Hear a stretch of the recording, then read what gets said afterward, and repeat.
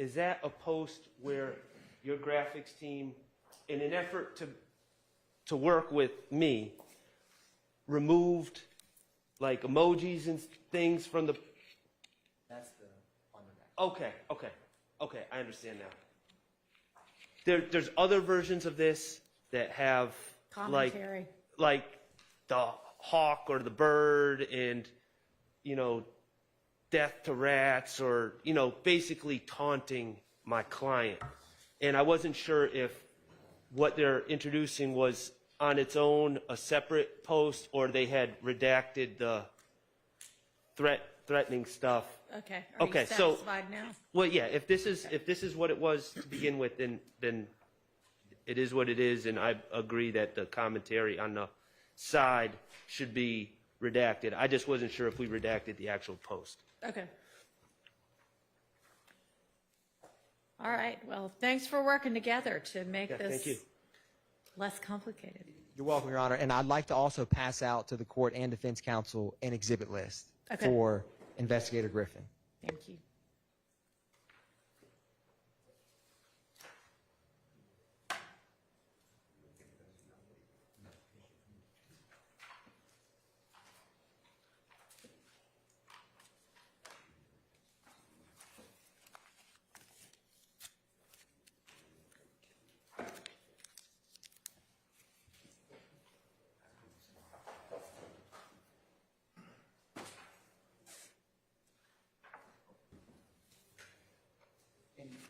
Your Honor, Yeah. Out of an abundance of caution, there's no, in the entire statement, the November one, there's no one else on trial or Bruton issues, but I think out of prudence, because it is, you know, I'm asking him about what happened that night and who he identified, but a limited instruction that, you know, that statement can only be, you know, it's not a confession of a crime. So, but out of abundance of caution, I would just want to think through if a limited instruction is needed to just anything that is said, you know, would be attributed to only defendant Stillwell. There's nothing in what I'm asking Investigator Griffin that I think is on its face incriminating, but I just wanted to, you know, express that with the court. I was thinking through it myself of what the right. Right, because you're not just having the are you not, is it correct that you're not just having the investigator say, Mr. Stillwell identified two people who he thought, or who he saw at the JJ's Chicken, you know, in the red car? You're having them say, the investigator say, and it was these two people or these three people? I don't know. He will at least say that he ended up taking out arrest warrants, and some of those people are the same. And so. Okay, but is who gets identified going to be, who Shannon identified going to be elicited from the investigator? Yes. In terms of when you interviewed him on November, you know, who did he say he saw at the JJ's in the red car? Correct, Your Honor. And he will say these names. Correct. You know, Your Honor, I hate to do this. I'm looking at this proposed exhibit 28DD DP. Mm-hmm. I don't have a problem with the state eliciting from Investigator Griffin that there were social media posts with the discovery identifying Shannon Stillwell as a witness, and people were saying horrible things or whatever the state wants to elicit. The problem I have with this exhibit is that it has a narrative at the bottom that kind of it testifies to. I haven't seen it. It's okay. Matt. Yes. Yep.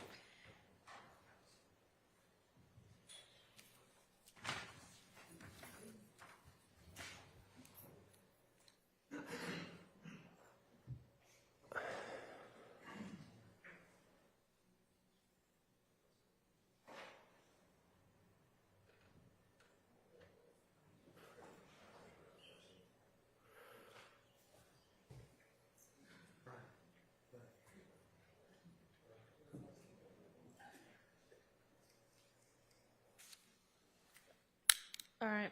So the issue is in.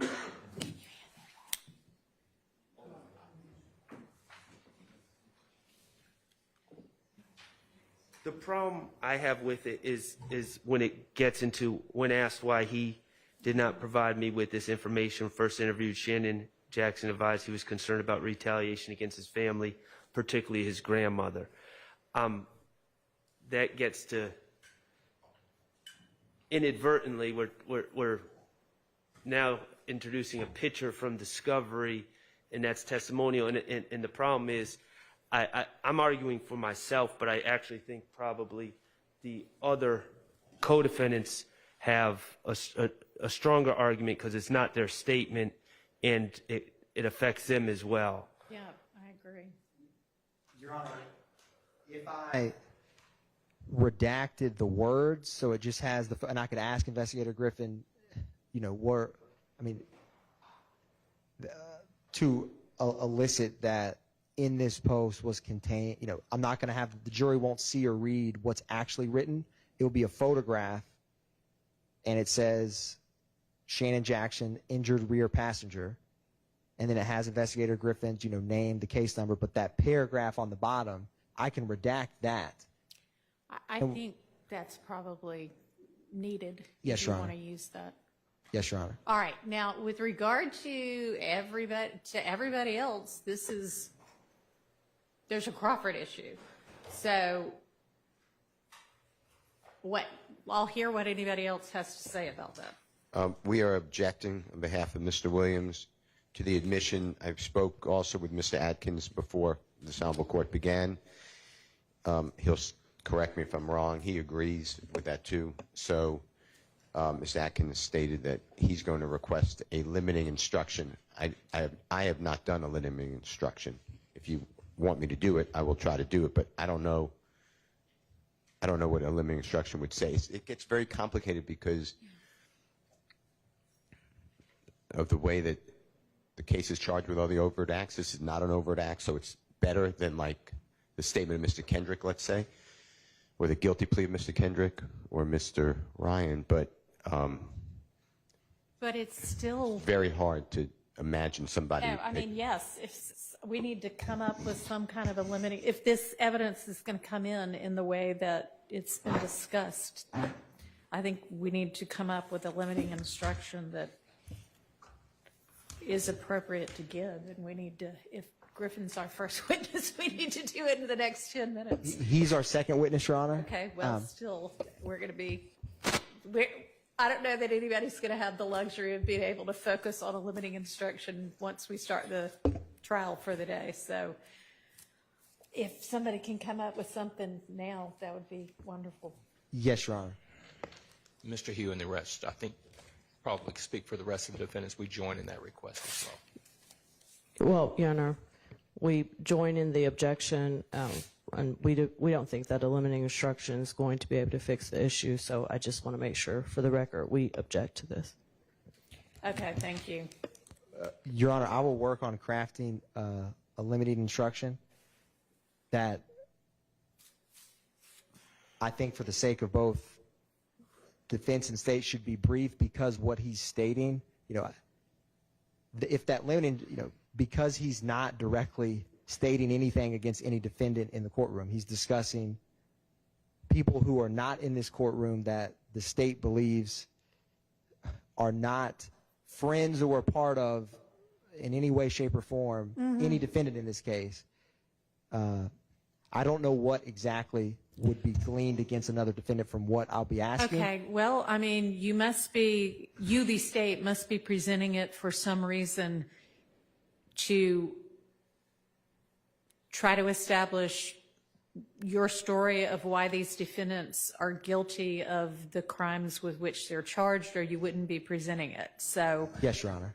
I mean, that being the case, and I think it is to show your theory of the back and forth between the whomever rival gangs. Correct, Your Honor. And so that concept, this tends to further develop and further establish that concept And so if there isn't a limiter, then it gets considered against everybody. So there definitely needs to be some kind of a limiting instruction, and if it's not sufficient to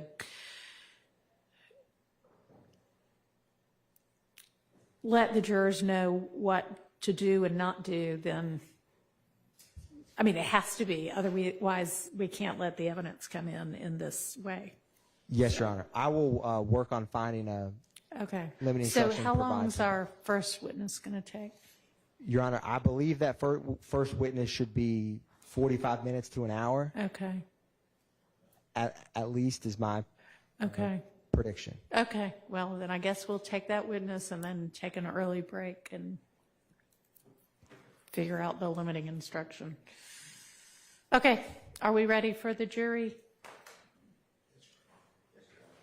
And is there going to be any objection to the, I guess it's what, 20 you said, photos on the wreck itself? Now that that one has been taken out? That was the only one that there was objection to, I guess. No objection. All right. Okay. All right, let's get the jury. You have your witness? Hang on, and this is the. Yes, this is the whizzing. Okay. Okay. The ATF person? Okay.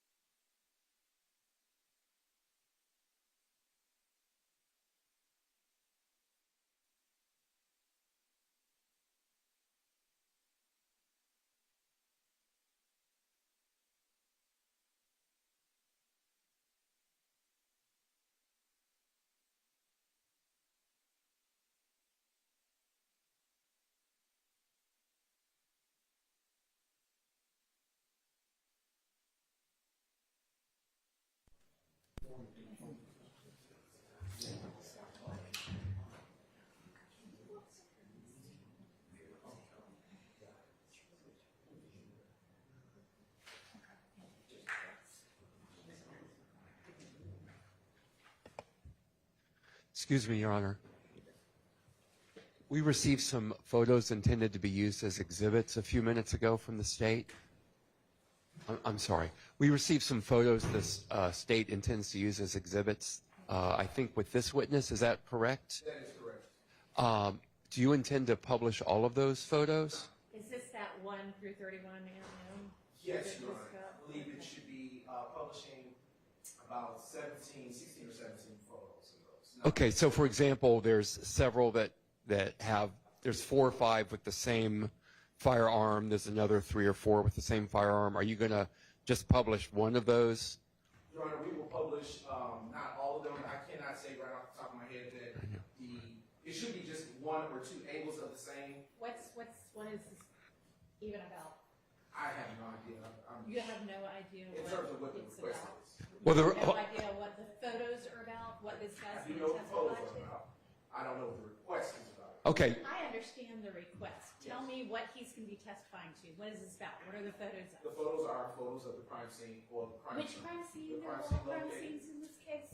I was going to say that, Your Honor. It's located at Confederate Avenue and Boulevard Avenue. Okay, South. and 17 is still a lot. Is this actually one of the overt acts, or is this This is an just- overt act. Okay.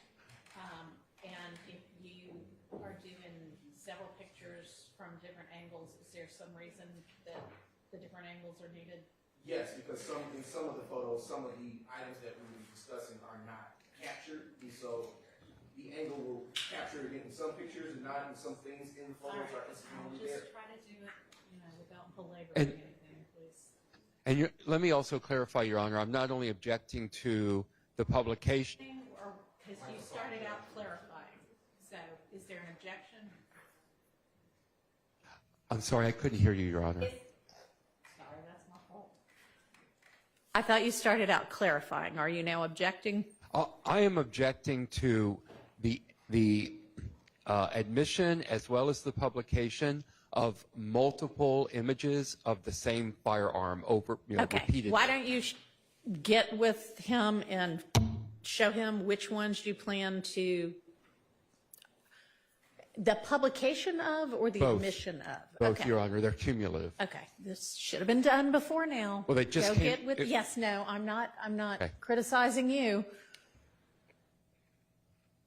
This should have been done before now. Get with the defense and show them the photos, and I don't know if I need to, then you let me know which ones you object to. Sorry about this. You can stay and hang out, or you can walk back over there. Let me know before you do, so we can move the camera. We got told we were ready, but turns out we're not. Am I allowed to sit down? Yeah.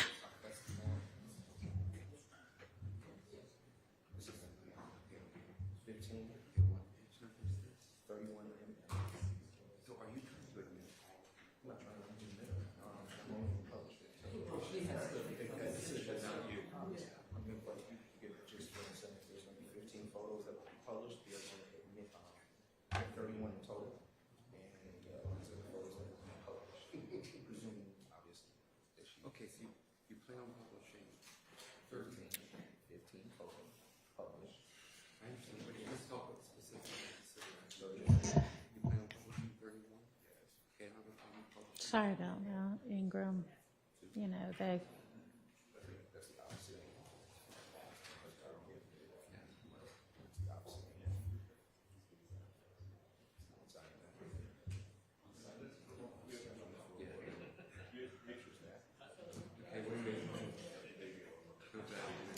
you've seen the photos?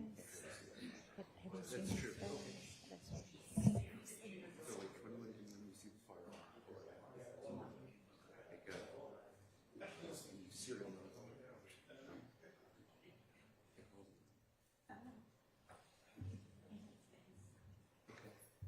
That is the opposite here. Hold on a second. Oh, for the passenger. I believe that's the first shot we see.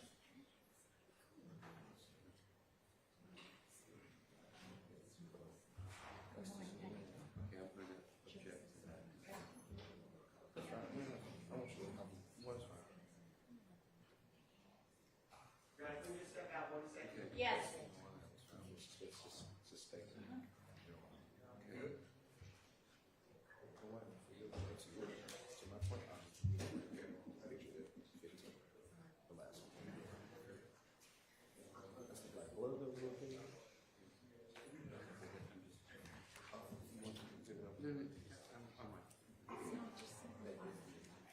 Black hoodie, but you can't really tell us who you're from. One picture of your point of identification. That is.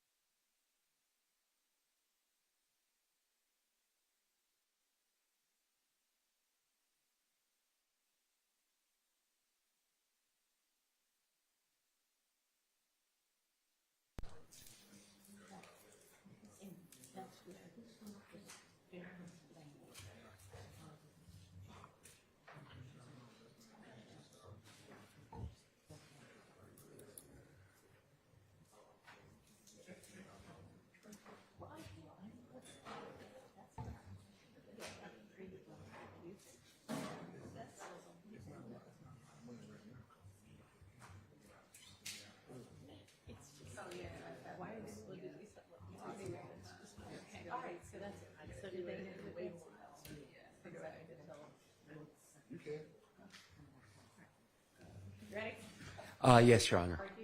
Okay. So I have gone over with the state the photos they plan on publishing. Okay. And I could read those specific ones, but I don't, we've narrowed down the ones that they plan on publishing. So I Okay. have no objections to the ones that Okay. the state has shown me that they plan on publishing. Excuse me. The other ones that they do not plan on publishing include many photos that are cumulative, they're redundant to others. So any of the ones that they do not plan on publishing that we haven't gone over, I object to the admission of those. All right, well, you're going to have to be a little more specific. Okay, then let's, we can- If they still want to have admitted the ones they're not going to publish. Yes, Your Honor. Okay, well, then I need to know okay, then. what those are. Then I would object to 1, 2, 3, 4, 5, 6, 7, 8, 9, 10, 11, 13, 14, 15, 16, 17, 18, 20, 22, 24, 25, 28, 30, 31, and they went through 33, correct? 31. Okay, and so what they are going to publish then is I could, 12, 19, 21, 23, 26, 27, and 29. that's my understanding, Your Honor. Okay. Your Honor, that would not be correct, based on, Okay, which ones are you going to publish? the state intends to publish 2, 31, 3, Oh, my God. So could you do them in order, please? 2, 3, 5. Your Honor, the reason why they're like that is because they are organized by how they will be published, but I can go through. What are they going to be? 2, 3, 5, 31, what else? Sure, there are 2, 3, 5, 31, 9, 10, 21, 29, 12, 27, 26, It's crazy. 19, and 23. Okay. Okay. Let me put those in an actual order that makes sense. Give me a second to rule on.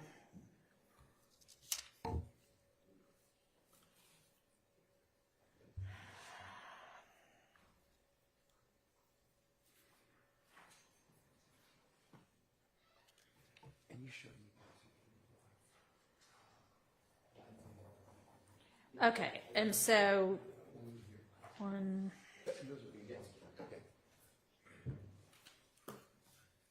So, Your Honor, I'm sorry. So Then, you would object to whichever ones they're not publishing? yes, Your Honor. Okay.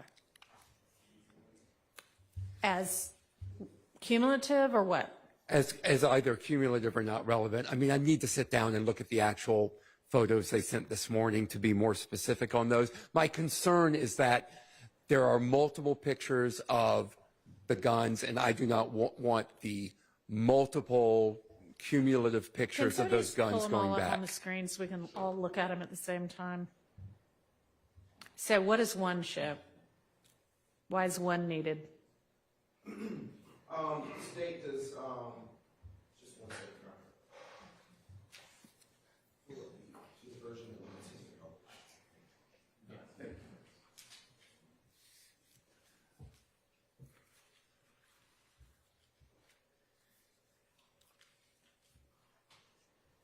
The state doesn't intend to publish one, excuse me, Your Honor. Okay, all right, stop. My understanding, I just wrote down I know that. Because I got which one, but you intend to tender them. And so and there is an objection. And so I have to rule on whether I'm going to admit them.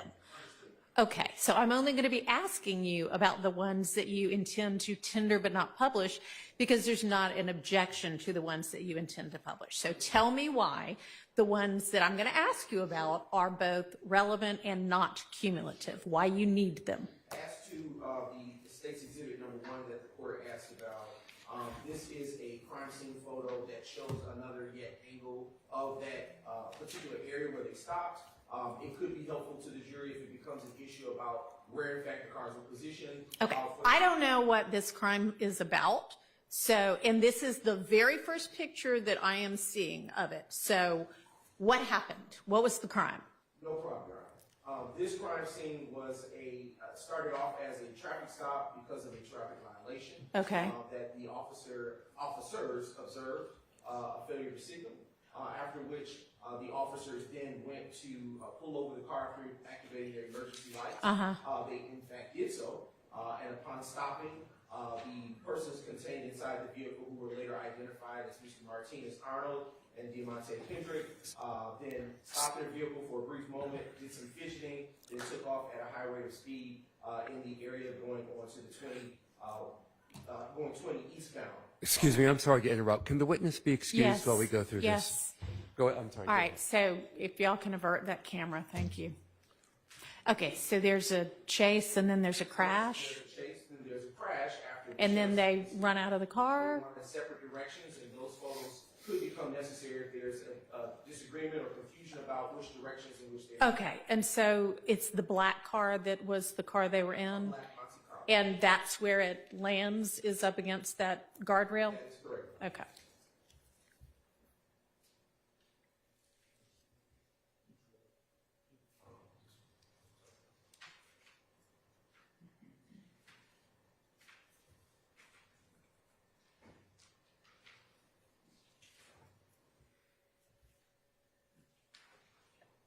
Okay, well, 1 and 4 honestly look like the same picture. And, Your Honor, as I'm looking at it, if the court wants me to remove 4, I can do that. I do not have a problem doing that. It is not what the court wants or doesn't want, although the court does want attorneys who know how to try a case. But my rulings are based on the rules of evidence, okay? So, is that the same photo? It is not the same photo. Is it almost the same photo? In my estimation, no, Your Honor, because it's a closer view and it gives more perspective as to what is in that photograph. Which one do you want?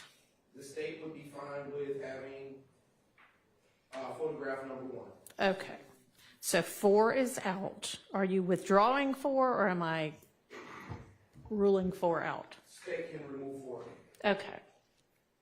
I'm going to let 1 in, so then the next one would be 6, which is you can see the license plate fine in 5. You don't need 6. You can withdraw it, or I'll rule it out. State can remove 6. Okay. 7. What does 7 show that the ones you already have don't? 7 gives a better perspective as to the wooded area because it's a little dark, as you can see, Your Honor. It shows better view of the vehicle and some of the portion to the left of it where you see the door open, that eventually becomes much clearer once the crime scene takes the interior, the inside of that driver's side of the vehicle. Yeah, I disagree with the characterization of what's in the photo, but the court can see for themselves.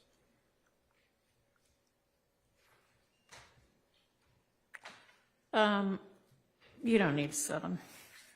Cumulative. All right, 8.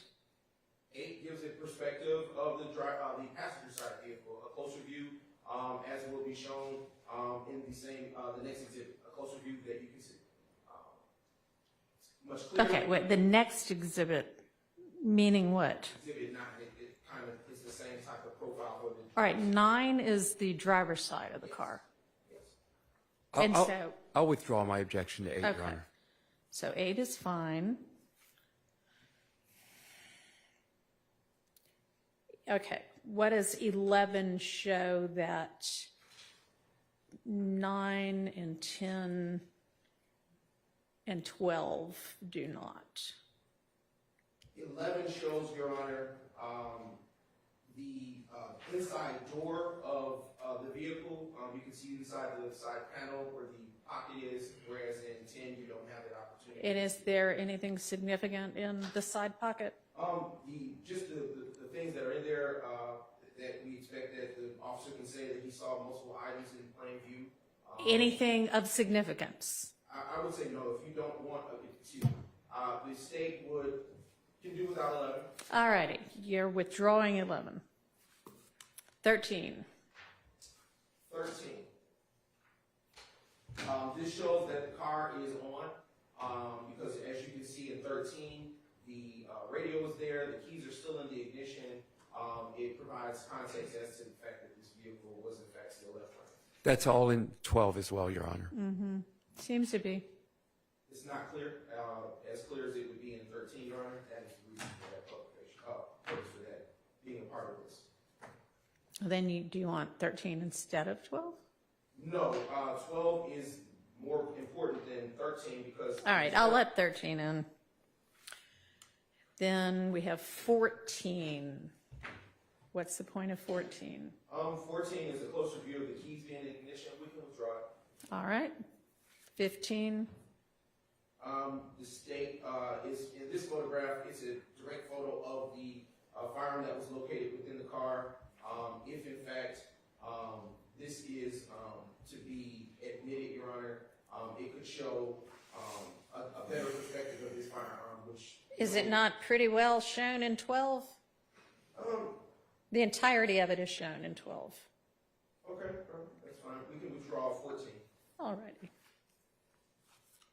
That was 15. Excuse me, 15. As is the case for 16. All right, thank you. And then 17? 17, we can withdraw it. All right, 18 shows the back seat. Yes, I believe we already agreed to withdraw that Okay. from publication, so that is All right. not necessary. Withdrawing it from, are you not going to tender it for admission? Excuse me, we will not be seeking to admit that. Okay. All right, and then 19 is a 19, there's no objection to 19. So 20, you're actually able to see who it's of. So I would think that one is fine. 22.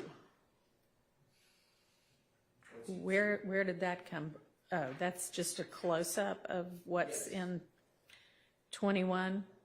It is a closer view in this photograph, Your Honor. You can see a little bit better the serial number as well as the make and model of that fire. Then I would suggest they should use 22 instead of 21. They don't need both, Your Honor. Well, you can't tell where it is if it's just 22. 22 is fine. 24 is the trunk. Yes. Why?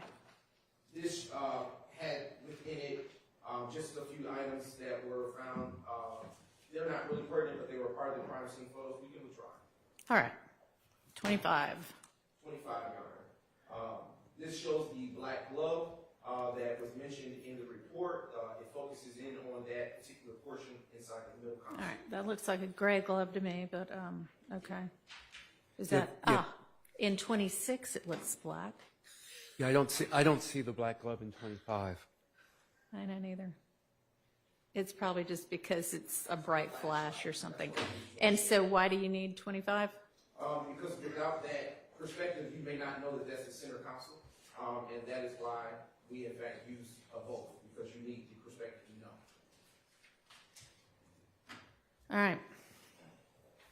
And then 28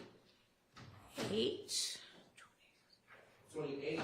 shows the serial number of that long gun. Yes. All right, that's fine. And 30, where's 30? So is this a third gun? Third state's 30 is not. That we can withdraw that. That is a better. The other one was a little blurry. But Okay. this is another photos coming in with this handgun, so we can Okay. withdraw this. And I think that's all of them. Yes, Your Honor. Thank you. All right. Thank y'all. That should have been done before now. We wasted 20 minutes of the jury's time. Let's get the witness back in.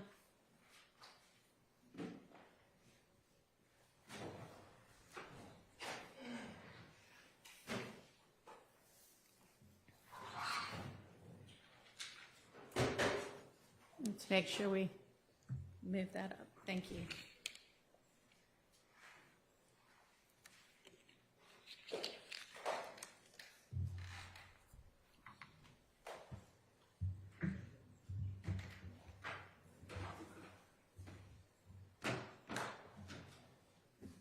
And is this agent only going to be identified by last name? Yes. First initial and last name. All right. For my record, could I have your first name? For my record, could I have your first name? Just Jay, or do you want the full name? Okay, James.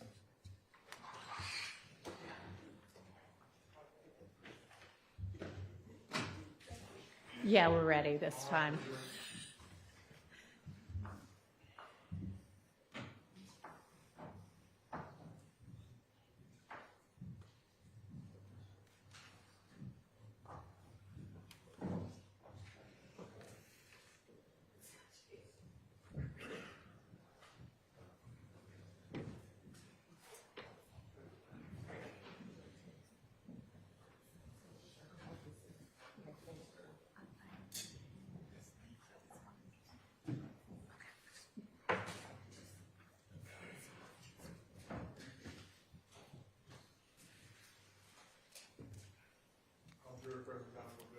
Thank you. All right, if you can swear our next witness.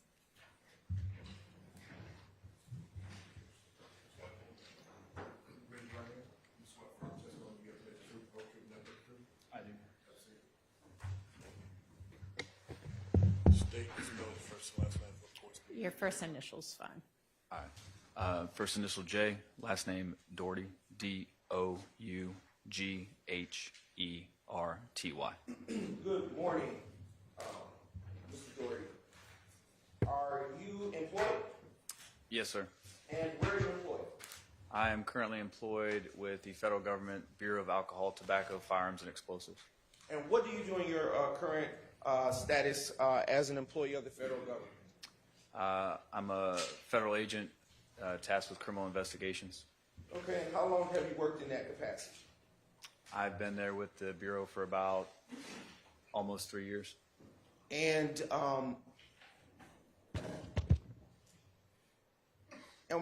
were you employed prior to your employment with the the Alcohol, Tobacco, and Firearm Explosives Department? Yes, I was. And what was your employment? I was employed with the City of Atlanta Police Department. And in what capacity did you work for the City of Atlanta Police Department? I was a sworn officer. Okay. And if you could just talk into that mic, everything is being transposed. Is that better? Record the thing. And how many years in total were you employed with the Atlanta Police Department? I was employed with the Atlanta Police Department for approximately 12 years. And when did you begin with the Atlanta Police Department? I began in 2010. And when did you end? I ended about 2022. And were you post-certified during your entire time with the Atlanta Police Department? Yes, I was post-certified. What was your official title prior to leaving? Prior to leaving, I retired out as a sergeant. And did you often work with a partner while at the Atlanta Police Department? Yes, I did for some of my career. Please tell the ladies and gentlemen of the jury who that partner was. My partner typically was a C. Munson. And how often would you work with him?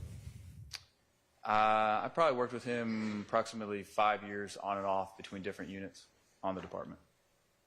And I want to direct your attention to the date of Tuesday, October 1st, 2015. Do you remember working that day? Yes, I do. Okay. And what shift were you working around about that time? On that given night, I believe we were working a shift which is like late evening into early morning. So we were working probably approximately 6 p.m. to about 2 a.m. in the morning. And do you recall patrolling around or about the area of Confederate Avenue, Boulevard Avenue, Southeast Atlanta, Georgia? Yes, I do. And can you please tell the ladies and gentlemen of the jury what you recall about patrolling on that day? On that given night, we were patrolling Confederate Avenue coming up to Boulevard, and we witnessed a vehicle make a traffic infraction in front of us. And what was the traffic infraction to your recollection? To my recollection, they were in the left-hand turn lane of Confederate Avenue, and they proceeded into the right-hand turn lane to turn right. So they made a right-hand turn from that lane without signaling to proceed north on Boulevard. And at this time, when you're observing this traffic infraction, are you in a marked patrol vehicle? Yes. And are you also in uniform? Yes, we're in clearly marked Atlanta Police uniform. And when you saw this traffic infraction, what, if anything, did you do?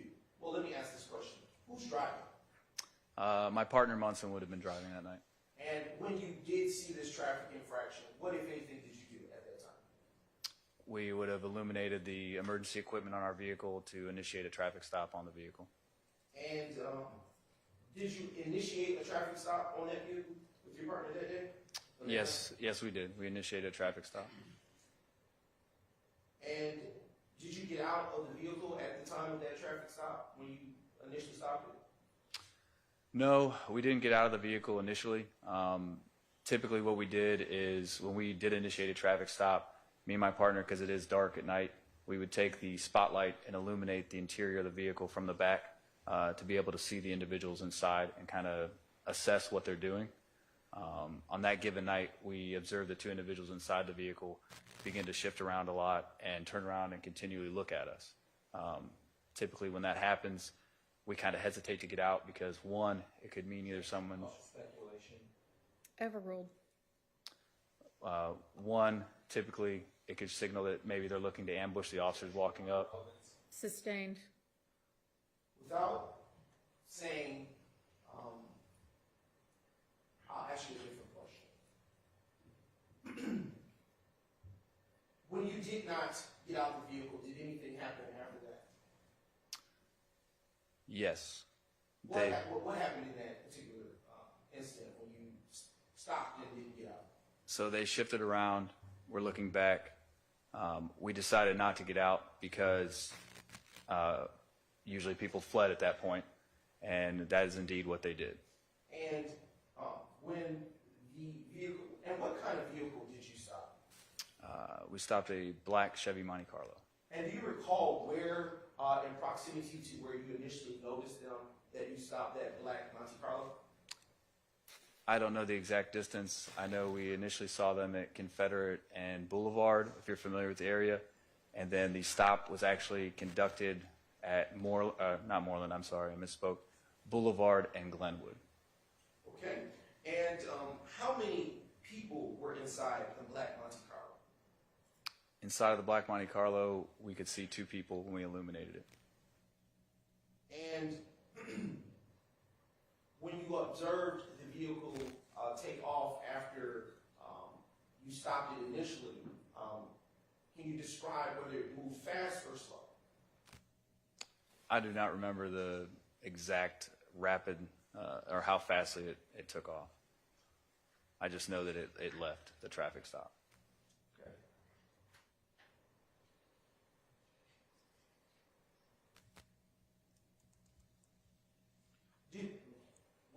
Did you follow after the vehicle when it left the spot where it initially was stopped? Yes, we did. And did you continue to have activated your emergency equipment, being lights and the siren?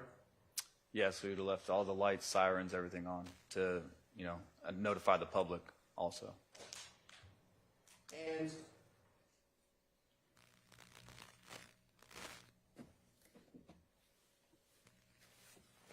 prior to leaving, in what direction did the vehicle travel when it left from the stop that you initially made of the vehicle? It initially continued north on Boulevard towards I-20, where it made a right-hand turn onto I-20 eastbound and picked up speed to get onto the freeway. And as the vehicle is taking this path, are you able to observe any movement or anything inside of the vehicle? Yes, a black glove, or what appeared to be a black glove, went flying out the passenger window. It was merging onto the freeway.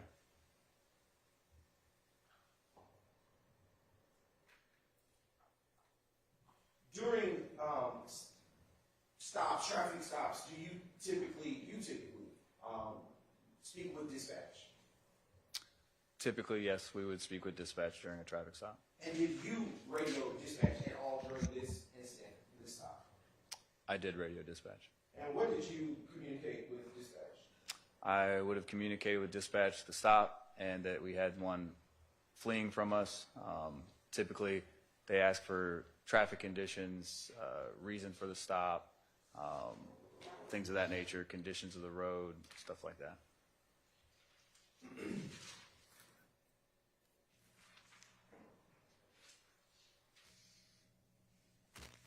During the time that you were speaking with dispatch, were you ever contacted by Unit 2697? I would have been contacted by a supervisor. I'm not sure 100% which supervisor it was. Okay. And what, if anything, were you advised to do in the course of your pursuit? Objection calls for hearsay. Effect on the listener, Your Honor. Can you ask it a different way that doesn't call for hearsay?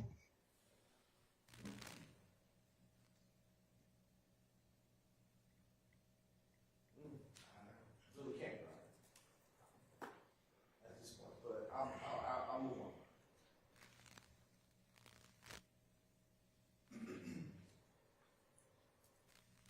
Was there ever a time during the course of your pursuit of the Monte Carlo that you stopped pursuing it?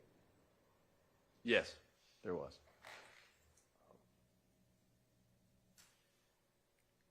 And what, if anything, occurred at that time when you stopped pursuing the Monte Carlo?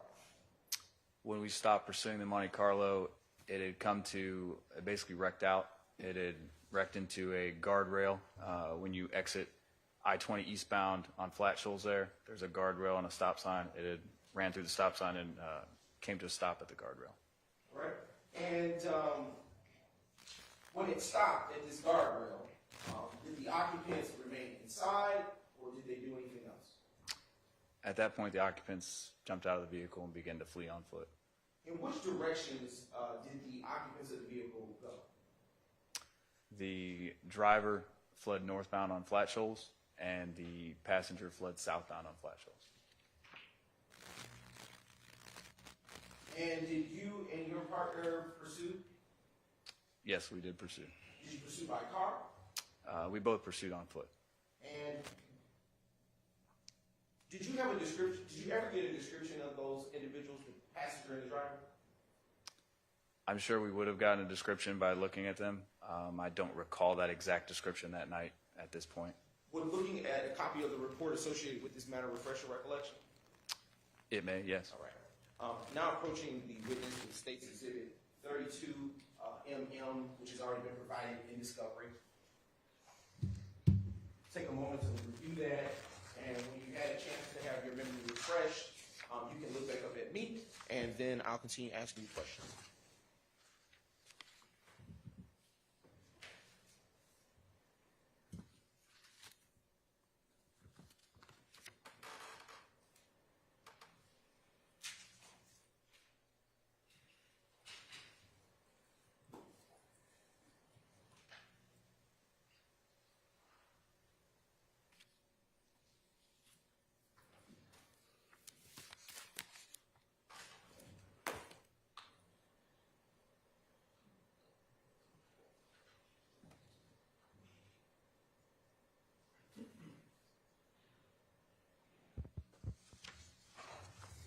All right, has your memory been refreshed? Yes, sir. What was the description of the passengers that you obtained from that from this incident? The occupants of the vehicle were both wearing black clothing. And do you have any other descriptors about them? I believe the passenger was wearing a black shirt and black pants, and the driver was described as wearing a black hoodie and black pants. What was their race? Both were black males. What is their gender? Black males. Excuse me, I'm sorry, I missed that part. And did you later come to obtain an identity for these individuals? Yes, we did. And what was the identity of the driver? The driver was Mr. Diamante Kendricks. And what was the identity of the passenger? The passenger was Mr. Martinez Arnold.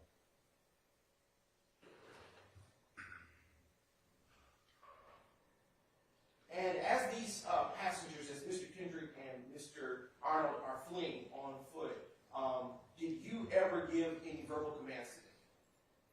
Yes, I was chasing behind Mr. Arnold, and I did give him verbal commands to stop. Did they stop? No. And I should say, did they stop at your command? No, they did not stop at my command. And as you gave chase to Martinez Arnold, can you describe where he went during this chase? Is there any location that you followed him to? When he fled south on Flat Shoals, he dipped in behind the houses to the left, went behind one of the properties there, one of the houses, chased him to about a fence. He hopped the fence. At that time, when he jumped over the fence, he stumbled and fell. Me with all my gear on, it takes us a little longer to get over a fence. Couldn't see his hands, so I used my city-issued taser to try and stop him. The first time I fired it, it was ineffective. It didn't make good connection. The second time I fired it, it did make good connection, basically making him immobilized and giving me time to get over the fence to apprehend him.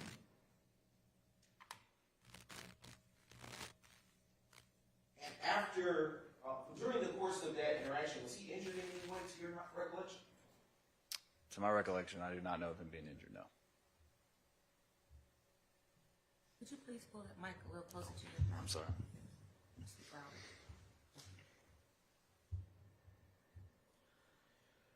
After detaining and apprehending Mr. Arnold, did you remain where you were behind that fence in Wood area? No, after apprehending Mr. Arnold, I would have walked back to the car. Did you walk alone or did you take him with you? I would have taken him with me. And do you recall the address associated with the home to which he fled behind? I don't recall the address, no. Would that have been noted in the report? It may have been. Do you want to take a moment to look at it? I'll check.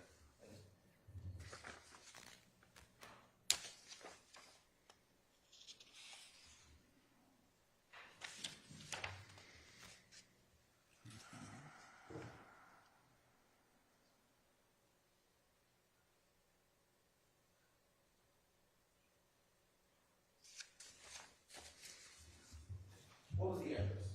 The address was 1909 Flat Shoals Road.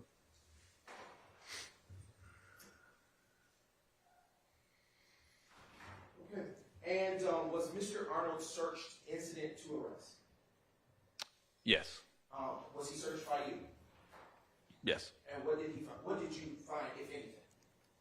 I don't remember right now the exact things I found. I'm going to have to refer to my report. Refer to your report. Look back at it.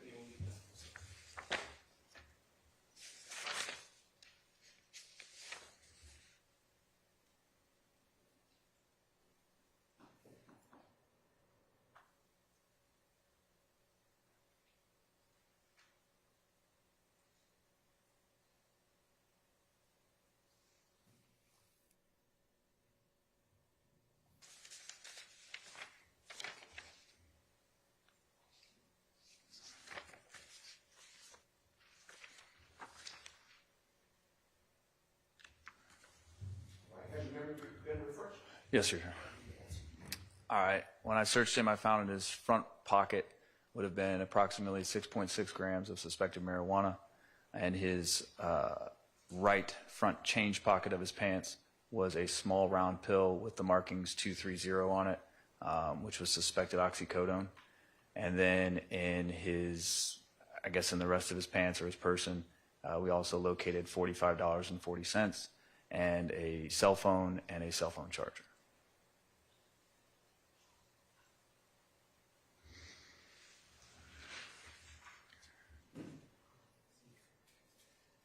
After returning to the space where you initially stopped, where the vehicles stopped, did you ever see your partner again?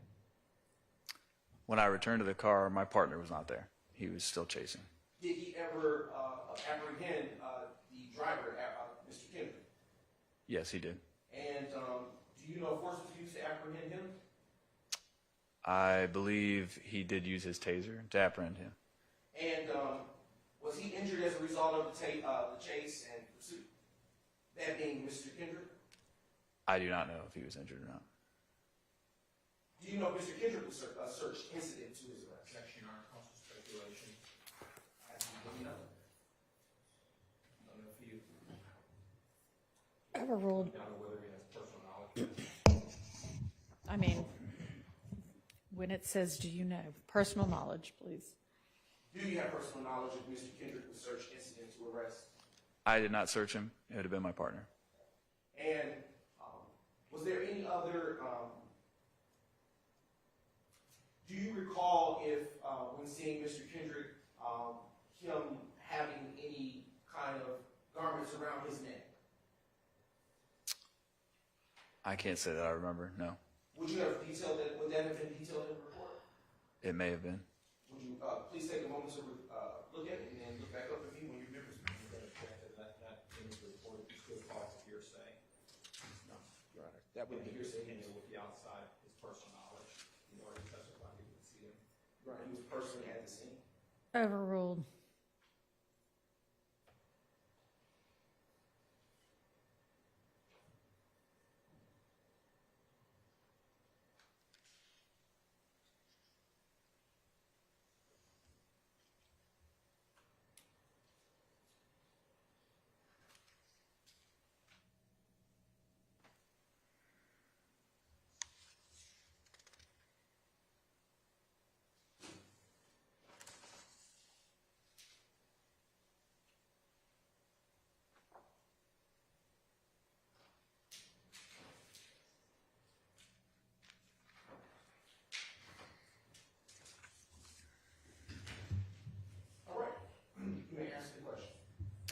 In the report, it details that while he was being treated by Grady EMS, he had a black and red bandana around his neck, Mr. Kendricks.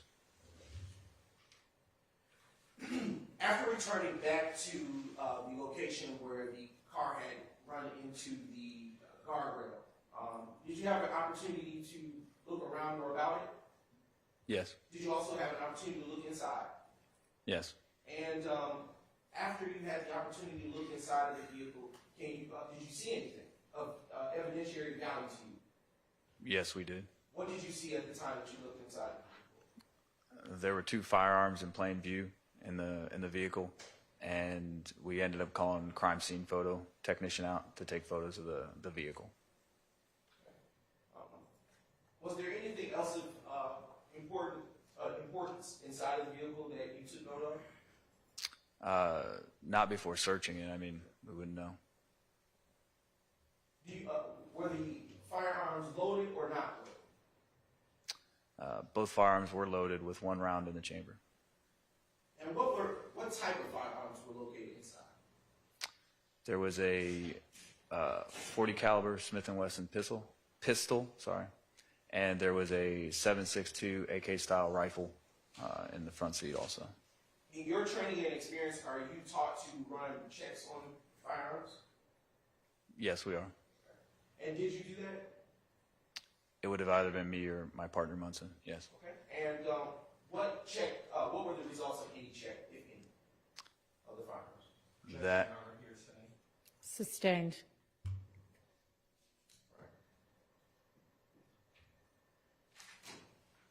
Now I'm going to approach you with what has been previously identified as State's Exhibits 1, MM, 2, 3, 5,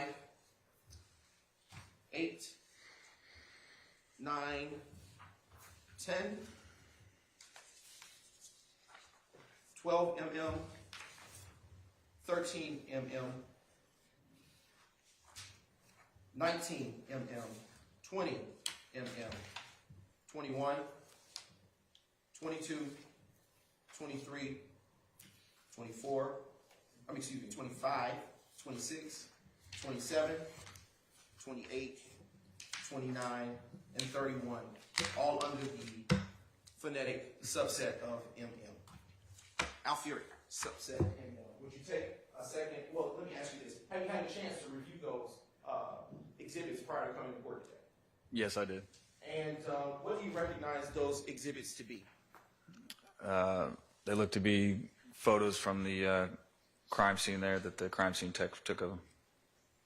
And do those photos that you have in your hand now that have been previously identified reflect the crime scene and the things that you testified to earlier as you remember it to be? Yes, they do. And do they fairly and accurately depict the crime scene as you remember it to be? Yes. Have those photos been changed or altered in any way? No. All right. Your Honor, at this time, the state now moves to admit the previously identified exhibits in evidence and subject to your ruling, request permission to publish. Those are admitted, and you may publish. All right.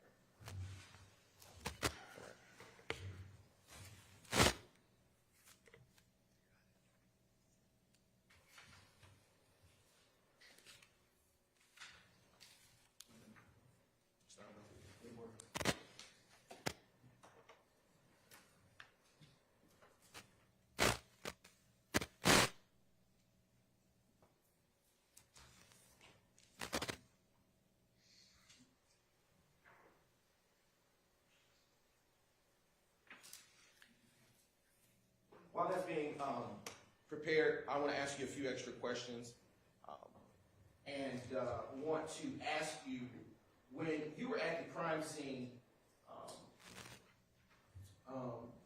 did you, in fact, call for the crime scene ID tech? I don't remember who called for them. I know we called for them, though.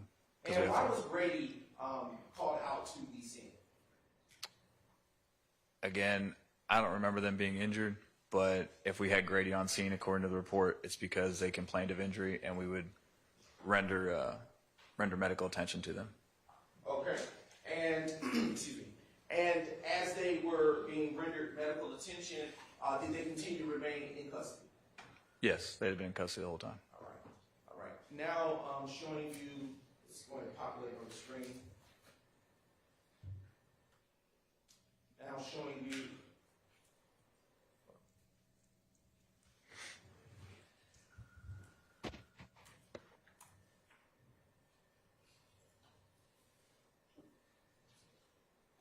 brief indulgence.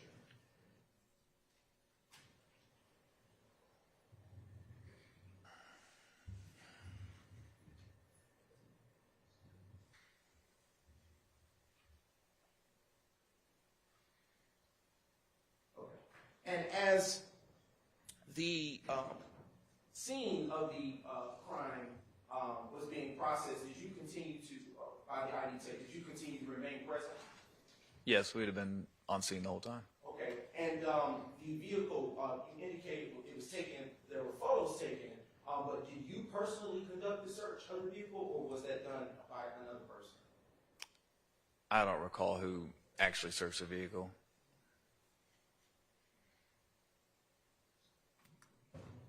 All right, so now showing you, and I'm going to reclaim these, and you can look at the screen as the photos come up. Starting with State's Exhibit 1MM.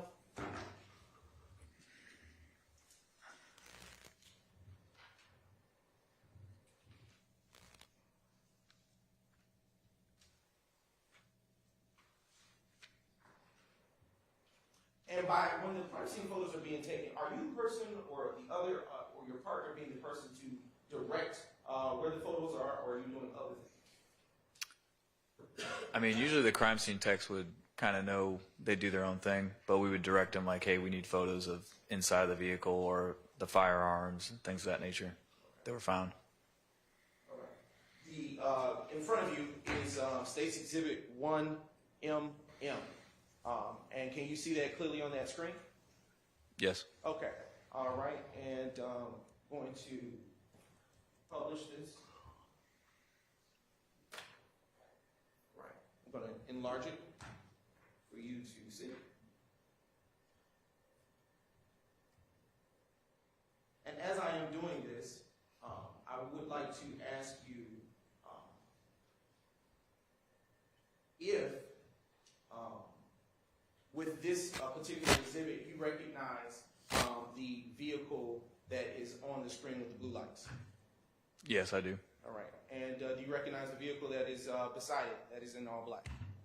Yes, I do. Is that the Monte Carlo that you described earlier in your testimony? Yes, it is. And what roadway are these two vehicles situated on? That is going to be Flat Shoals. All right. And Now showing you states 2 mm. What direction is the view of the camera facing on flat shows, cardinal direction-wise? That would be a view of southbound. Do you see anybody that resembles yourself in this exhibit? Yes, I do. Do you see anybody that resembles your partner in this exhibit? I do. I'm going to try to zoom in, see if it is, and there should be a wooden pointer behind you. I'm going to ask you to reposition with the court's permission to point out yourself and to point out your partner. That would be me at the back of the car, and that would be my partner right there. Showing you states exhibit 3 mm, and the vehicle is this the guardrail that you were describing that the vehicle made impact with on that day? Yes. All right.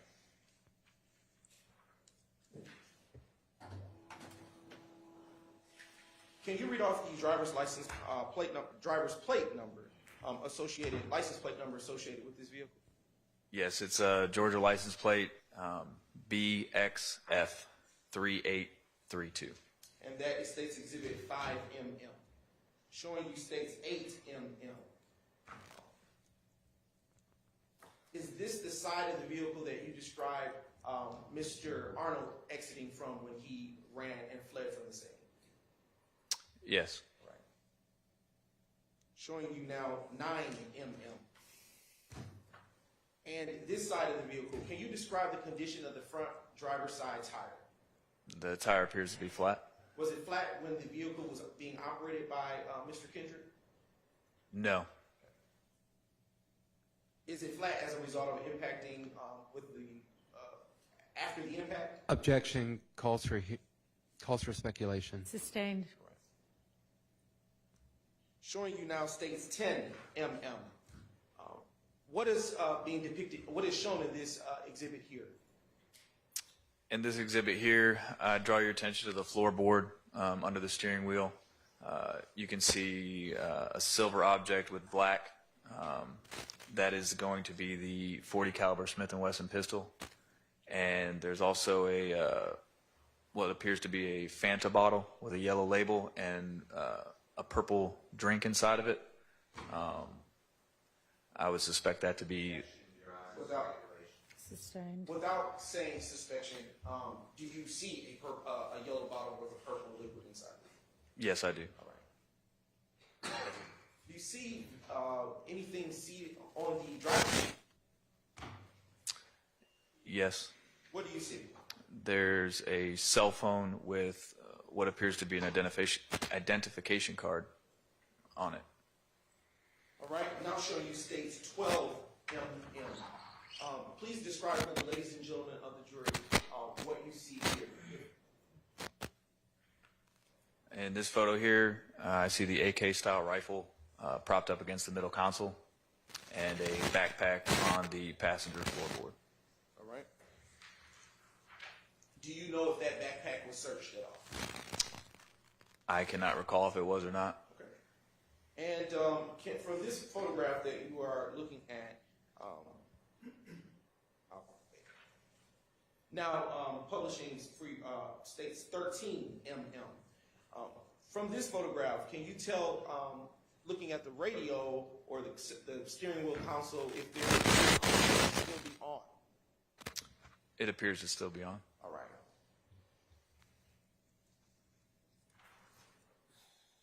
Showing you states 19 mm. Is this the cell phone that you were describing that you saw earlier with the identification card, just with a clear picture? Yes, it's just a closer view. All right. Showing you states 20 mm, excuse me.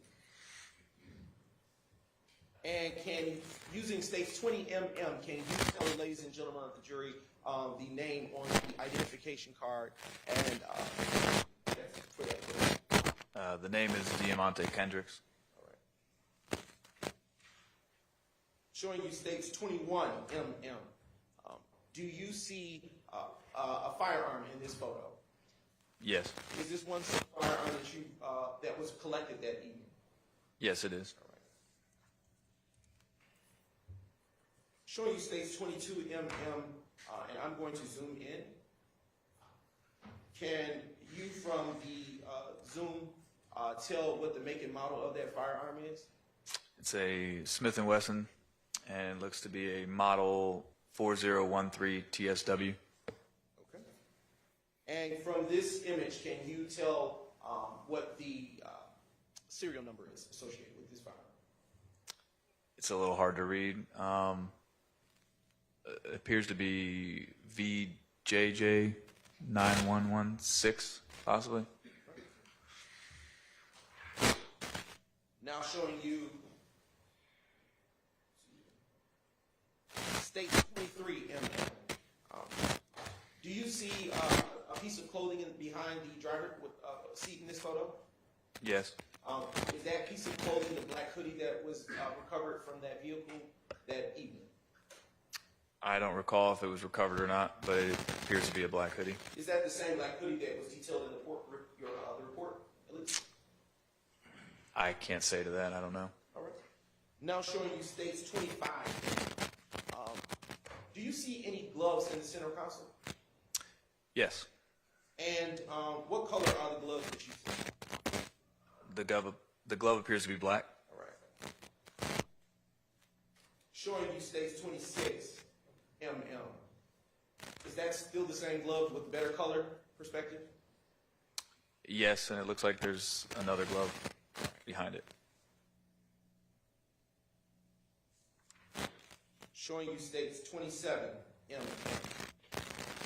Can you describe for the ladies and gentlemen of the jury what is depicted here? Depiction here is suspected marijuana. Showing you states exhibit 28 mm. Can you describe for the ladies and gentlemen, is this a closer view of the serial number associated with the rifle style firearm that was located in the vehicle? Yes, it is. And what is the make and model of this firearm? Looks like the picture's cut off a little bit. It's a 75 Sporter, caliber 7.62. I can't see it's cut off. I can't see the, What's the serial number? the serial number is going to be the A0-1820-82 RO. Okay. Publishing for you. Excellent. I'm going to forego that. Okay. A few more questions for you. Would like to ask you, after the two occupants of the vehicle were taken into custody, where were they transported? They would have been transported to the Fulton County Jail. Are you sure about that? I mean, we did have Grady EMS out Objection there. asked and answered. Overruled. We had Grady EMS on the scene, so as long as they're cleared by Grady, they would be transported to Fulton County Jail. If they deemed that they needed more medical attention, they would go to the hospital. And the items, what was done with the vehicle, to your recollection, that was driven by them that evening? The vehicle had been sent to impound. And the items that were recovered from inside the vehicle, and what was done with those? They would be transported by myself and Officer Munson to the city annex to be put into evidence. With incidents that happen at the APD, that APD responds to, are they given APD case numbers? Yes. And do you know the APD case number associated with this incident? Yeah, it'd be right here on the report in front of me. Tell the ladies and gentlemen of the jury what the APD case number is. Is it okay if I read it right from there? You can look at it and Okay. recall it. All right.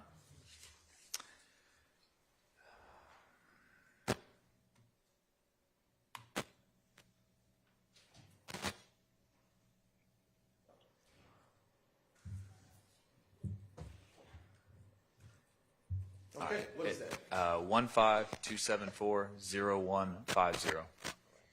And as it stands for this case, with respect to your involvement Did that conclude your involvement with this matter? Yes. State has no further questions for this witness. All right, are there defense questions for this witness? Okay.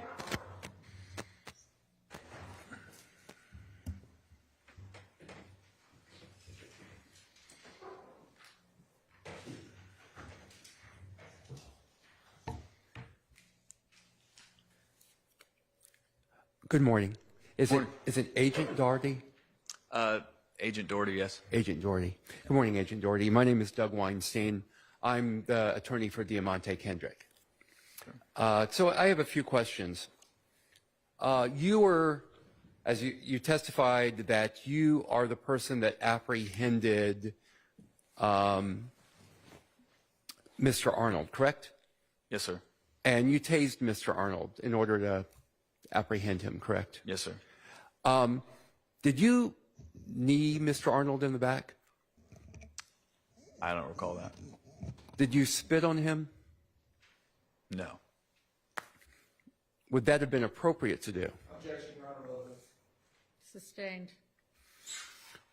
Would it have been appropriate if your partner kneed and spit on Mr. Kendrick after tasing him? I'm not objecting the same grounds, Your Honor. Sustained. Okay. After this arrest, were you ever called to testify? And I'm speaking specifically regarding my client, Mr. Kendrick. After this arrest, were you ever called to testify at any hearing, trial, or sentencing for Mr. Kendrick? I don't recall if I was or not. Are you aware of Mr. Kendrick being sentenced for his possession of a firearm and serving time with regard to this incident? No, I'm not. Okay, thank you. I have no further questions. All right, are there other defense attorneys with questions for this witness? All right, is there any redirect? State has no redirect. All right, Agent, thank you for your time, and you are excused. And we're going to take a quick break right now, and we'll have y'all back in a few minutes.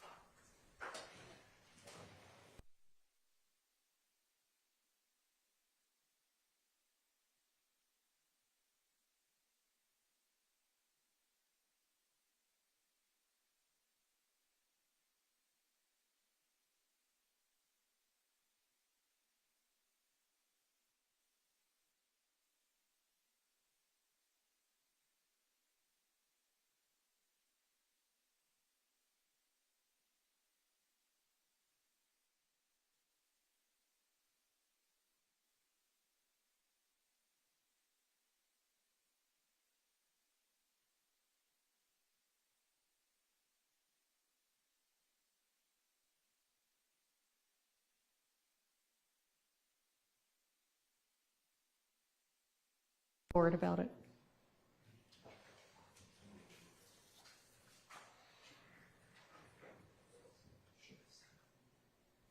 I should say Mr. Adkins emailed a proposal, and then both Ms. Pursfield and the court worked on it, and this is what we've come up with.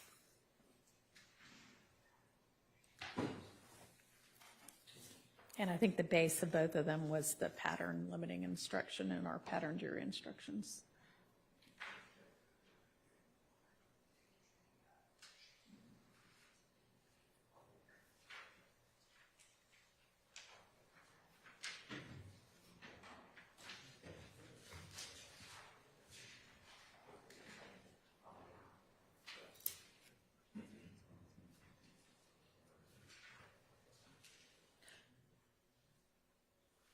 Actually, I see one alteration that already needs to be put. You are to consider,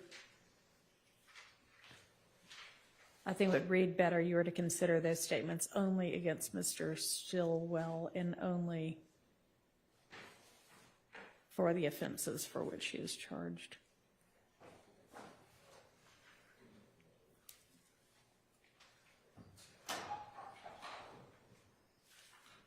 So thoughts? Comments? I believe that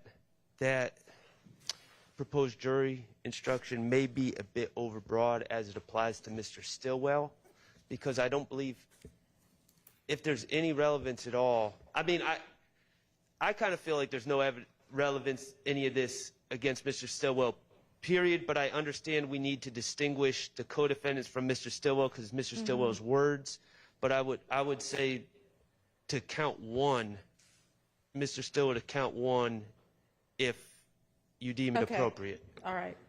Count one. All right. Let me make that alteration.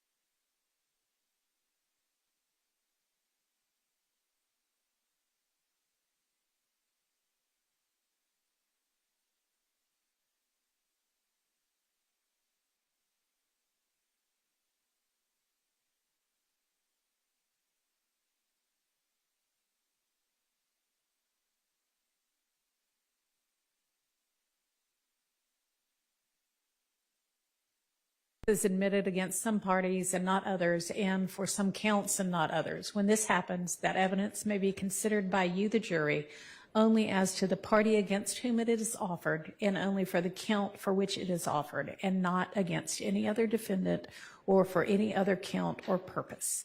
During the testimony of the next witness, you are going to hear about statements made by defendant Stillwell, also known as Jackson. You are to consider those statements only against Mr. Stillwell and only as to count one.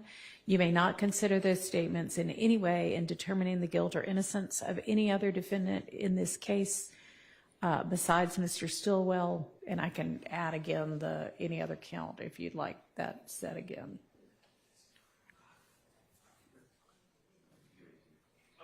Well, Statements. You may not consider those statements as to any other count, and you may not consider those statements in any way in determining the guilt or innocence of any other defendant in this case besides Mr. Stewart. Okay. Your Honor, may I approach with a matter? Yes. It has nothing to do with the case. But Yes, and everybody can go ahead and use the restroom. Your Honor, may I just make sure that we maintain, on behalf of Mr. Nichols, that we maintain our objection to the admissibility of this evidence? At all. Yes, thank you. And also, I think I speak on behalf of everyone else that they maintain their objection on the admissibility of the evidence. Does everybody else? Yes. Okay, sure. Okay, yes.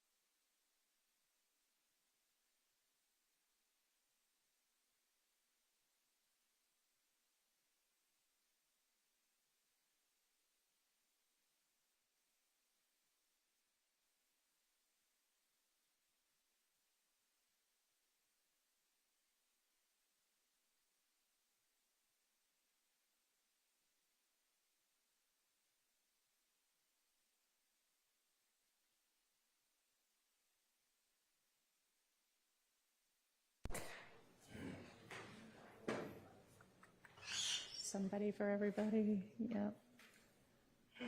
Yes, yes, yes, yes. All right. Is the jury ready?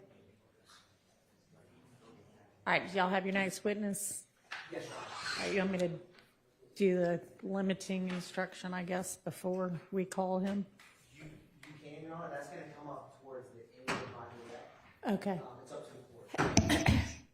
Mr. Sharp, do you want, and everybody, defense, do y'all want me to do the instruction before the witness starts testifying or just right before he gets to that part of his testimony?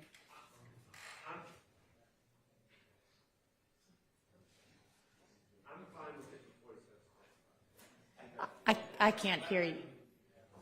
What? Go ahead, Mr.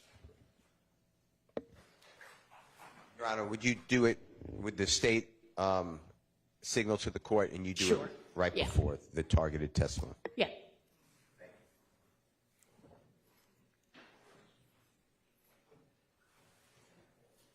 So, Mr. Atkins, just give me a signal when you're getting to that part.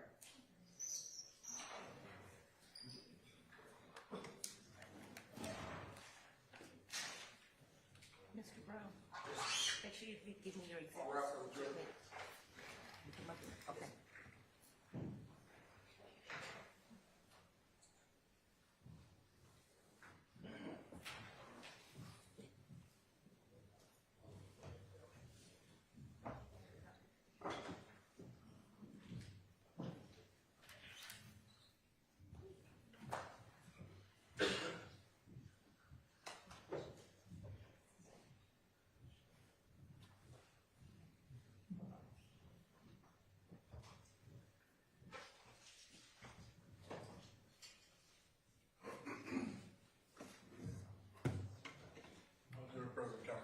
Thank you. All right, you can call your next witness to the stand. State calls investigator Griffin to the stand. And his investigator, Griffin, already testified in this case? No, Your Honor. He has not. All right. So he should be sworn in.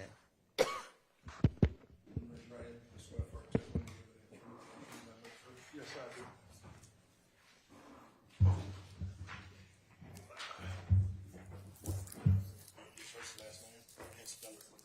Yes, sir. Good morning. My first name is Howard, spelled Howard. Last name is Griffin. That's Griffin, and I am a junior. Good morning, Investigator Griffin. How are you doing, sir? Good morning. Can you tell the jury where did you come in from to testify? I flew in from the Dallas-Fort Worth area in Texas. What do you do in that area? I'm actually a detective for a small agency. The city is called Plano, and I'm currently a detective for that agency. What kind of cases do you work for the Plano Police Department in Texas? For Plano Police Department, I'm assigned to a unit called the Capers Unit, and what that simply means is any crime against a person, so it could be a misdemeanor or a felony. I'd be a detective that would investigate that kind of crime. How long have you been with that department? I've been with Plano since April of 2000. Now, did you ever work for any other agencies before then?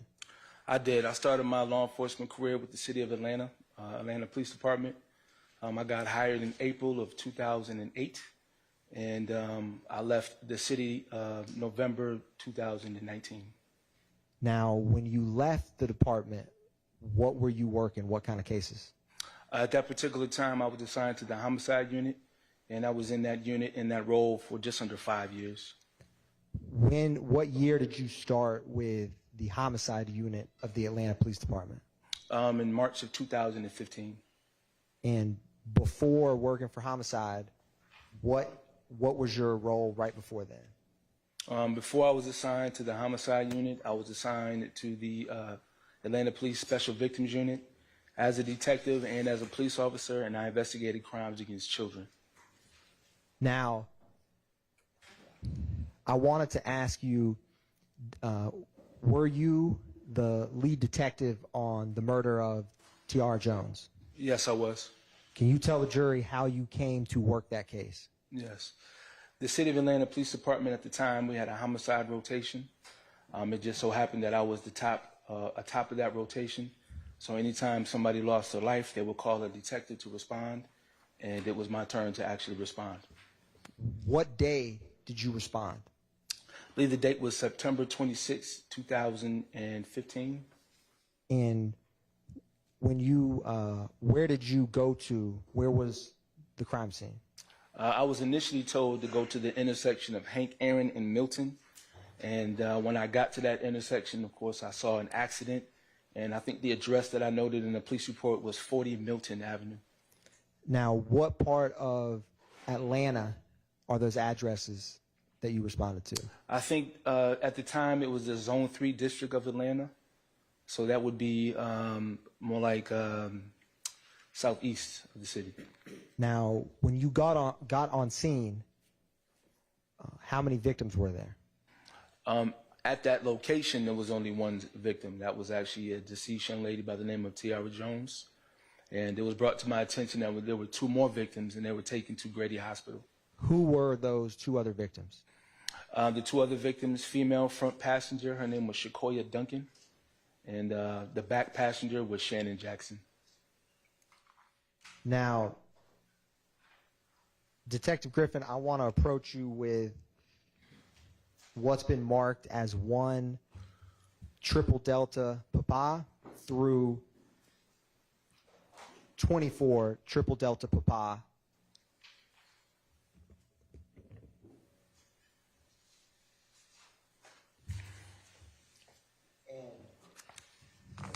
Investigator Griffin, before you were on the stand, did you have an opportunity to look through those photographs? Yes, I did. And what are they? These are crime scene photographs taken by the crime scene tech who responded at my request. And are they a fair and accurate depiction of the crime scene photographs for this incident? Yes, they are. Your Honor, at this time, the state moves to tender into evidence 1 through 3 Triple Delta Papa and 5 through 24 Triple Delta Papa. They're admitted. Now, Investigator Griffin, it's going to come up on the screen before you. I'm going to publish and walk through a few of these exhibits. Okay. You also got a couple options behind you. You got a big board there and one behind you. So whichever one works best for you. Thank you. Yes. So I'm going to publish 1 Triple Delta Papa.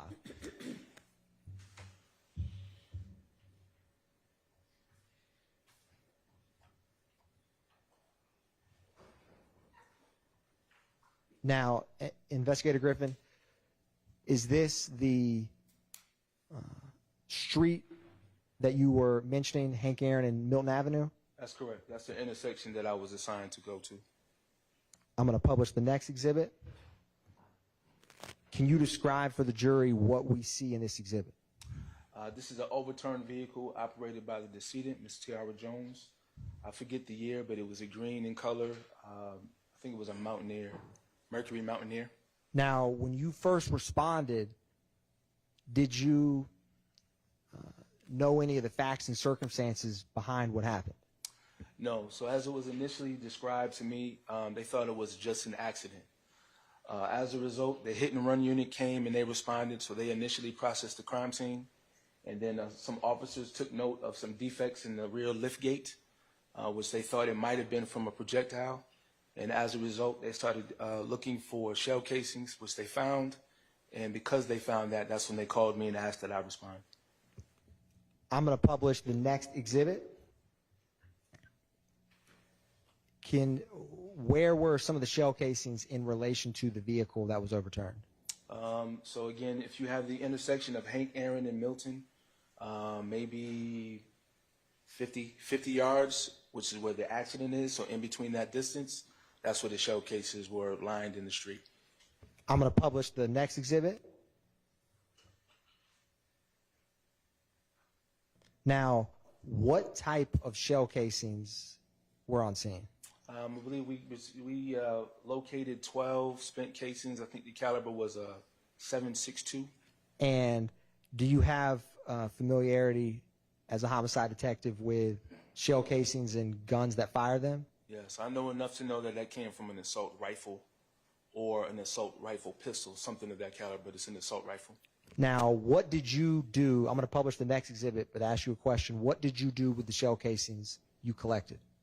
Actually, the crime scene technician that responded, she's the one that actually collected them, and then she gave them to me. And what I did was brought them to Atlanta Police, put a barcode on them, and placed them in the property as evidence. I'm going to publish the next exhibit. Is this a close-up of one of the 7.62 shell cartridges that you collected? That's correct. And this is 12 triple delta papa. Publishing the next exhibit. This is 15 triple delta papa.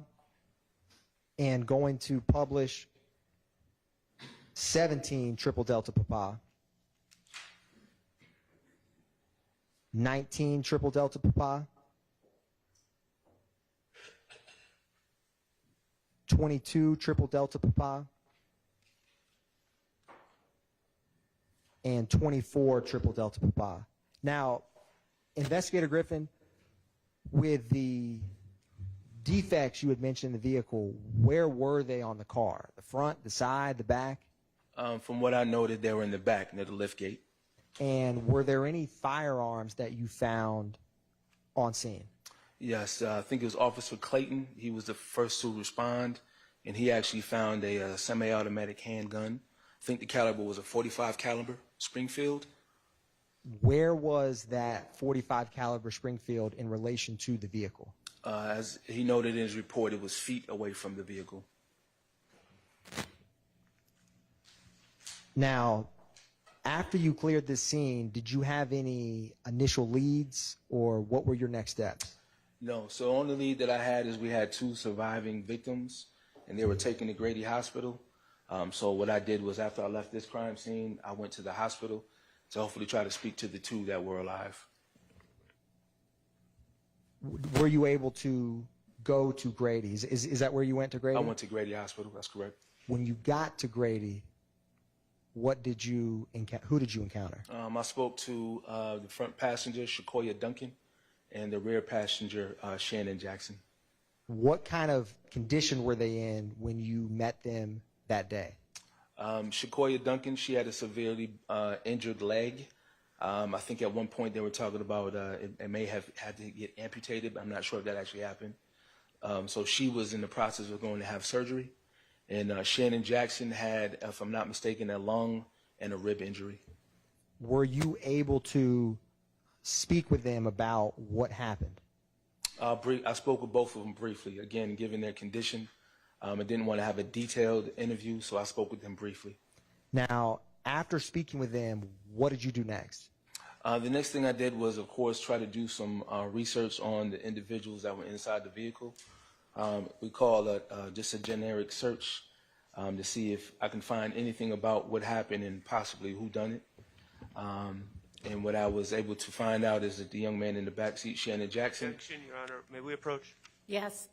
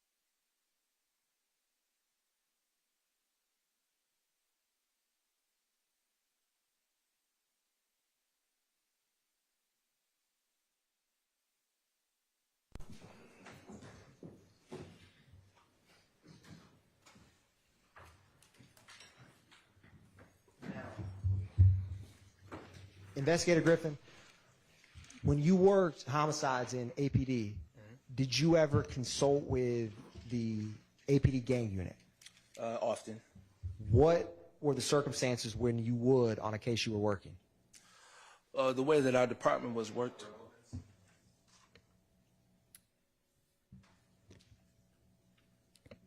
Sustained. You said this was September 26, 2015. Is that correct? That's correct. Did you ever have any consultation with anyone in the Atlanta Police Department gang unit to assist you in this investigation? I did. Without saying what they said, when was it that they began assisting you? Within the first 1 or 2 days of the initial investigation. And after consulting with them, what investigative steps did you take next?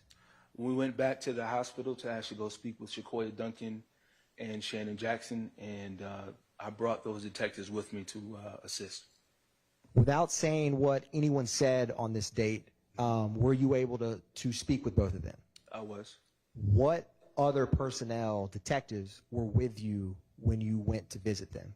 With me was Detective Dennis, Detective Gaither, and Detective Edwards. After that secondary follow-up at Grady, what did you do next in your investigation? Again, tried to go hand out flyers in the community, just try to elicit any help from anybody. And so again, I spoke to a lot of different people who knew the family of the deceased, and of course knew the surviving victims. Now, let me ask you this. Were you ever able to establish a location of where that vehicle may have been before where it was found at the crime scene? Yes, I was. What was that location? The address was 1192 Pryor. That is it's like a Chevron, JJ's Chicken, and I think there's another restaurant right there. Now, were you ever able to, or did you try to get any surveillance from that location? I did. Part of those investigative steps, myself and another detective went to try to find cameras in all those businesses, and we were able to find some cameras in a few of those businesses over there. Without saying what anyone said, did you have any information or possible directions to go from your conversations at the hospital before getting that surveillance? I'm sorry, can you repeat that? Did you have any, without saying what anyone told you, did you have any possible leads for what you would be looking at in that surveillance video when you obtained it? Yes, a specific vehicle was of interest to me. Now, when you obtained that surveillance video, did any specific vehicle stand out to you in relation to the vehicle that T.R. Jones was in? Yes, specifically a red Camaro. Now, did you do any investigative work on this red Camaro? I did. What did you who had that red Camaro? I found out that the vehicle was actually owned by Enterprise, and it was rented to a young lady by the name of, excuse me if I mispronounce her name, Archillian Bennett. Sustained. Now, Detective Griffin, in your investigation, did an Archillian Bennett ever come up? It did. And did you ever come to learn where she lived? Yes, I did. Where did she reside? An address off of... Your Honor, I'm not asking what anyone told him. Investigator Griffin, are you familiar with the Trestle Tree Apartments? I am. How are you familiar with them as an Atlanta Police Department homicide detective? Well, specifically with this case, that address popped up, and I drove over there a couple of times. So you physically went to that address? I did. What street is that address? I don't know the address, but the street is Confederate. And was that street, and specifically Trestle Tree Apartments, of note to you when you were looking into Archillian Bennett? Yes, it is. Now, after getting that surveillance video, was there any suspects, or let me ask you this. that red Camaro, what was significant about that car in relation to the vehicle that T.R. Jones was in terms of the people in that vehicle or what they did in relation to the vehicle? Could you say that one more time? Yep. I'm sorry. What stood out to you about, was there anything suspicious about the people in and around that red Camaro that stood out to you? The people did. The people stuck out to me. Again, just from looking at the surveillance videos, their interaction with Tiara Jones and Miss Shakoya Duncan. Now, is there any restaurant at that location? Yes. What restaurant is it? The one specifically that was of note is JJ's Chicken. And was anyone in the vehicle with T.R. Jones inside that restaurant at any point? Mr. Shannon Jackson. And were you ever able to locate any other surveillance video other than at that location? Other than that location, yes, And did that assist your investigation? it did. Can you explain for the jury how it did? Well, I got a direction of travel that Tiara Jones went. So what I did was drive that route that was explained to me. And any place that I found cameras, I reached out to the place of business to see if we can try to get surveillance footage. Your Honor, I'm approaching the witness with what's been marked as 25 Triple Delta Papa. Investigator Griffin, do you recognize that? Yes, I do. And what is that? This is a snapshot of a route that I took and I put in my police report. Is it a fair and accurate depiction of what you created in this investigation? Yes, it is. Your Honor, at this time, the state moves to tender into evidence 25 Triple Delta Papa. It's admitted. And Your Honor, publishing that exhibit for the jury. Now, Investigator Griffin, I want to see if I can find this old school pointer. And Your Honor, if I may, does the court by chance have the wooden pointer up on the bench? I don't know what happened to that. That's all right, Give Your it Honor. back to me, so, I will, oh, I found it. all right. So, Investigator Griffin, I'm going to hand you this. If you don't mind, you can use this board if it helps you. And so, I want to ask you a couple of things first. I'm going to try to zoom in to the best that I can. Yes, sir. Now, I'm going to orient. Can you show the jury where the crime scene was, where the vehicle was found? The vehicle was found in this address.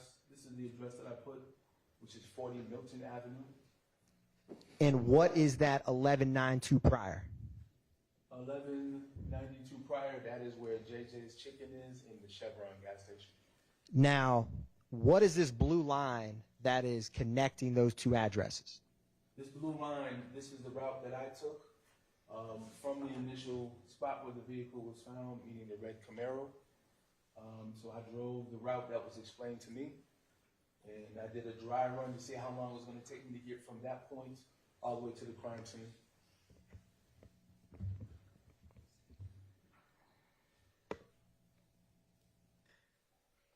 And what vehicle was Miss T.R. Jones driving? Miss Tiara Jones was driving the green Mountaineer. And was the red Camaro at 1192 prior? Yes, it was. And I wanted to ask you to orient, do you see a Veneer Avenue on this map?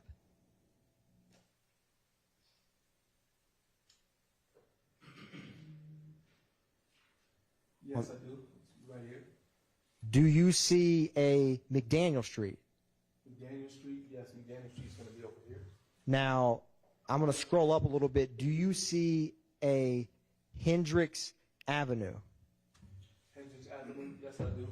Right here. Do you see a Pryor Street Southwest? Pryor Street is going to be on this side. Do you see it between I-85 and Hendricks Avenue, a Pryor Street? Yes, this is going to be Pryor right here. And do you see at the top, is there a Cooper Street Southwest? Cooper Street, yes, Cooper Street is right here. And two to the right of that, what's that street? Formo, And what's to the right of Formwell? then you have Pryor Street. And why is it, Investigator Griffin, that, well, let me ask you this. Does this appear to go in a roundabout way? Yes, it does. And why is that? Well, again, if you're familiar with the area, there's many different ways to get to this location. So from my investigation, I was under the impression that the red Camaro went this direction, and I wanted to, again, get a picture of how long it would take to get from this side of town to where I believe people of interest may have resided, back over to the crime scene, which is 40 Milton Avenue. Was there any other vehicles that caught your attention other than the red Camaro? Yes, there was a black sedan. I don't know the make and model, but there was a black sedan. Was there anything from reviewing the surveillance that indicated to you those cars, either the people or vehicles, had similar movements? It appeared they had similar movements. Again, I wasn't able to definitively prove that, but it appeared that they had similar movements. Now, what was some other steps in your investigation after you did this test drive route? Again, my goal was to try to speak to anybody that can help me with any type of information. And we started looking into social media accounts of interest. You can sit back down if you want to. Thank you, Your Honor. Now, Investigator Griffin, was there a specific social media account that became of interest to you? There was one in particular. And what was the handle? I believe it was P92 something. I think it was H, P92H. Now, in 2015, would Instagram come up in your investigations? It would. Or other social media? It would. And how would you capture relevant social media investigations you worked? Twofold. If the account was private, then I would try to obtain some kind of legal process, would be in the form of a search warrant. Or if it was open to the public, I would try to scroll, look at the pictures, look at friends, and just try to capture what I'm seeing by taking screenshots and add them to the case file. Now, Investigator Griffin, throughout your investigation, did you periodically have either assistance or consultation with either Detective Dennis or Detective Gaither? Primarily Detective Dennis. Now, from this social media, were you ever able to identify any suspects that were at 1192 prior that you believe could have been involved in the incident? Yes, I did. And did you capture or record those social media? Yes, I did with the screenshots. Like I mentioned, took a screenshot or a snapshot of it and included it in my police report. Now, I'm going to approach you with 26 and 27 Triple Delta Papa.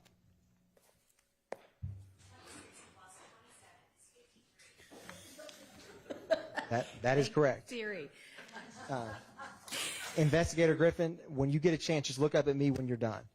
Okay, I've looked at them. What are those? These are some of the photographs that I found in that specific social media account. And again, I took a picture of it and included it in my police report. And did it have, so is there a fair and accurate depiction of some social media you gathered in this investigation? Yes, it is. Your Honor, at this time, the state's going to tender into evidence 26 and 27 Triple Papa. Triple D. Excuse me. Triple D Papa, yes, Your Honor. Those are admitted. Thank you.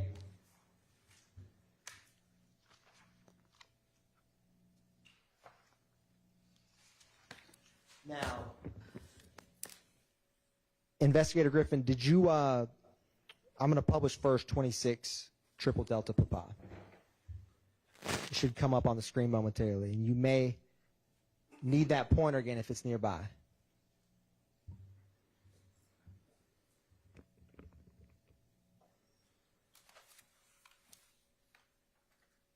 Now I'm going to try to zoom in some on it. And if you can you give me 1 second?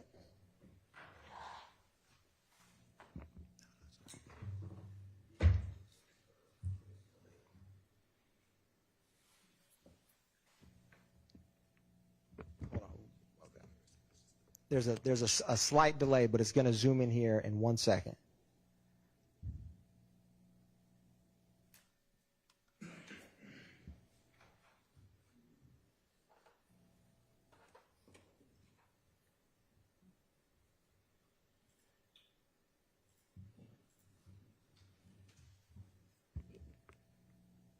So, Investigator Griffin, while that's coming up, can you help orient for the jury people of interest in this investigation that are depicted in 26 Triple Delta Papa? Again, are you wanting me to say their names or nicknames? Yes, you can say both, please. Okay. This gentleman right here, Jamal Ward. The young lady sitting next to him is Archillian Bennett.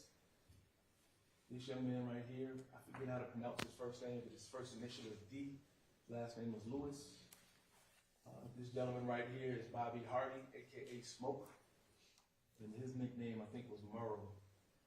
And this young man, I think he had a nickname of Ola Player, something similar to that. And without saying what anyone said, in your investigation, did you ever speak with who you identify with the nickname Smoke? Yes, I did speak with Smoke. And in your investigation, did you ever come to have any information from the surveillance that he was present at that gas station before the vehicle with Shannon Stillwell, T.R. Jones, and Miss Duncan left? That is correct. I want to also publish for you what's been admitted as 27 Triple Delta Papa. Okay. While I'm getting this Zoom back up line, I'm going to keep.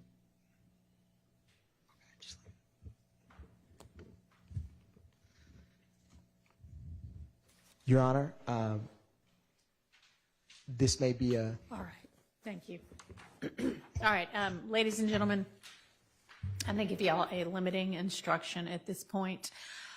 Sometimes evidence is admitted against some parties and not others, or for some counts and not others. When this happens, that evidence can be considered by you, the jury, only as to the party against whom it is offered, and only for the count for which it is offered, and not against any other defendant or for any other count or purpose. In the next part of this witness's testimony, you're going to hear about statements made by defendant Shannon Stillwell, also known as Shannon Jackson. You are to consider those statements only against Mr. Stillwell and only as to count 1. You may not consider those statements as to any other count, and you may not consider those statements in any way in determining the guilt or innocence of any other defendant in this case besides Mr. Stillwell. Now, Investigator Griffin, did you ever have a third conversation with Shannon Stillwell? I did. When was that, time-wise? I believe it was the 2nd of November, 2015. And in all your interviews you had with him, in this case, was he a victim, a witness, a suspect? What was he? No, Shannon Jackson is, matter of fact, a victim in this case. And when you spoke with him in November, where were you? In November, I was at Atlanta Police Headquarters. I think the address is 226 Peachtree, if I believe that's correct. And is that where that interview took place? That is. Were you able to get more information in that interview than you were prior? I was. Now, do investigators have different interview techniques? Absolutely. What is your technique when you're speaking with a witness, a victim, anybody? Well, I try to be relatable. That's first and foremost. So for the most part, I talk how I would normally talk when I'm not at work. Sometimes I use slang, sometimes I curse, but that's just the way that I speak. Now, in that interview, can you tell for the jury, did Shannon Stillwell give you any clarity about what happened before they got to 1192 prior?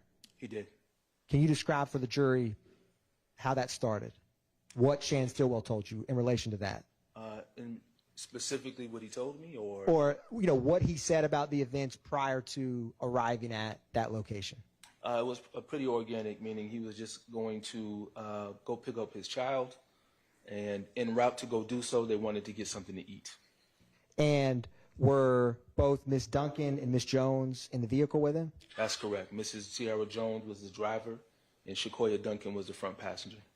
And what did he tell you happened when they got to that location? When they got to that location, he meaning Mr. Jackson, went inside to get his food. He waited inside for his food to get done. And while he was inside waiting for his food, that's when he took note of the red Camaro and the individuals that were inside of that red Camaro. Now, did you ever ask him, or did he ever say in that interview that he recognized anybody at the gas station location? At the gas station, he specifically said he recognized Bobby Hardy, which is Smoke, and Jamal Ward, which is Merrill. Were those two individuals in that Instagram photograph we had displayed a few moments ago? Yes, they were. Now, what did he say in relation to seeing them there? Again, he noted that they were there, number one, and he noted that Mr. Bobby Hardy actually approached the vehicle and spoke with either Tiara Jones or Shakoya Duncan. Again, he kept making reference to they, that's where they hang out at. So I got the impression from the interview, he was just aware of them being present. And did Shannon Stillwell indicate to you that he was friendly, not friendly? Was there any significance to seeing those specific people that day? Yeah, he was not friendly. Again, I don't want to give the impression that he was like on edge, but he, as he expressed to me, he was just aware of them, and they're not friends, they're not associates. And again, he took note of them, and he brought to my attention another incident that took place. Now, I want to ask you, what did he say happened once he got, did he ever get his food and walk outside? He did. So he got his food and walked back to the vehicle. And at that time, that's when Mr. Shakoya Duncan decided to go into the store that Mr. Jackson had just left. Okay. And what happened next? What did he say happened once they got in the car? Once they all finally got back into the car, he said that they drove off. I think the Camaro had left first and went to the left. And when they got into their vehicle, the driver was instructed to turn right, which would be north on Pryor. And they were going back to where he lived. Now, and Investigator Griffin, got it. I'm going to, now that the technology's back working, I'm going to zoom in just a little bit for you. Can you orient the jury? Is this another social media post that you pulled in this investigation? Yes, it is. Now, do you recognize that area? I do. What neighborhood is it? That's the Trussell Street community.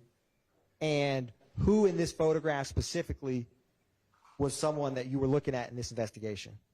Again, this is the owner of the account. That's Mr. Lewis, and that's Mr. Kelvin Watts, a.k.a. Shell Cal. And what does that gentleman on the far right shirt say? It's an A and a B and a G. And Investigator Griffin, when you were speaking with Defendant Stillwell, did he ever identify for you other people that he believed were either in that red Camaro or close by at the gas station? Yes, he did. Who were the people he identified? He identified Bobby Hardy, Jamal Ward, and Kelvin Watts. And when you were speaking with him, did y'all do any type of photo lineup? Yes, a photo lineup was shown.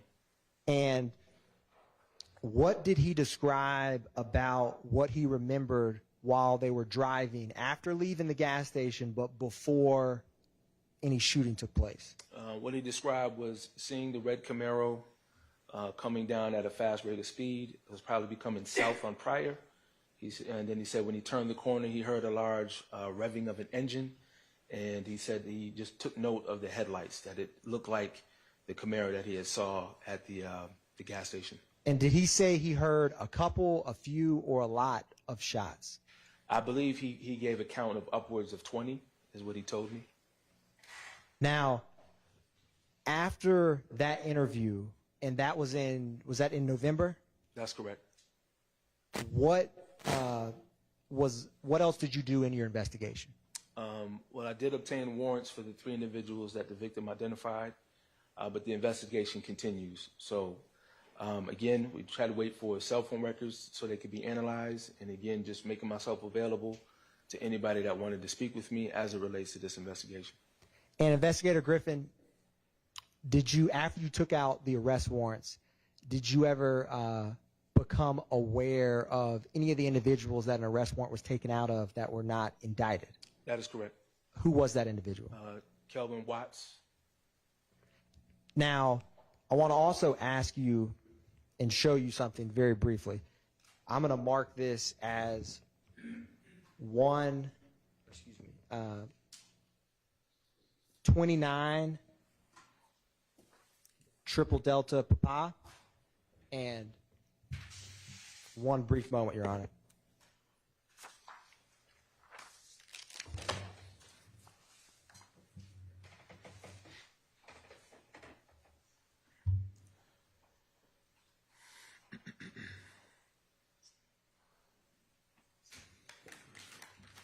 Investigator Griffin, I'm showing you what's been marked as 29 triple delta papa.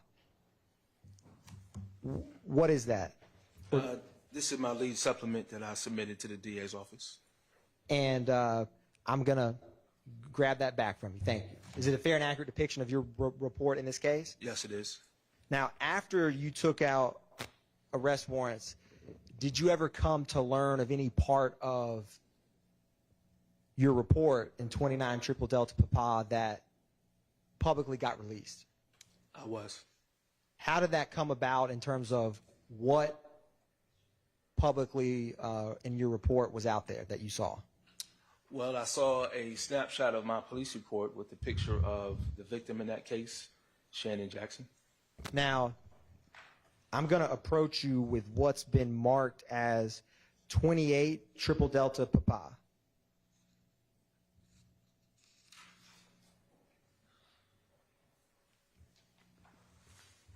Do you recognize that, Investigator Griffin? Yes, I do. What is that? Well, it's a snapshot of my police report that I wrote and submitted to the district attorney's office. And is it any kind of social media? Yes, there's a social media account attached with it as well. And is that a fair and accurate depiction of the social media account you saw in relation to the release of your report? I believe so. Your Honor, at this time, the state is going to tender into evidence 28 triple delta papa. Admitted. I'm going to publish this exhibit, Investigator Griffin, and ask you just a couple questions.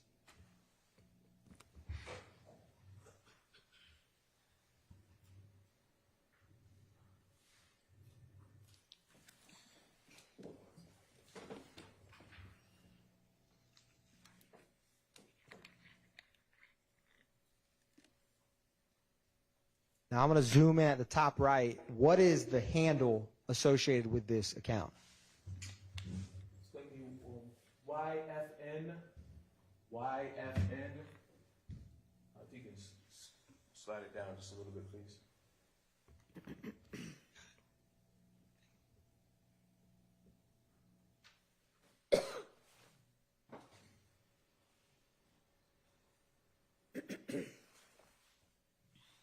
Can you see it now? I can. It'll be YFN BC _Nutlife. NUTLIFE. And on the left-hand side, who was that a picture of? That's a picture of the victim, Shannon Jackson. And is this something from what you just referenced, your report of 29 triple delta papa on the left? Yes, that's the image from my police report. And without saying what anything said, was there commentary or comments about this? There was. And was the general nature of them positive or negative? Sustained. Was this of concern to you when you saw this? It was for me, yes. Why? One, my police report is now being published on social media. And two, again, Mr. Shannon Jackson in this particular case was a victim. So that's concerning because they're insinuating something that I didn't appreciate.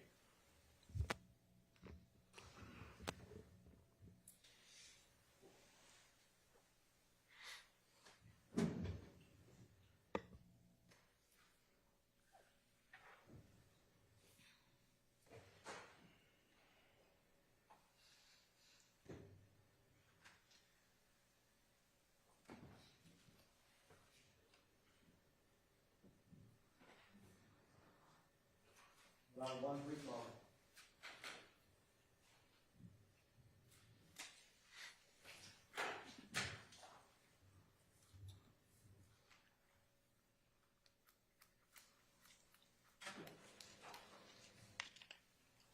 No further questions. Thank you. All right. Thank you. Cross.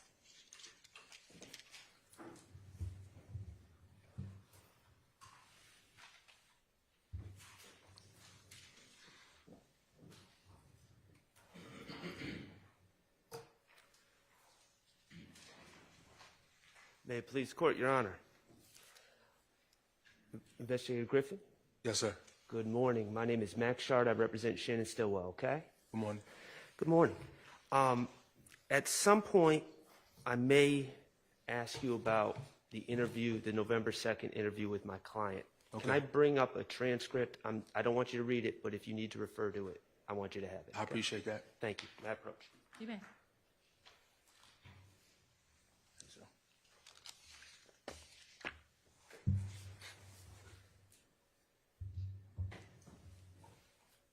Investigator Griffin, you spoke to my client 3 times in regards to this incident, correct?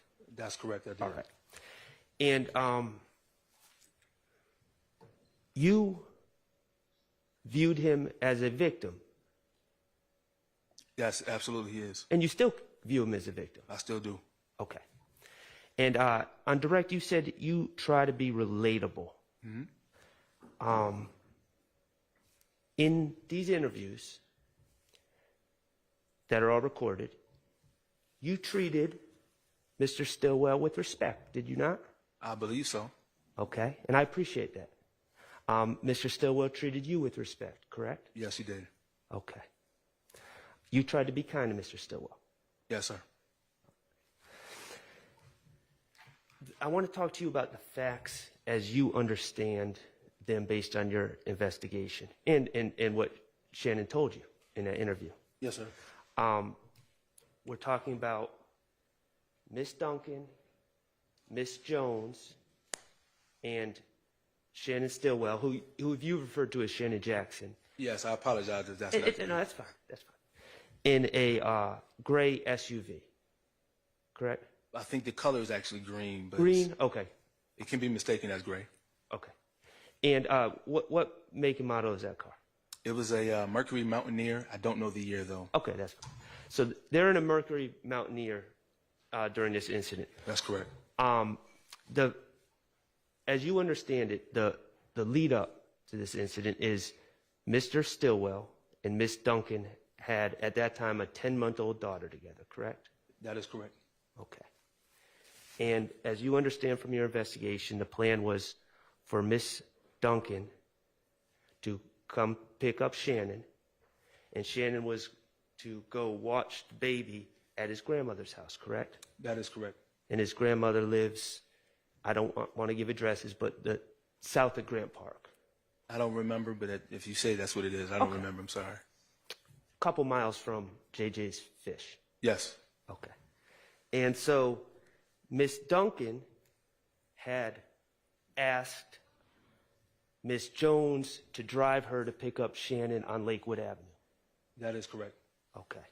And Miss Duncan and Miss Jones are friends or knew each other prior to this incident. That's also correct. Okay. And your understanding is Mr. Stillwell did not know Miss Jones prior to this incident. As he explained it to me, he did not know Mrs. Tiara Jones. Okay.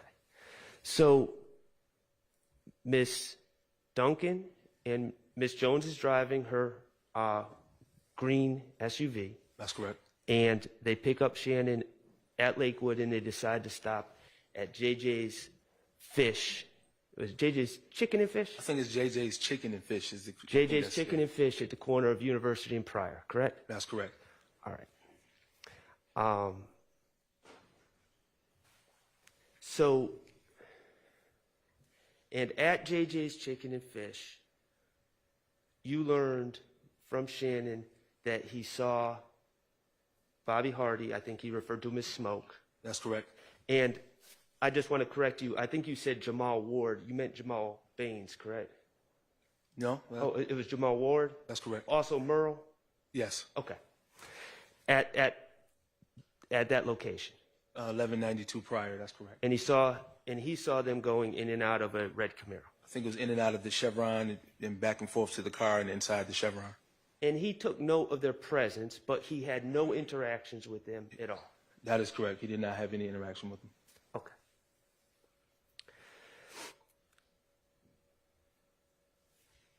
And you were able to obtain the surveillance video from the parking lot of the JJ's Chicken and Fish. That's correct.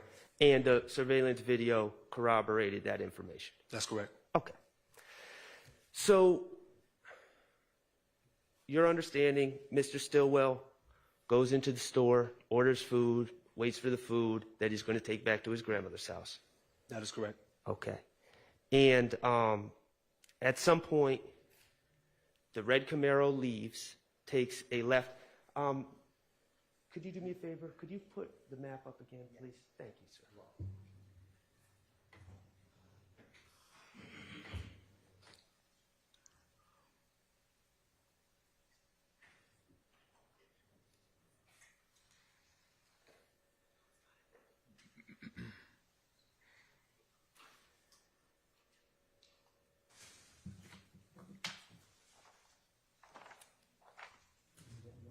Yeah, no, it's fine.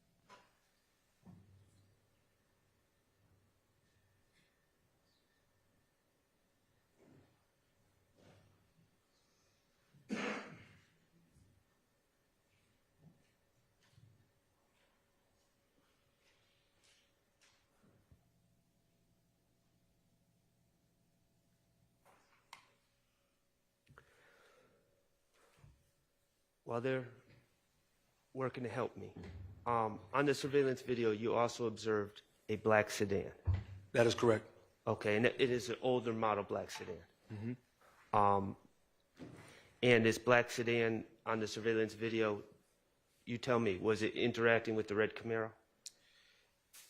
Interacting in the sense that people got out and going back and forth, I don't recall. I don't think that's what I saw. Okay.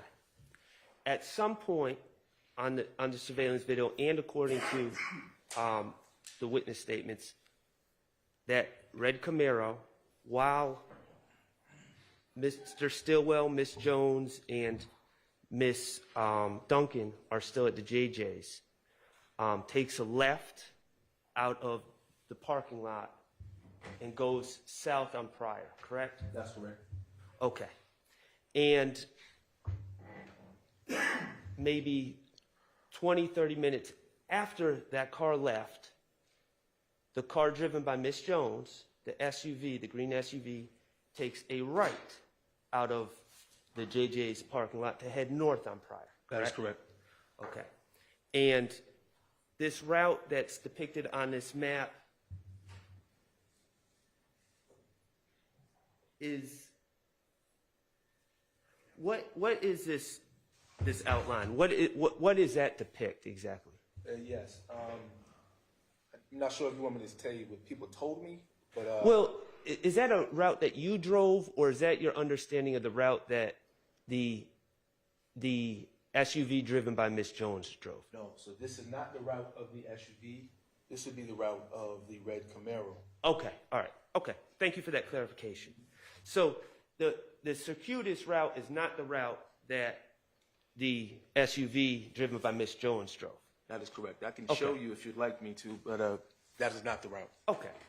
The bottom line is your understanding the SUV was traveling eventually to Mr. Stillwell's grandmother's house?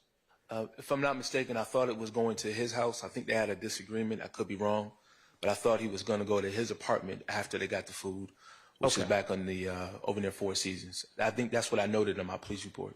Okay. All right. Do you disagree that?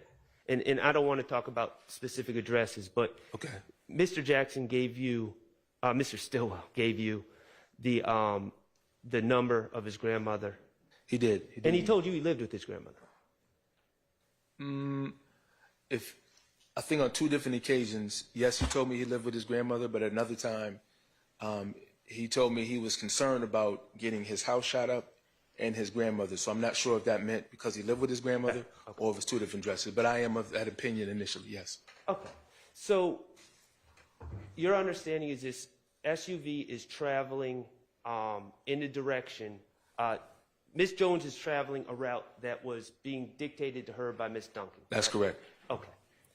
And in this route, suddenly, a car speeds up behind this SUV that has Mr. Stillwell in the backseat.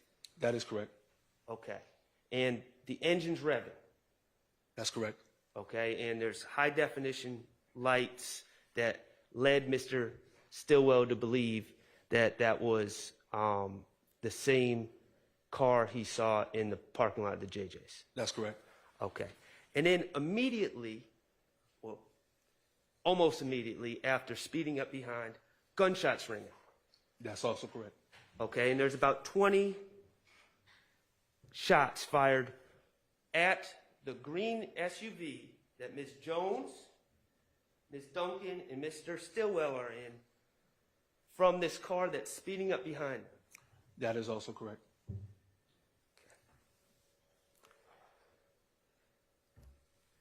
That green SUV is hit in the rear. What did you say, the rear liftgate? At the rear liftgate, that's correct. Okay, and also the back windshield was shattered, correct? That is correct. And according to Mr. Stillwell, upon being hit, the car starts to roll and flip multiple times. That's correct. And of course, sadly, you know through your investigation that the driver of the SUV, Ms. Jones, was hit in the face with one of the bullets fired from the car that was speeding up behind him. That's also correct. Okay. And she lost control of the car. She did. Mr. Stillwell told you when the car finally stopped flipping over multiple times, he couldn't breathe, and Ms. Duncan had her injuries, and sadly, Ms. Jones was deceased. That's correct. Okay. The defects that you observed, you took note of the defects in the car. I did. And they were all in the rear. The ones that I took note of, they were all in the rear. Okay. And that is consistent with the information that Mr. Stillwell gave you? Yes, it was. Okay.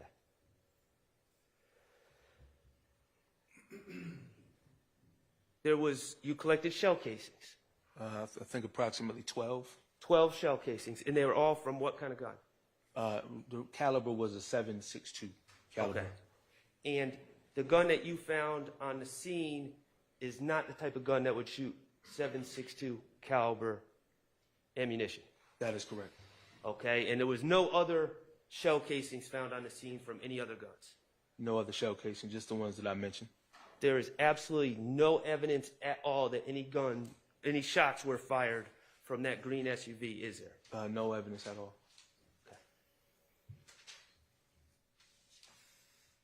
Okay.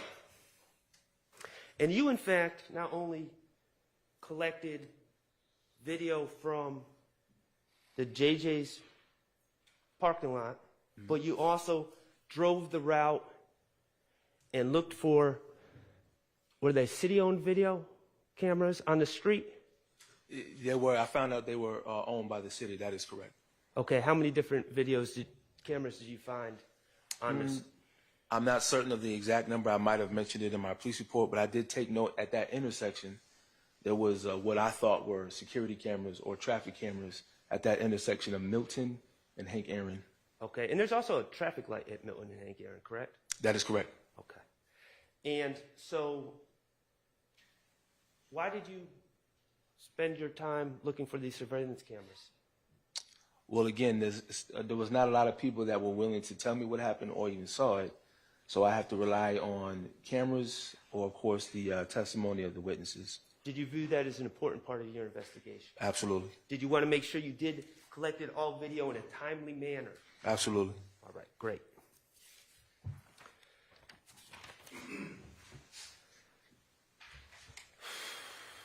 Okay, the injuries sustained by the three people the three victims in that green SUV.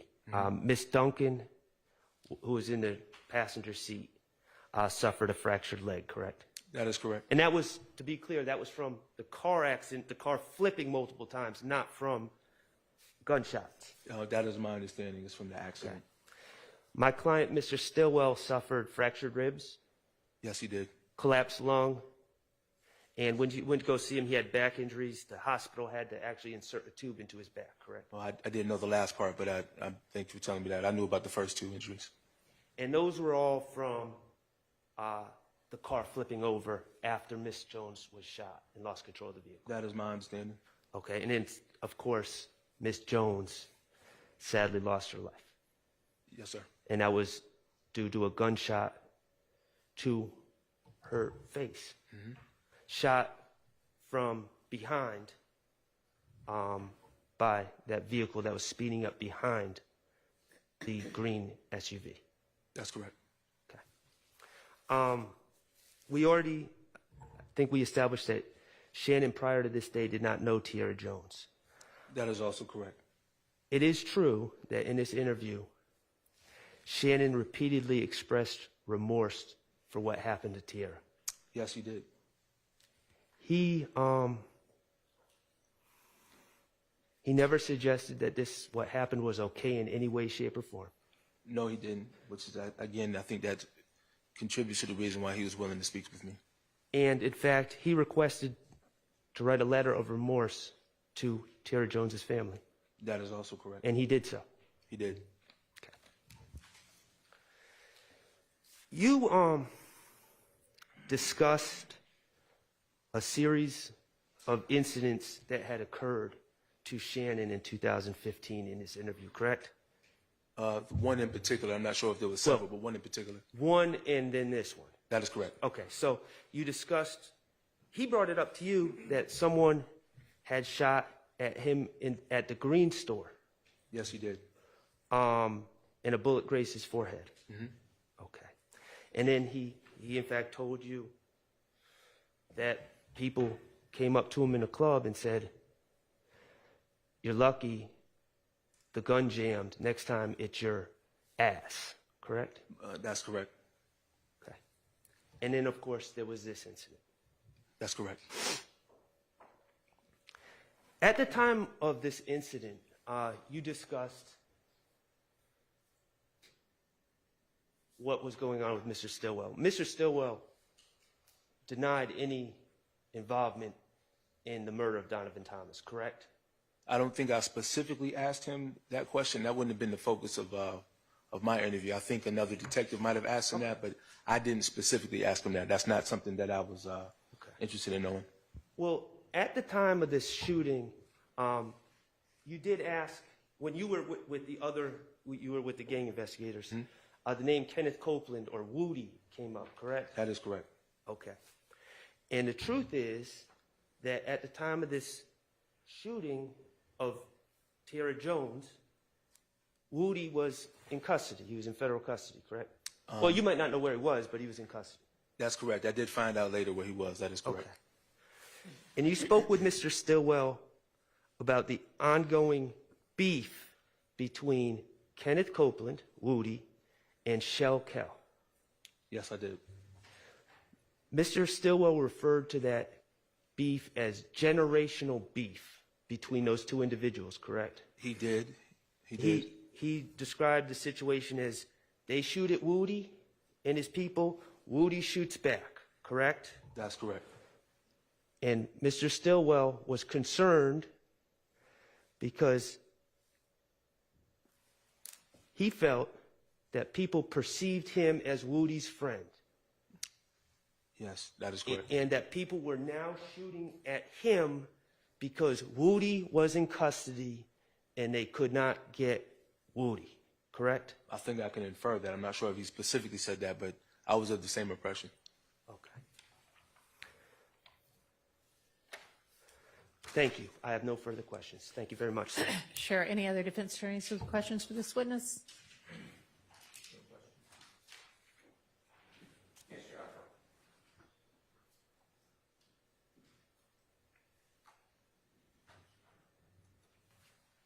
Good morning, sir. How you doing, sir? Can I ask you a couple of questions about your efforts to obtain surveillance Yes. from businesses? I heard you say that at times it has to be done in a timely manner. I think you adopted that statement when asked for you. Is that That's fair? correct. Can we just talk about your experiences with video surveillance from businesses for a moment? Okay. All right. Do they vary how long the images remain on the hard drive or in the cloud, depending upon the type of system that the business uses? They do. It depends on the system. Some systems actually are just live feeds, so they're not actually recording. And other devices, of course, will hold it for maybe 1 or 2 days. So it all depends on the actual system and the storage that they have available. Do you ever see some businesses hold it for more than 1 or 2 days? Not often, but on occasion, yes. But again, it just depends on their system and the amount of storage that they have available. Okay. If a surveillance video system holds it for 2 days, let's say, okay? So if it's today and tomorrow,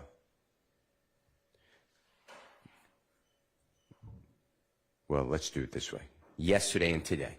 Okay. Okay? So if you run out today, you can get possibly yesterday's and today's is what I hear you saying. Is that? More than likely, that's correct. All right. Now let's say tomorrow comes, the 17th day of October 2024. Does the first day drop off and then you can get today and tomorrow? Is that how the systems work in your opinion? In my opinion and in my experience, yes. So it will override the one that is the oldest. And so that means the next one should be available. So it kind of just makes room. It purges the oldest, makes room for the newest, and however long it's being kept for. In my experience, that's correct. Of course. All right. I want to thank you so much. Oh, did you ever see one where it saves for 2 days, or it's preserved for 2 days, the images on the surveillance camera, and then at the end of that 2 days, it's just all gone, then another 2 days? Or is it always the purge? In my experience, it just purged. Okay. I want to thank you. Thank you, Your Honor. All right. Any other defense attorneys' questions? Nope. Any redirect? Very brief, Your Honor. All right. Investigator Griffin. Yes, sir. Cross-examination, you were asked about a prior incident involving Mr. Stillwell at the Green Store. Yes, sir. Did he ever talk to you about who was involved in shooting at him there? I believe he gave a nickname. But I came to later discover who that might possibly be. And did they have any connection with the individuals that you took out arrest warrants with in this case? Initially, no. But the other individual that I believe was responsible. Your Honor, can the jurors be reminded, unless you don't think so, about the same instruction? Sure. So whatever's about to be said, if it came from Mr. Stillwell, and I don't know if it did or not, can only be considered as to Mr. Stillwell and as to count one. You may continue, sir. Yeah, I do want to correct myself. I don't want to insinuate that it came from Mr. Stillwell, but a nickname came up. The nickname, would you like me to provide the nickname? You may. The nickname that came. If it came from Mr. Stillwell, I have no objection, but if it came from another source, I believe that would be hearsay. Your Honor, I understand. Let me ask you this. Do you remember when it was asked about running in, somebody ran into Mr. Stillwell at a nightclub and made a comment? That's correct. Where was that nightclub? I think it's the Compound, if I'm not mistaken. What did Who was it that made that comment to him? That he told you, that Mr. Stillwell told you? He used the nickname of Stewie. And was that Stewie a nickname that came up in this investigation? Later on it did, yes, that's correct. And what was, from your investigation, did that Stewie ever appear on any of this social media? Yes, he did. And was that individual, who were they associated with on social media? The individuals that I had pointed to earlier. So there's pictures with Mr. Kelvin Watts and Mr. Lewis. And in your conversations with Mr. Stillwell, did If Gang ever get brought up? Well, my conversation with him, no. Did your investigation that ever come up? Yes, my investigation, yes, it did. And in relation to surveillance videos, have you had a lot of surveillance video systems that have came up in cases that you've worked? Yes. And on cross, you were asked about how they're saved or how long they are retained. Do you remember that? Yes, I do. Is do the surveillance systems and their retention policies that you've encountered in homicides you've worked, are they all the same, or are they different systems and policies? Well, I want to reiterate, my scope is very limited in terms of my experience with dealing with camera systems. Just in the cases that I've worked, they all vary based on, depending on the actual system in place. Thank you, Investigator Griffin. No further questions. Thank you. Any Red Cross? All right. Thank you for your time, and you are excused. Call your next witness. Yes, Your Honor. The state calls Investigator Kilgore.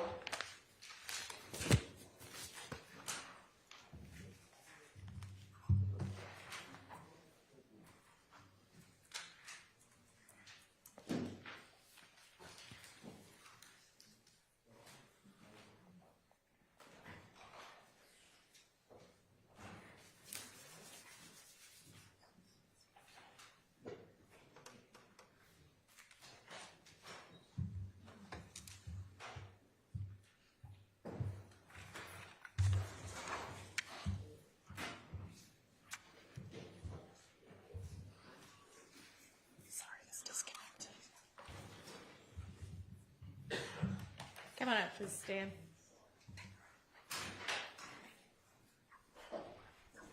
Morning, Your Honor. Good morning.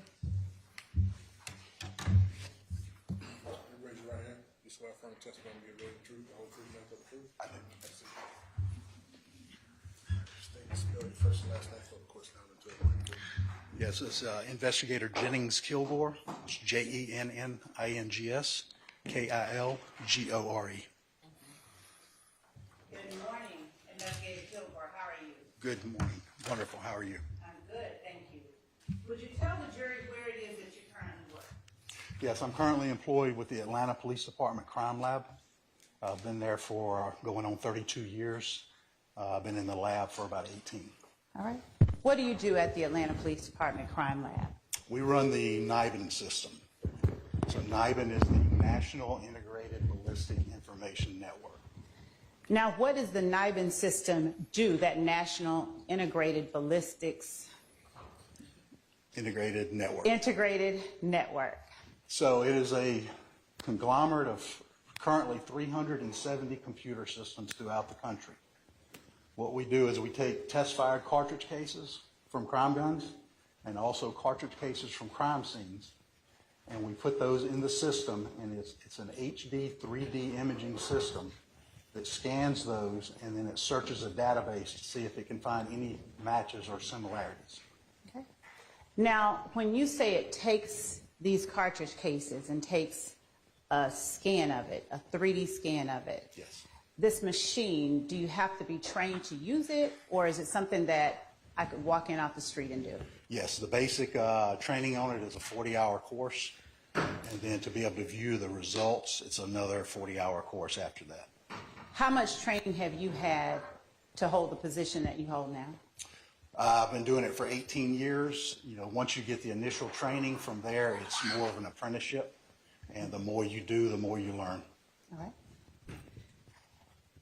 When you say that cartridge casings and firearms evidence comes into the lab, would you please tell the jury from the time that a piece of evidence is picked up on a crime scene to the time that it goes to the lab, what happens? We get, say, a firearm. We'll get a firearm from our property unit. We'll bring it upstairs. We'll enter the information in our computer system. And then we'll take that and take the gun into, we have a shoot tank. And we'll fire the gun twice. Did you say a shoot tank? Or It's a shoot tank. It's a 600-gallon water tank that we can fire the gun into. So we'll shoot it in that, and then we'll collect the cartridge cases, and then we'll take those cartridge cases and put them on the kniving system. Why are you shooting firearms into a tank of water? What does that do? Well, it enables us to collect the cartridge cases, but we don't have to go somewhere to a range to do it. We can do it in-house, and then we're also able to collect the bullets if we need them to hold those. And once you do that, once you shoot or fire the firearm into the shoot tank, what happens with that piece of evidence? Once we've entered it into NIBIN and we've completed it, we'll do a report on it, and then we'll take it back down to our property unit, and they'll keep it for safe storage. Would you explain to the jury what it is that is being compared or looked at when a piece of evidence is put into the NIBIN system? Yes, the NIBIN system has a complex algorithm that takes multi-factors into account. It takes the caliber of the cartridge case, it takes the diameter of the primer, it takes the diameter of the firing pin impression, and also there's fine microscopic markings on it, striations, so that appear when it takes the pictures. There'll be a light color and a dark color. So it takes that all into account, assigns it a value, and then it sends that information to the data concentrator, and that's where the computer searches to see if it can find other cartridge cases that are similar to that. So if the machine is doing the work, what is it that you're doing as the NIBIN technician or the director of the NIBIN Center? Once the results come back, then we have to go back and physically look at the images to see if we also see what the computer saw, to see if there's a potential match. Okay. Now, how many pieces of evidence have you scanned or have you entered into NIBIN during your time with the Atlanta Police Department? I've done just over 24,000 cartridge cases. And how many firearms have you scanned or test fired? Just over 8,000. Are you the only person who works within the NIBIN lab at the Atlanta Police Department? No, we currently have 7 people doing it. All right. And are you over the 7 or 6 people? I'm not over them, but I'm the senior technician. Okay. When you talk about individual striations, when you talk about those characteristics on the firearms evidence, would you explain in more detail what it is that's leaving those impressions on that piece of evidence? Yes, when a firearm is manufactured, the manufacturing marks leave impressions and stuff on the metal, and then when the firearm is fired, that imprint is left on the cartridge case. Okay. Bullets are the same with the barrel, but with the NIBIN system, we only deal with the cartridge cases. Okay. Now, are you able to scan unfired projectiles into NIBIN? No, we cannot do anything with projectiles. It's only cartridge cases. And are the NIBIN pieces of evidence that you scan, is your computer system connected to other networks so that you can see if there's a hit on other networks, or is it just the Atlanta Police Department? Yes, we currently scan the southeast region of the United States. Okay. And eventually it will be nationwide. Now, when you scan it, and you have the piece of evidence already in NIBIN that you scanned, what happens if someone in a different region scans a piece of evidence years, decades later that might be a potential hit? Well, that's the thing with the NIBIN system, is once it goes in there, it's always in there. So if something were to happen several years down the road and somebody entered that evidence, it would search against it and see if there's a potential lead. Are you notified when that happens? I am not. So how is it that law enforcement is made aware of those occurrences? The computer system is operated by the Bureau of Alcohol, Tobacco, and Firearms. So they have a report called a NEST report that can be pulled by them, and it tells with a particular case number anything that's linked to that, no matter what jurisdiction. And alcohol, tobacco, and firearms, is that ATF? Yes, that's the Federal Bureau of Alcohol, Tobacco, and Firearms. During 2015, were you also working your capacity with the NIBIN Yes, I was. department? And did you have an occasion to scan firearms evidence from various scenes that were brought to your attention by the Atlanta Police Department gang unit? Yes. Did you work on those scenes and those pieces of evidence alone, or were you working in conjunction with the ATF? I was working those alone when they came in, and then I think the ATF came and got the evidence from property, or one of our investigators would come get it. Now, would you tell the jury, once NIBIN, the computer system, once it says, hey, there's a potential match, what is it looking at and comparing whatever you just scanned into? It's looking at those parameters that I described earlier, the caliber, the diameters, the light and dark from the striations. That's what it looks at, and it assigns it a value, and then it searches for something similar to that value. And what values exist that allow you to say this is worthy of looking at it or not? What we'll do is we'll see if there's any similarities between the two. And when I say similarities, that means there's enough of them to warrant further microscopic examination by a firearms examiner under a comparison microscope. What is enough of them? What is it that you're looking for? Well, when the striations match up, it's like putting a puzzle together. You can just see how the striations line up, and they're very similar. So once we see that, then we'll do the report and notify the investigators that there's a potential lead between these two. Does NIBIN produce multiple matches to a single piece of evidence? It can. If there's multiple crimes, it can link the cartridge case that's put in to other crimes that have already been entered. Now, when I'm talking about multiple matches, my question has to do with, does it link one particular piece of evidence that you put in to potentially two different types of evidence from other crime scenes? Does that question make sense? No. So if we put a 9mm in, it will search to see other 9mm. It would not search against a 40 or a .223 or a 7.62. It only will search to that caliber.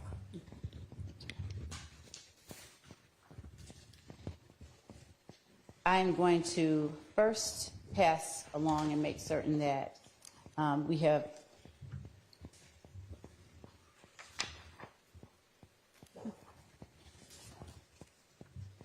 just one moment, Your Honor.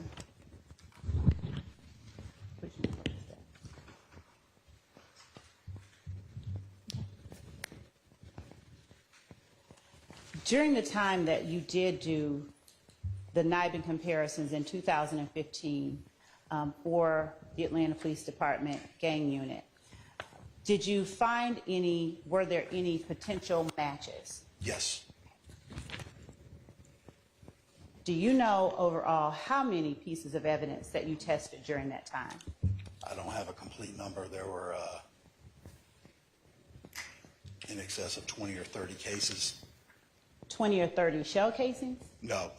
Some of the cases would have 50, 60, 70 cartridge cases on them. And do you? But I'm talking about individual crime scene cases. And when you say 50, 60, 70 shell casings, do you have to scan each shell casing from a scene? No. One of the things we do is that we triage the cartridge cases. So if I were to get a big bag of cartridge cases in, say 20 cartridge cases, the first thing I'm going to do is separate it by caliber. The second thing I'll do is take that particular caliber and then look at the firing pin impression. There's Different guns have different firing pin impressions. Could be circular, could be elliptical, could look like a teardrop. So then we'll separate it by whatever firing pin impression. And then we'll look at those and see if we see any similarities. And then we'll group those as similar cartridge cases. And then we'll take one of those examples and put it on the system. Okay. And did you receive items of evidence from a case number 15008-3128?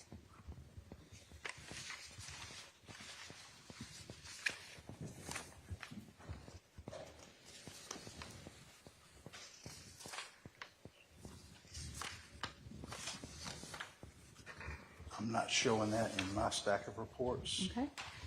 I'm going to show you what we have marked as State's Exhibit 588 Yankee. And I'm going to show it to defense. Christian.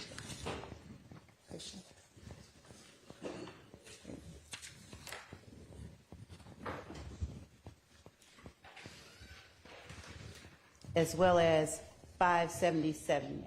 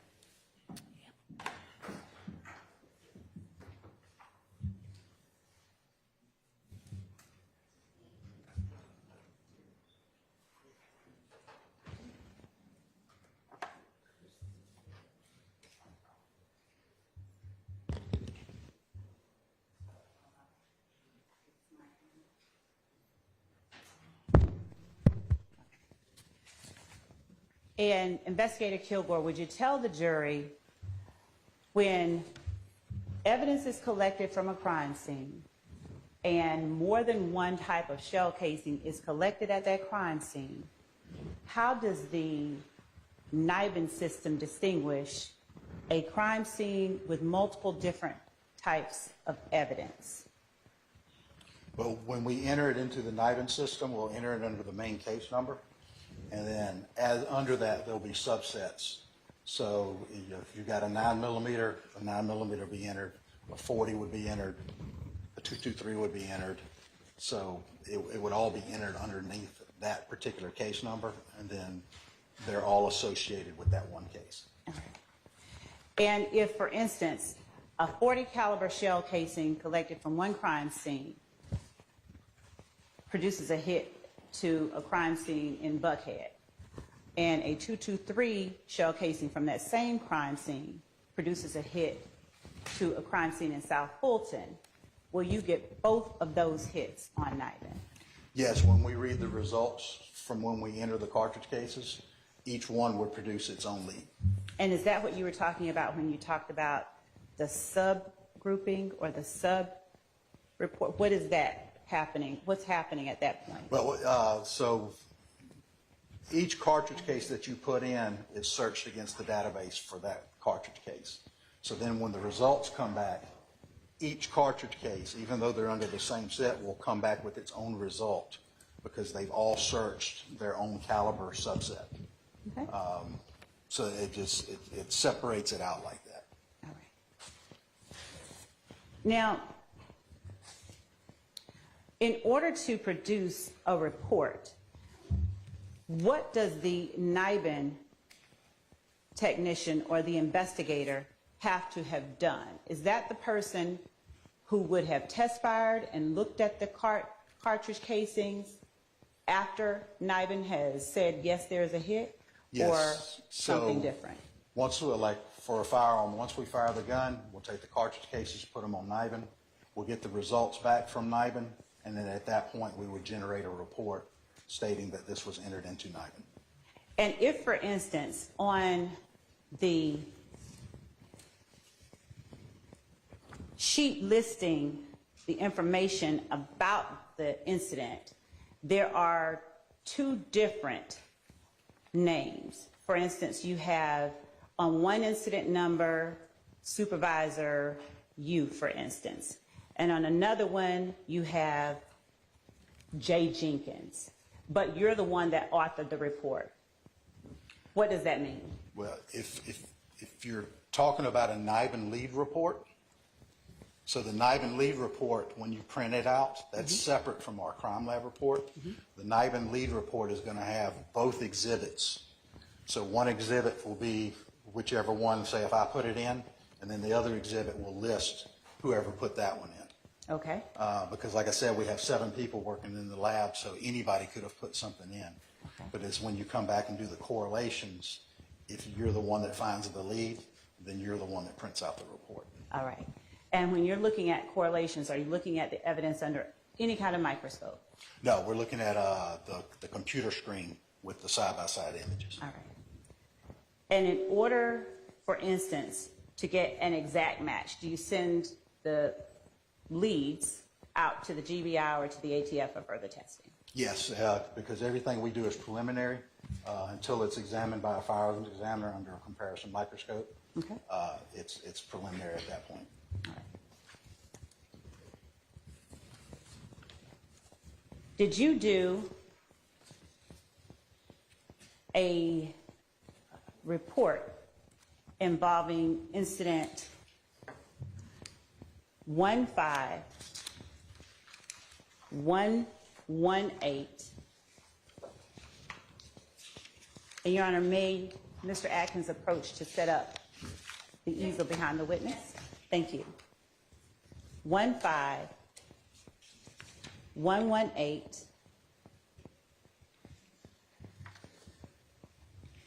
$1,554. Yes. Okay. And what type of evidence were you looking at when you generated that report? We received a Diamondback .223 caliber pistol, serial number DB-1804561, and 14 .223 cartridges. All right. Now, was that Diamondback pistol recovered on the 118th day of 2015? Yes, And do you know anything about where it was recovered? I do not. All right. Do you know anything about particular people who may be enlisted in the incident report? I do not. We have a listed suspect of unknown when we received it. Okay.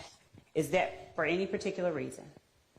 If at the time we don't have a suspect or there's not one listed, then we do not add one. When you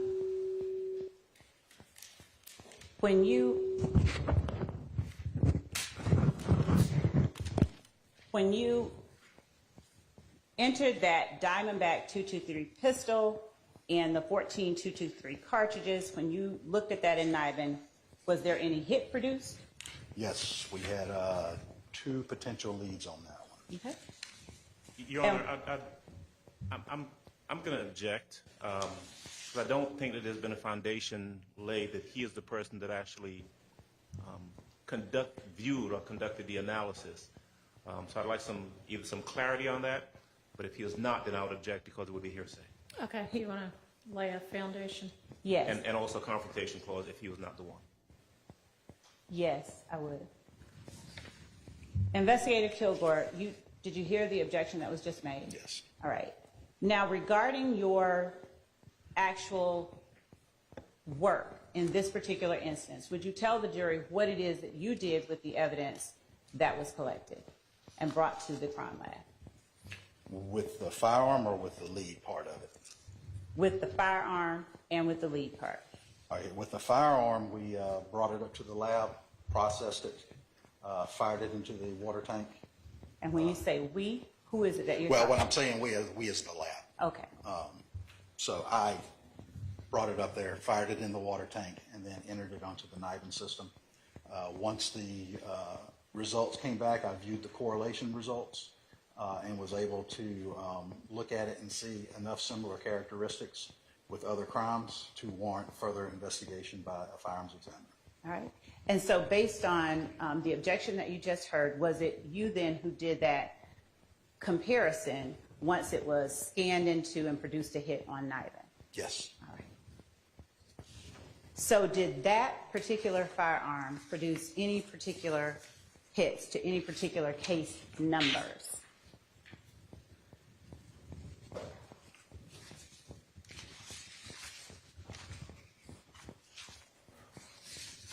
I am not showing that I get a lead on that particular case. Okay.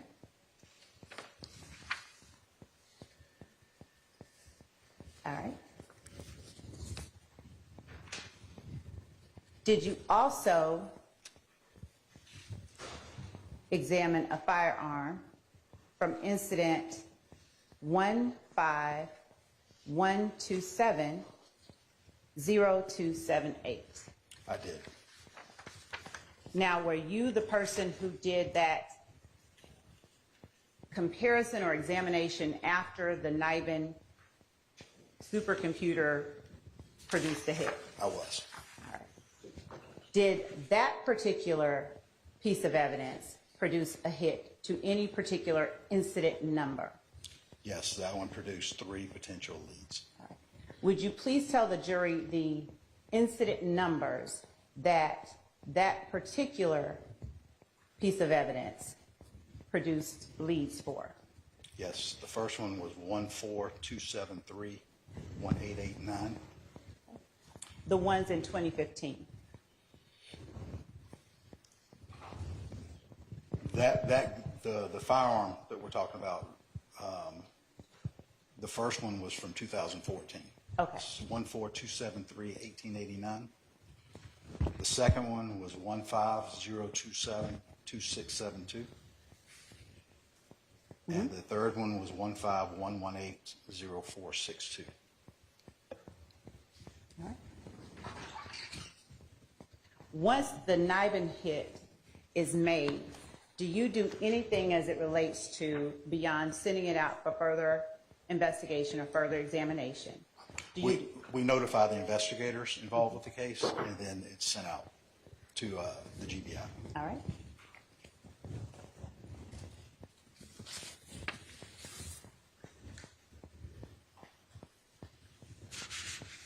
Did you examine evidence from a 15184? And I apologize, let me ask you this. When you're doing your examination, do you assign a unique lab number for the APD firearms lab? Yes, our crime lab generates its own number. So, and ours, it will start off with APD, then dash, then the year that we created it, and then it will have its own 5-digit number after that. And the APD lab number for the incident 151270278, what was that lab number? That was APD 2015-01555. And what about the APD lab number for incident number 151181554?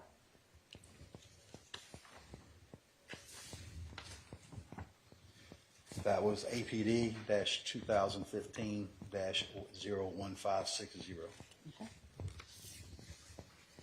Now turning to incident number 15184.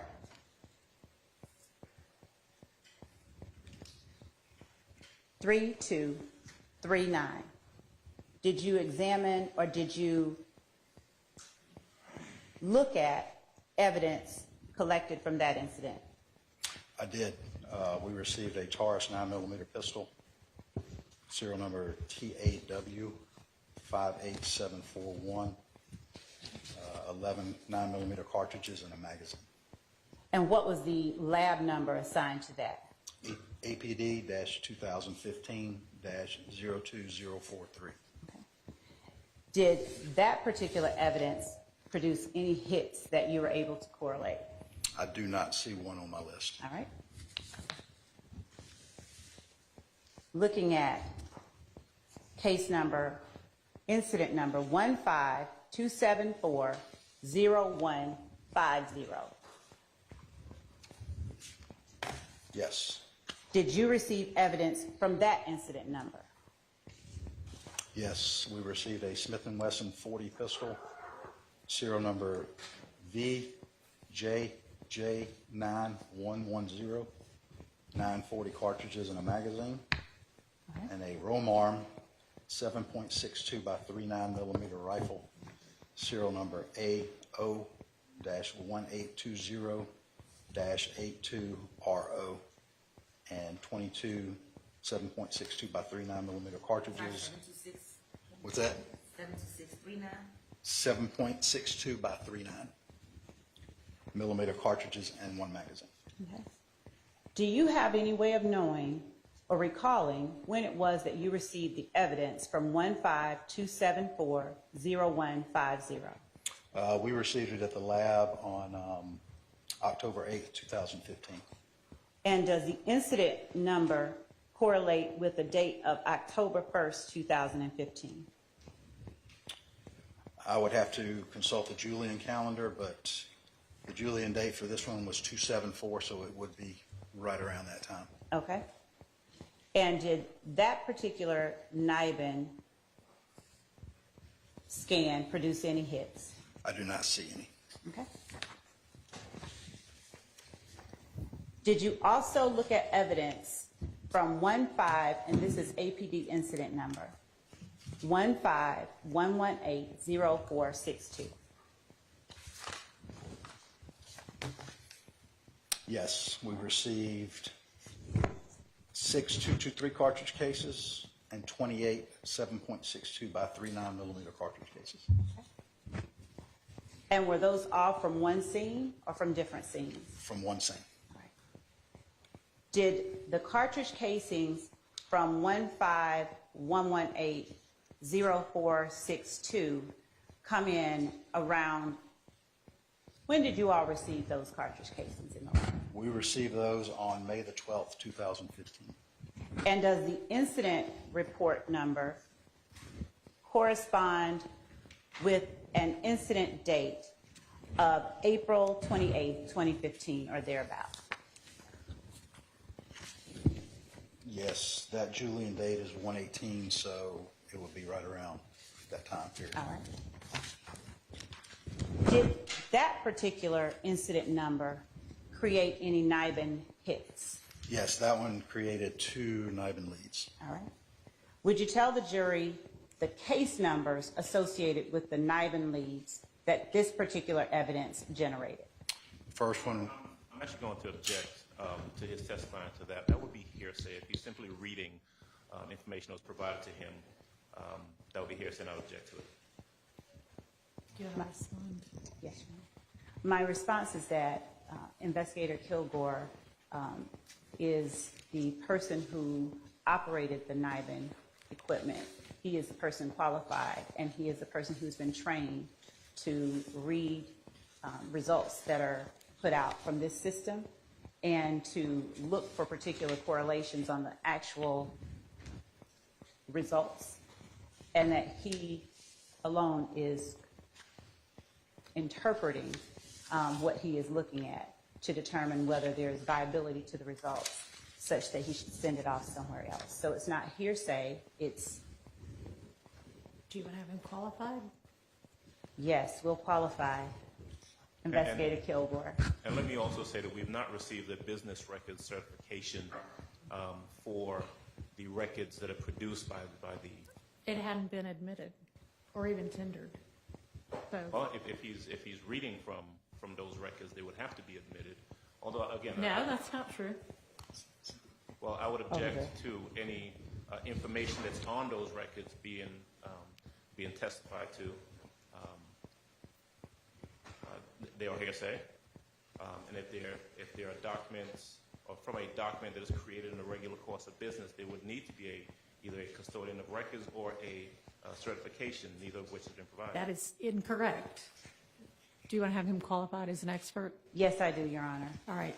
In NIBIN and the operation of the NIBIN equipment that he has been trained and experienced to deal with. All right. Any objection? Judge, under 901, there is a notice requirement with respect to the business record certification. All right, we're not talking about a business record certification right now. Okay. There has been nothing offered about that. So he is so qualified and may testify as such. I would object to his being qualified as an expert in the field that was just tendered. Okay, I need you to talk a little more into the mic, and I'm sorry you asked for objection before. So you do have objection to his qualification I as do. an expert? Yes. Do you want to voir dire him? Sure. All right. And Your Honor, we've also had other hearings.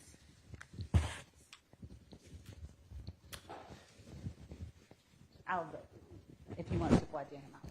I don't recall him being qualified previously. He was. We had a dog up here. Ah, on this witness? Yes. Okay, well then he is qualified.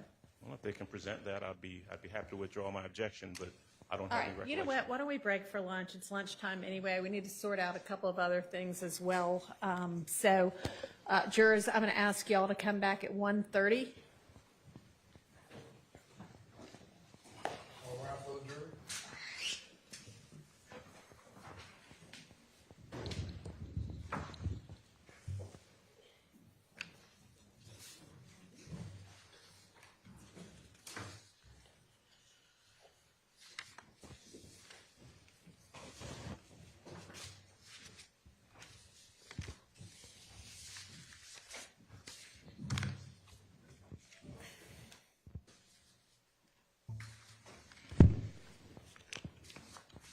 And Your Honor, if I could clean the record, if I could just clean.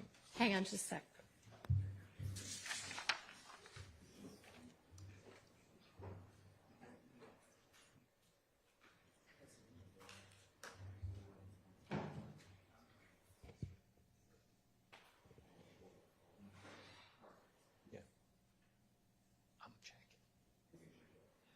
should all. Okay, yes, sir. Judge, I was just going to clean the record up. I said 901. I meant 90211 notice under business records. Okay, but nobody's offering something as a certified business record, so I think we might be getting ahead of ourselves a little bit. And, Your Honor, I'm the one that actually examined this witness during the Daubert hearing. All right, so do you have anything you can point us to for like a date or an order or anything like that? Yes, that's what I was actually having our team do. Okay. And just to be clear, if he, I don't recall him being qualified previously. If he has been, and we do have an order, because we've got orders on everything. I just don't have my binder with those. So if he has been so qualified, then obviously I would withdraw my objection in regards to that. All right, and then what all did we need to sort out about, well, we can excuse the witness for now. We'll see you back at 1:30, please. Thank you. So what we were looking at, Your Honor, was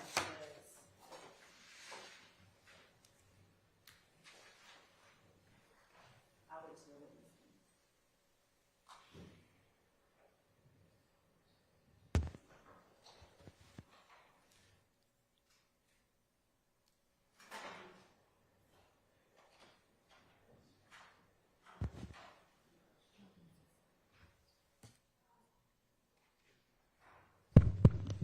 What we were looking at were the reports that Investigator Kilgore just talked about and the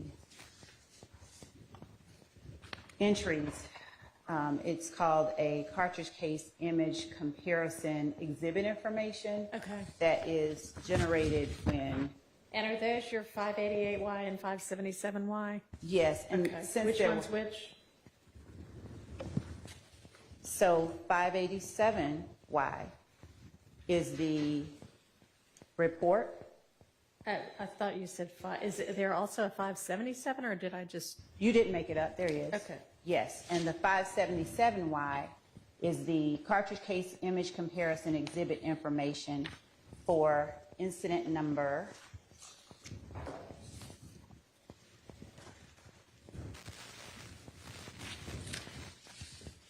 587Y is his report for all of these, or just for a particular one? The way it works is when they get an incident report and case information or evidence from that incident report, it's specific to a particular report. Okay. So this particular one, 587, is for incident report number 151180462. Okay. And for the court's edification, I'm not going to do it while the witness is on the stand. This is for the April 28th shooting at Adele. Okay.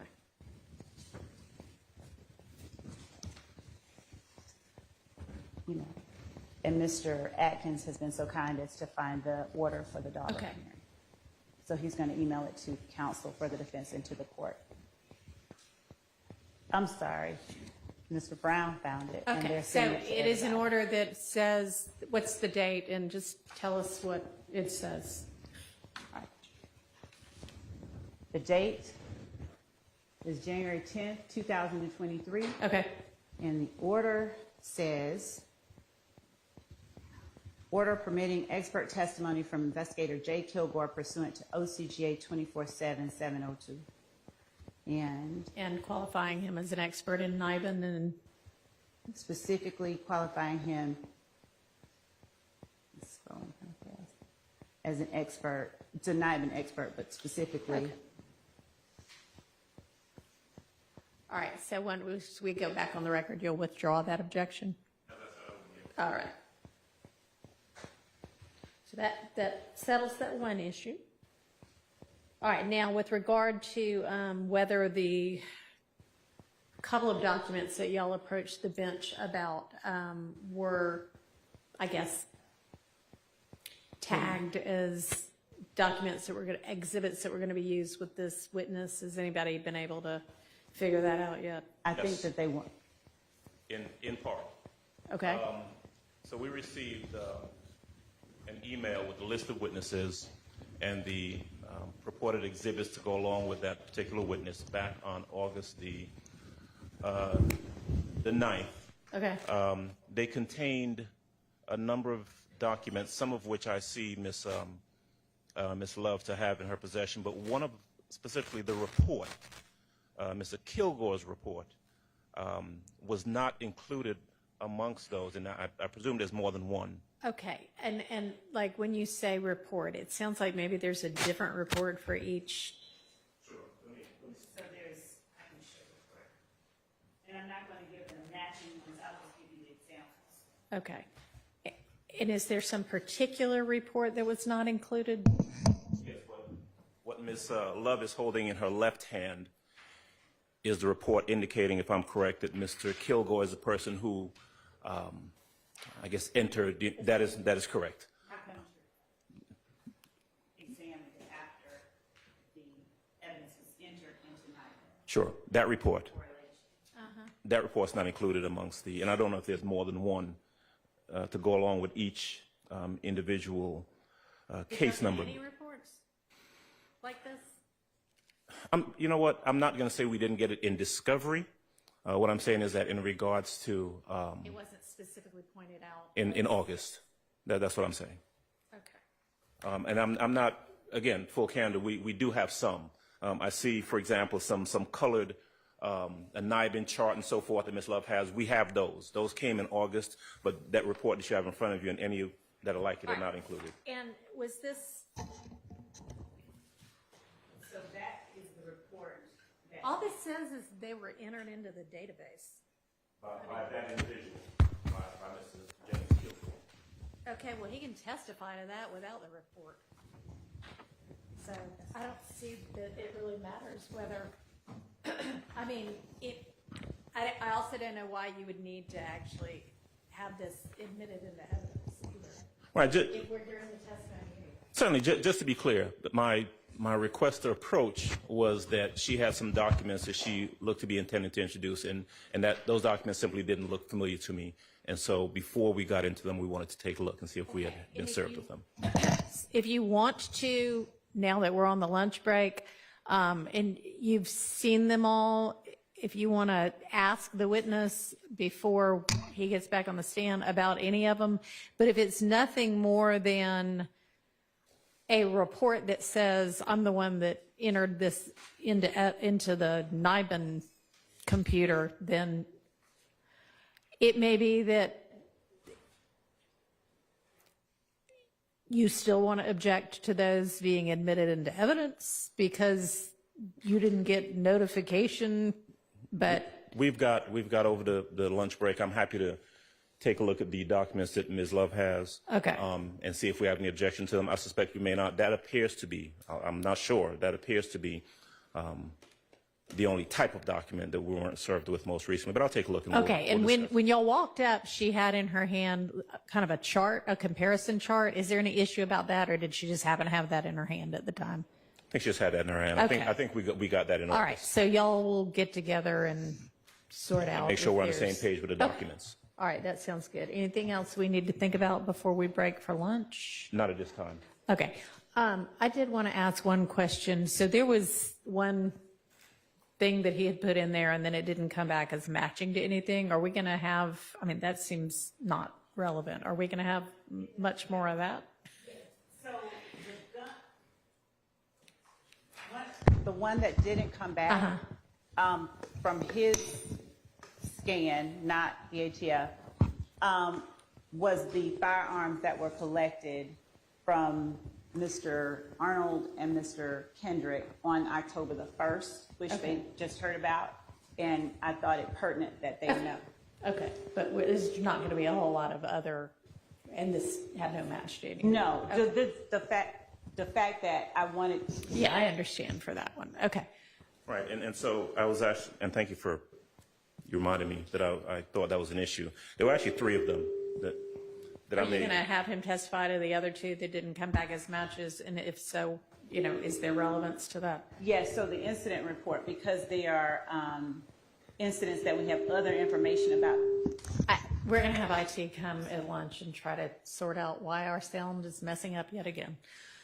So the incident reports that I have him talking about are incident reports that the jury has heard information about. Okay. And even if there's not, and I think like Mr. Adams said, there may be only about 3. Okay, just to say they did all of it, they followed up or whatever. Okay, that's fine. So my position would be the relevance. Okay, well, I think on that, given that there has been suggestion that APD only did what they wanted to do, and for particular results, I would overrule a relevance objection. Okay, whose phone offered the unsolicited math facts? Mine, when Okay. So I assume you must have your setting on where you don't have to say, hey, Siri, or push it. It just listens at all times. Oh, he said serious, and it thought it was. Okay. Well, hopefully that won't happen again. All right. Can I ask you? Yes. And everybody else can break for their lunch. Can I ask a question, Yeah. a substantive question?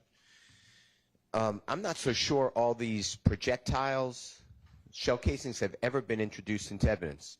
I'm trying to check to make sure.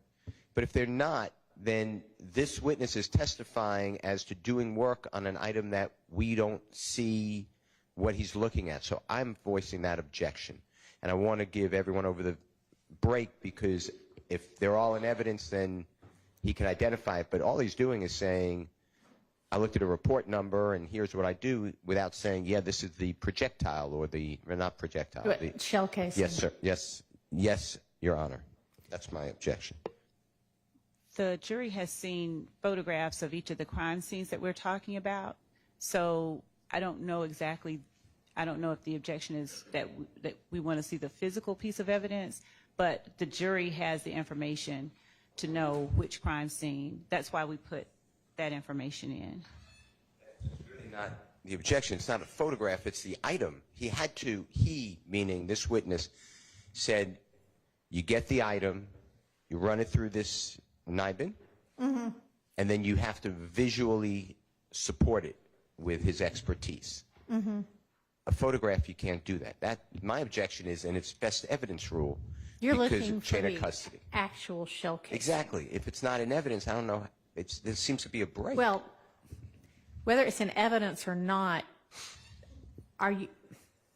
is there a chain of custody objection or? Custody, and he has no idea. He's reading a report. There's no evidence before him that he looked at to say, yes, I checked this out.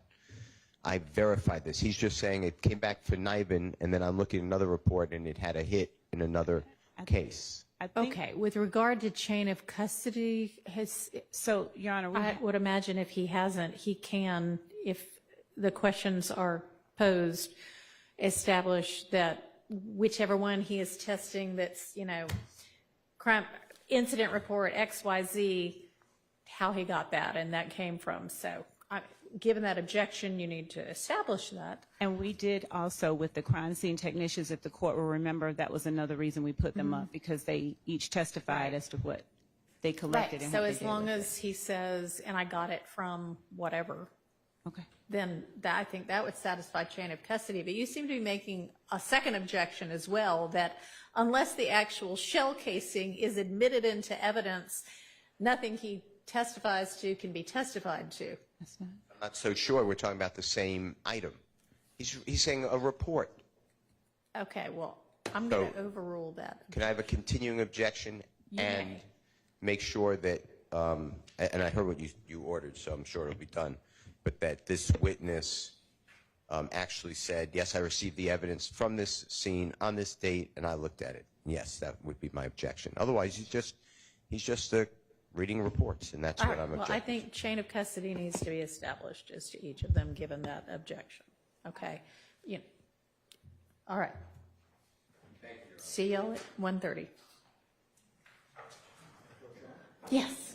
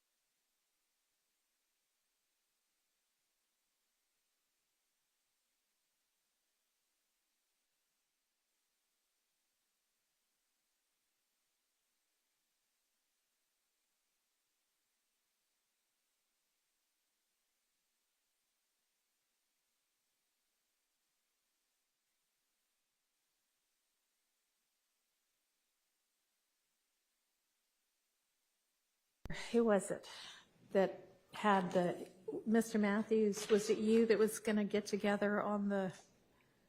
No. Who was it? Was it? I don't even Mr. remember. Adams? Whomever had the issue with. It was Okay. Mr. Adams.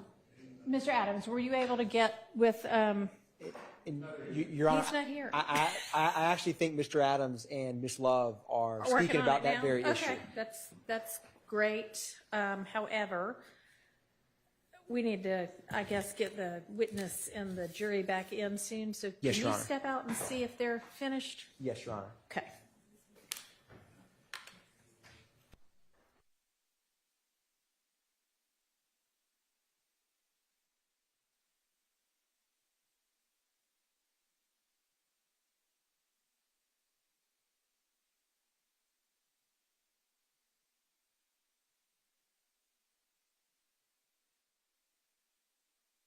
Else anybody needs to bring up in the meantime? Okay. All right, well, we'll just recess in place for a few minutes and give them a chance to get finished with that.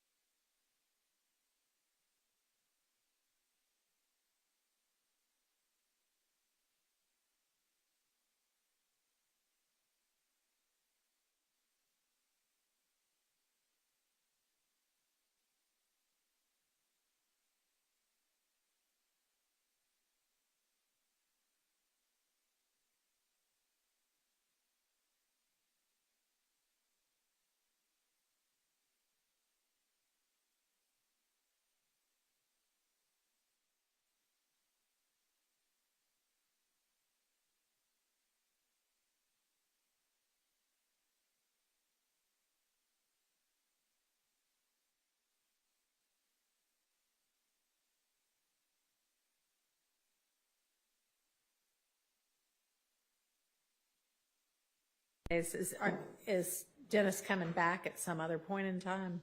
Or have you narrowed his testimony or hers, his? I will double check. Okay. I don't believe he's coming back after this, but I don't want to speak.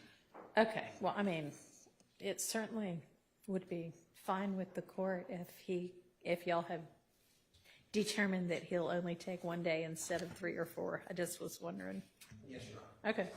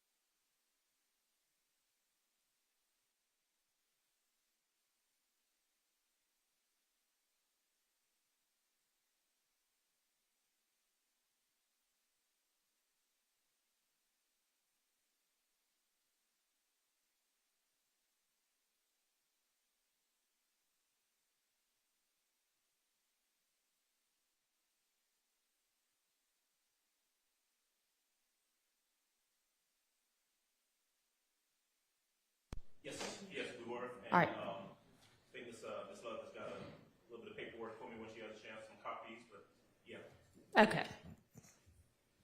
All right, then let's get the jury back. Thank you.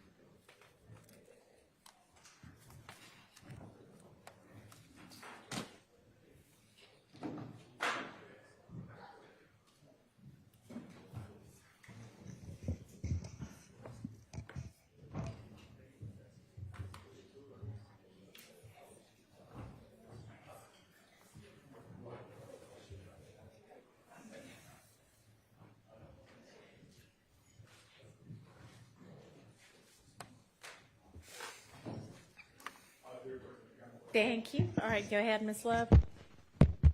Thank you, Judge. You may have a seat. Investigator Kilgore. Investigator Kilgore, I want to just clarify something that you touched on before we broke for lunch. When you said that once evidence is brought into the lab and entered into the NIBIN system, a correlation is done. How many people did correlations back in 2015 on the evidence that was brought in that was from the crime scenes that we're talking about? At the time, I was the only one doing the correlation. Would you do me a favor and lean into a microphone, whichever the court tells you to? I'm sorry, it's not on. Push the button. Sure. It's a red light on. Thank you. Yep, there we go. At the time, I was the only one doing the correlations. All right. Were you the only one with that training to do the correlations? No, there was one other person trained, but at the time, I was doing all of the correlations. All right. And once you did a correlation, what was the purpose of the report that you spoke about earlier? Just to show that the crime lab processed the evidence and did a report on it. Was it then possible for a report to be generated by someone besides yourself on a correlation that you did? Yes. Okay. The person that enters the evidence may not be the one correlating it. And again, at the time, I was the only one doing the correlations. Okay. So they may have entered the evidence, but then I would do the final correlation and look at the results. And is the correlation that particular act, that is that particular expertise, that which sets you apart from someone else in the lab? Yes. All right. So we were talking about the crime scene or the incident number 150080094. Yes. Right? And what evidence did the crime lab at the Atlanta Police Department put into NIBIN for that particular crime scene?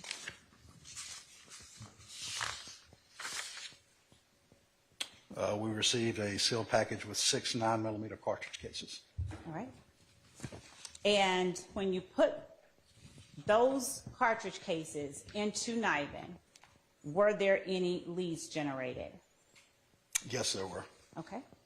And what were the case numbers for the leads that were generated?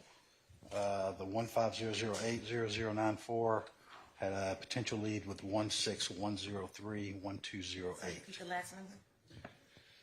The 150080094, and then the other one was 161031208.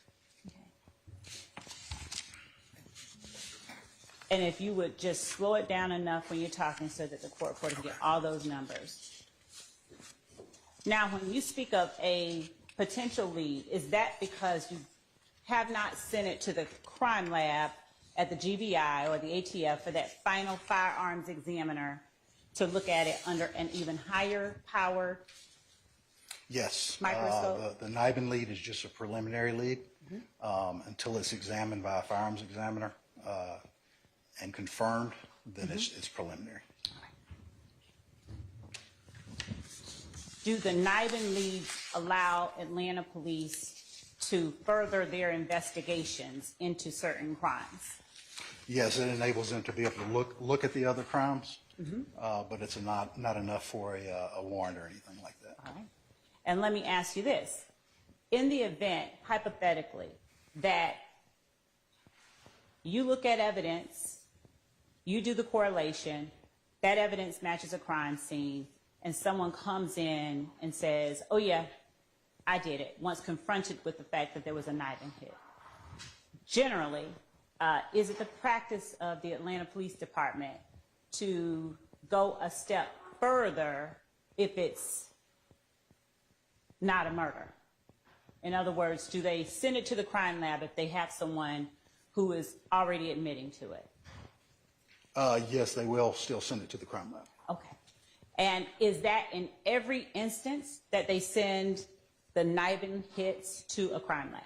Not every instance. Sometimes if there's no suspects or victims or anything that we know of, they may hold off on it until something else comes along. But every lead is not sent to the crime lab.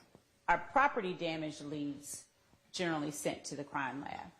Not generally, not unless they need to follow up with some sort of other crime. And when I say property damage, what do you understand me to be meaning? Something where somebody wasn't actually shot. Okay. Do you have access to the incident reports at the time that you're doing your correlation? Yes, but we don't generally look at those. Why? Just to stay unbiased. So not to involve ourselves with the crime itself. So you're with the Atlanta Police Department, but you don't want to involve yourself with the crime itself, you said? Correct. Okay. Do you not list on your reports, when you notify the officers, any information about the crime scene itself? No. Like a victim or a suspect? Well, if the victim or suspect, if we have that information, we'll include it on our crime lab report. Okay. But that's generally as far as we'll go with it. And what is the purpose of that information? Just have it in the report itself. Okay. On the report generated for 15, and this is for incident number 150080094, and I will label it, Your Honor, and I will not tender it, but I will label it and provide Mr. Adams the copy he requested. Okay. I will label it 570 Yankee, Mr. Adams. Okay. On that report is the victim Stacy Adams that's listed. Yes.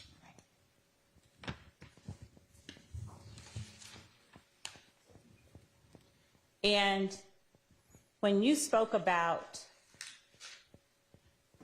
the potential leads to case number 161031208, would you tell the jury what it is that matched from one crime scene to another, or that produced a potential lead from one crime scene to the other?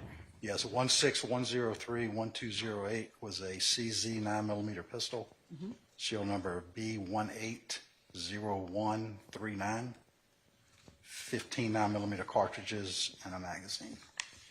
And 150080094 was 6 9mm cartridge cases. And again, you can't talk about what happened in incident 161031208 or the other one. I'm not familiar with the particulars. Your Honor, just for the record, I'm going to call the next exhibit that I refer to 571 Yankee Alpha. Okay. Was there a report generated to make an investigative, to alert the officer regarding incident 161031208? Yes, we printed out a NIBIN lead report, and that information is relayed to the officer to let them know that there was a potential match. And was that forensic technician Stanton that sent the officer that information, or that generated that report? Yes, Stanton entered the gun into the NIBIN database. And that report we have labeled as 571 Yankee Alpha. Now, would you describe for the jury what the IBIS HD3D match point cartridge case image comparison sheet consists of? Yes, one side of the sheet is the reference exhibit, which is the one that we put in. The other side of the sheet will be the test exhibit that the computer and the technician look at to say that there's a potential lead between the two.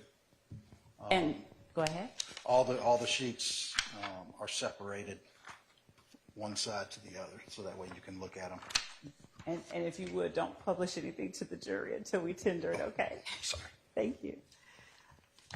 Does it also consist of a picture of what you are looking at when you are doing the correlation? Yes, when we mark it as a potential lead, it captures that picture Okay. so that anybody else that comes behind us can look at it and be able to see what we were looking at. And labeling, Your Honor, the next exhibit that I'm going to refer to as 570 Yankee Bravo.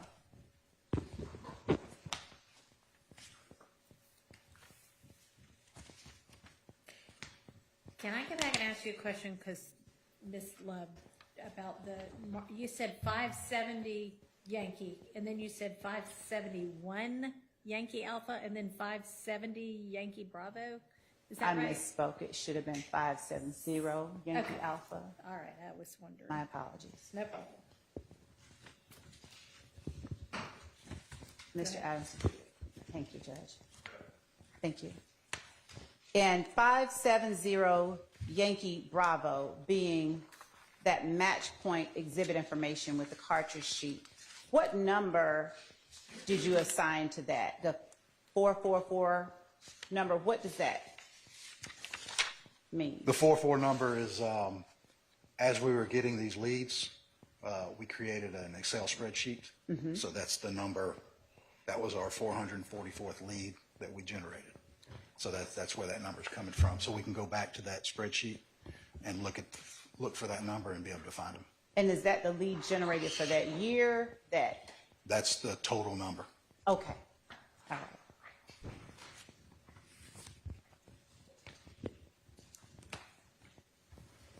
And do you have anything at all to do with locating or apprehending any suspects that are found as a result of these I do not. NIBIN hits? Okay. Moving to 15127 0278 and labeling the report regarding that incident number 571 Yankee.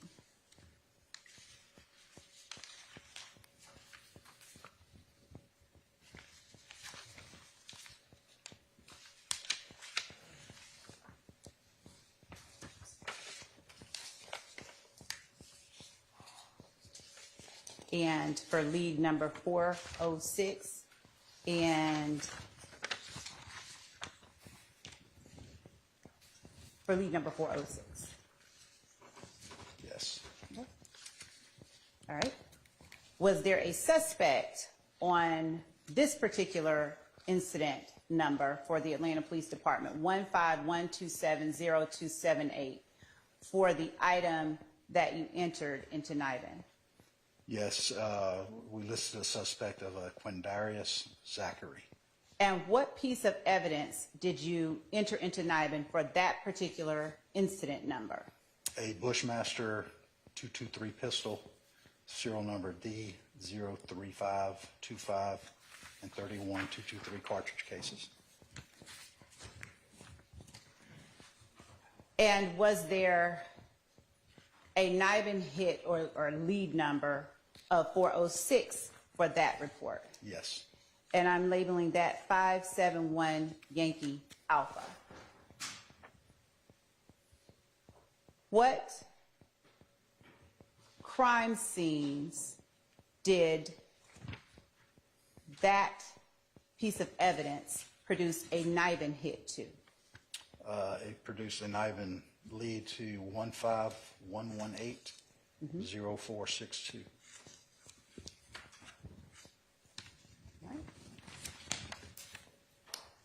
Did it produce a NIBIN hit or lead for any other crime scene? Yes, we generated one other lead with that.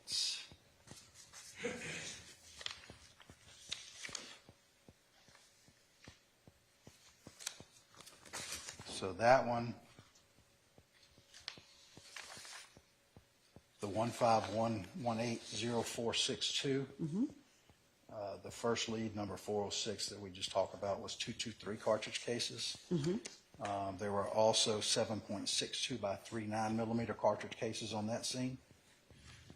And that one had a potential match with 15118 118-0588.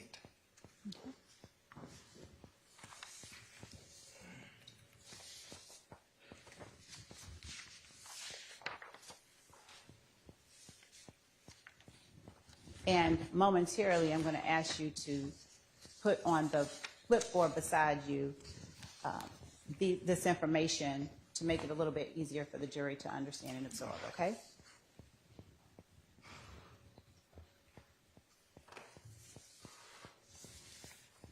For that last incident number that you listed, ending in 0588, Yes.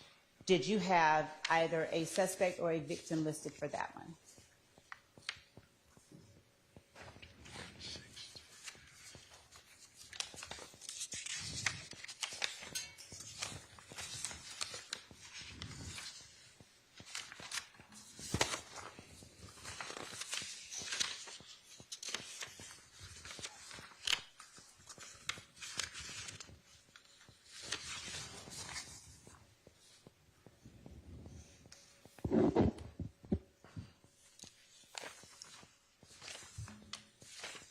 And I'm turning your attention, let me ask you this, to the 151180462.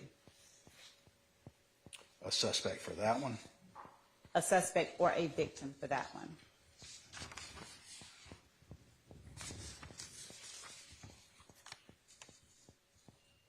Yes, that one had a victim of a Denise Beal, B-E-I-L. Do typos ever happen when this information is being entered?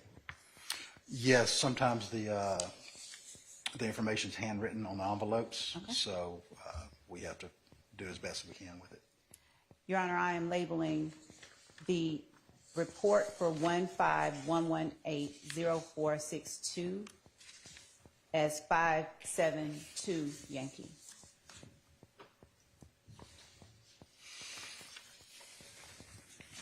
Is there also a lab case number associated with each of these reports? Yes, there is. With 151180462, the lab case number is APD-2016-00216. Okay. And what was the hit number for that particular incident? 405. Your Honor, I'm labeling that sheet 572 Yankee Alpha.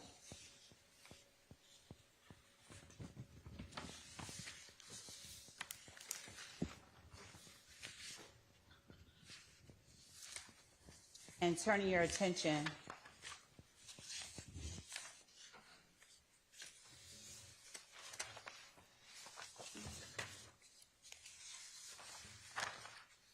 to 151180288 and the report associated with that incident number, which the state will label 573 Yankee. What is the lab case number for incident 151180288? Lab case number is APD-2016-00215. And what is the lead number or hit number for that, which the state will label 573 Yankee Alpha?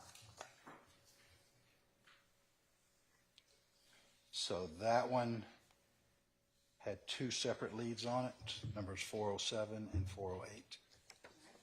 407 is labeled 573 Yankee Alpha, and 408 is labeled 573 Yankee Beta.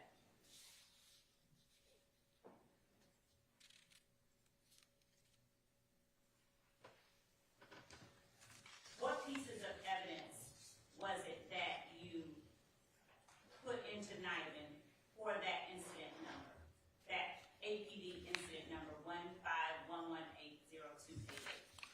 So we received 7 10-millimeter cartridge cases, 9 45 ACP cartridge cases, 14 40 cartridge cases, and 23 223 cartridge cases.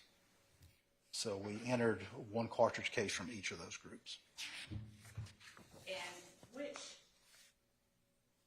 piece of evidence matched which particular incident number or gave a hit to which particular incident number? So number 407 was linked with 40 cartridge cases, and 408 was potentially linked with 45 ACP cartridge cases. And when you said 40 cartridge cases, did you mean the caliber? Or 40 caliber, yes. Thank you. Now moving along to incident number 15254-0119, and the report for that incident, which the state is labeled 574 Yankee. Would you tell the jury what the lab case number is for that incident report? APD-2015-02723. And were there any potential leads for that particular report? Yes, let's see.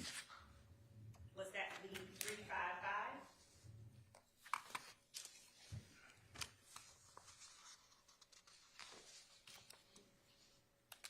Yes, it was 355 and 356. There were two potential leads on that one.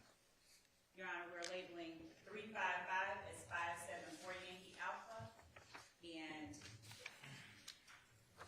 356 as 574 Yankee Charlie. And in the middle, is there a report issued for incident number 150783205?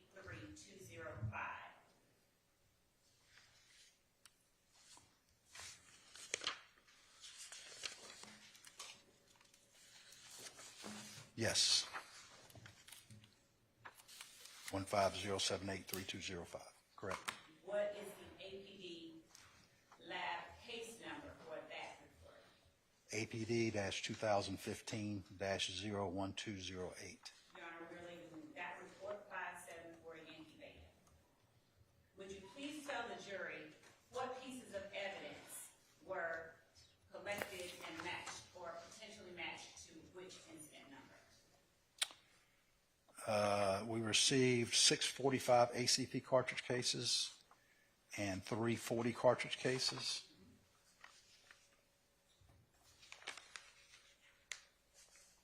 So that 356 was with the 45 cartridge cases, 45 ACP cartridge cases. Okay.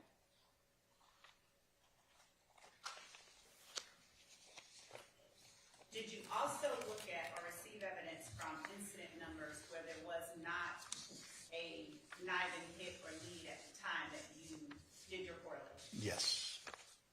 For 15274-0150,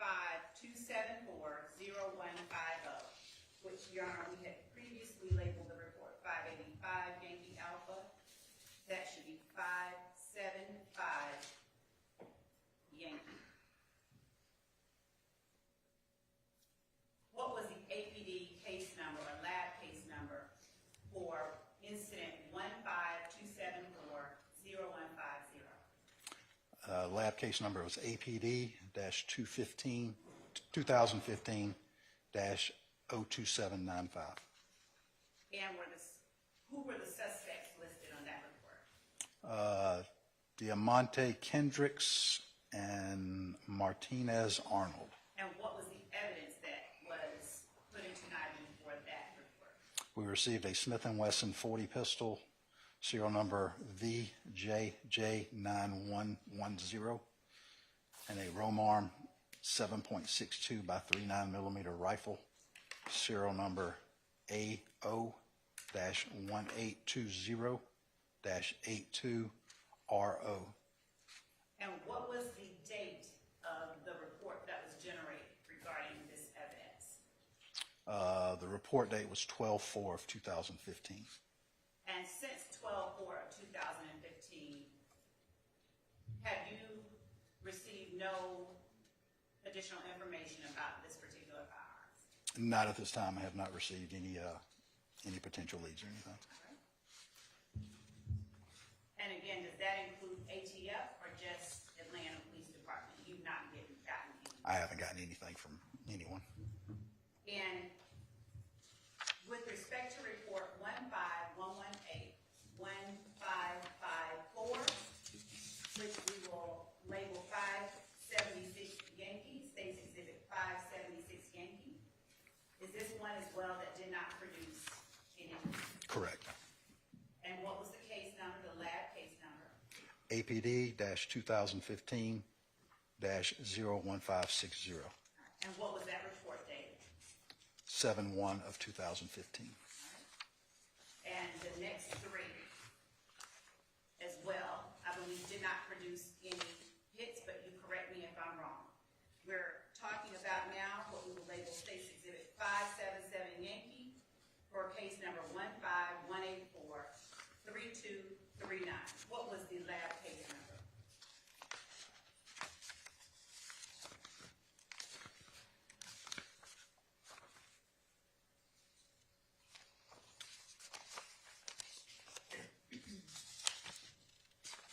I'm not showing that in my stack. I'll approach and show you the.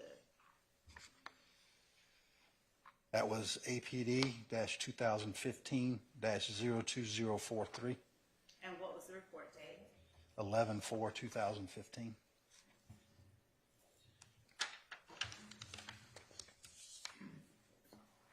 And who were the suspects that you had as to those or that piece of evidence? Marcuvus Gray and Trontavius Stevens. And what was the evidence? A Taurus 9mm pistol, serial number TAW58741. And State's Exhibit 578 Yankee, would you tell the jury with respect to incident 15006-0301 what the lab case number was for 578 I have Yankee? that one. It was APD-2015-01039. Who were the suspects? Alexis Greer and Diamante Kendricks. And what was the evidence? A Smith & Wesson 40 pistol, serial number DWE8593. And finally, as to what we are labeling State's Exhibit 579 Yankee for incident 150680293, what was the APD lab case number? APD-2015-01772. Were there any hits for that particular piece of evidence? There were not. And what was the evidence? It was a Sky Industries 9mm pistol, serial number 029828. All right. As you described earlier, how multiple pieces of evidence could connect with multiple crime scenes, did I ask you before you came in here to diagram out what it was that you were telling to the jury? Yes, you did. And would you please diagram out on the flip chart in front of you what it is that you were explaining when you talked about various crime scene evidence matching multiple different crime scenes? Yes.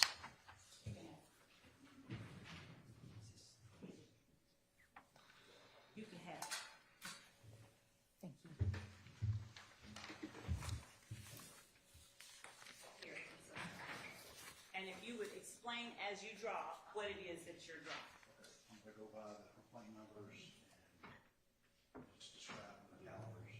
That's fine. And Your Honor, after this will be all that I have. Okay. And if you could do it like you in school and make sure you don't put your back to the people you talk to. Okay. If it's easier for you to move that to some other place, you can do that too.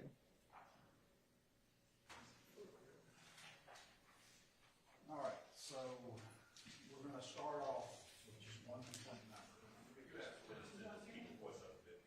voice up? Okay. Can't. He's not going to be able to draw and hold a microphone. Let's see if I can stand further this way. All right, so we're going to start off with 1-5. That is just 254 0119, which was a .45 Ruger pistol.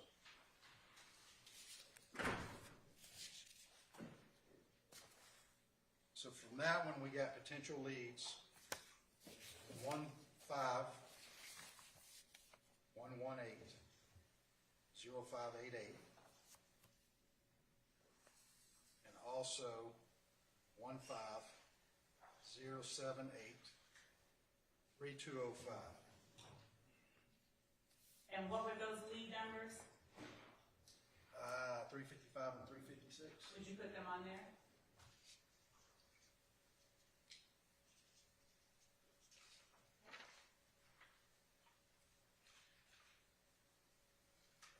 So from there,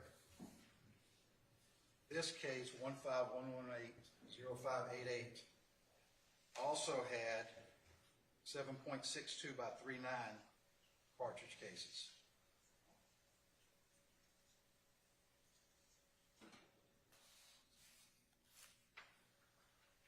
Those 7.62 by 39 cartridge cases link back to 15118-0462.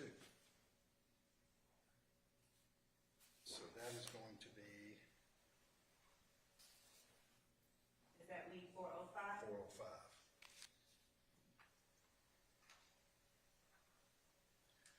405. One 0462 also had 223 cartridge cases. These were 7.62 by 39. And so that our record is clear, when you said these were 762 by 39, which APD incident report number are you talking about? 15118-0462 and 15118-0588. So the 15118-0462 were the 223s. It had a potential link with 15127-0278, which was a 223 firearm.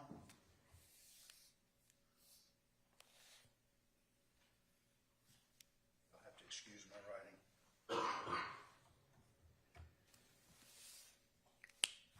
And there were two previous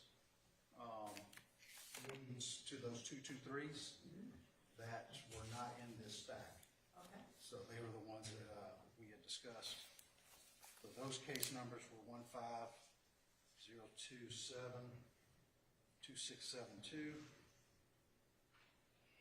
and 14273-1889.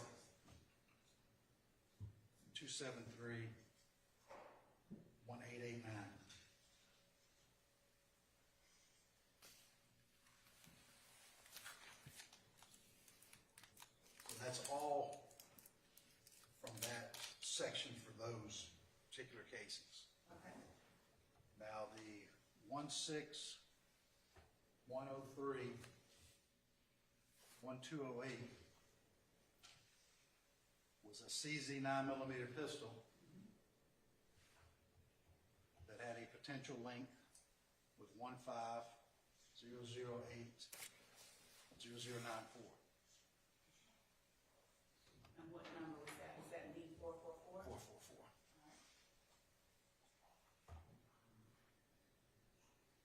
And then the last section, you have 15118-0288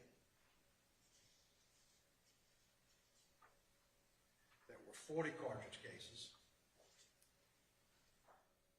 That had a potential match with 15019-2400.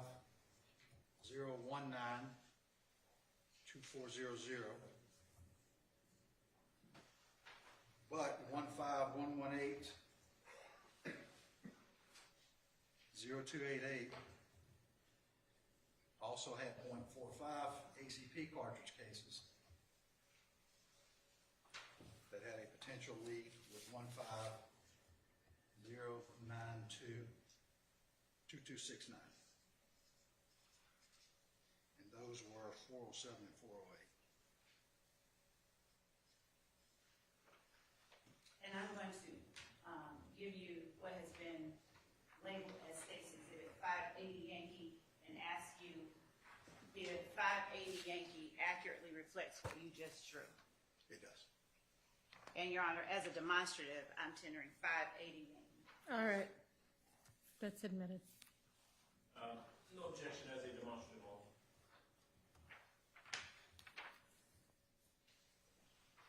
Thank you, Judge. And for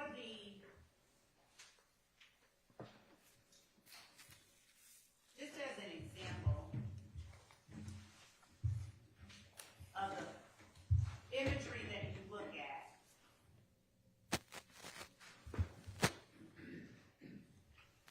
under the microscope,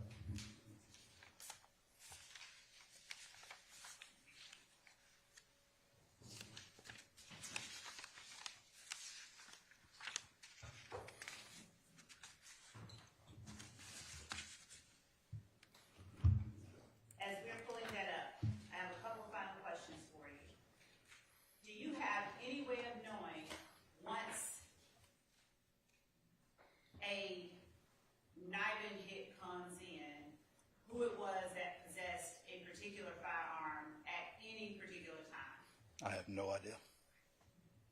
And is that your role to try and figure that out? No.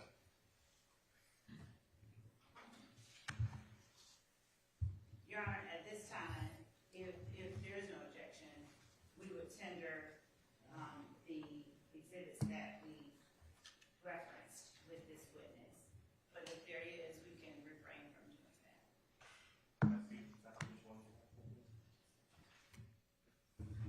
Is your mic on, Ms. Love? I took it off with the intent to give it to the witness. I apologize. That's all right. May I speak with Mr. Adams? Sure.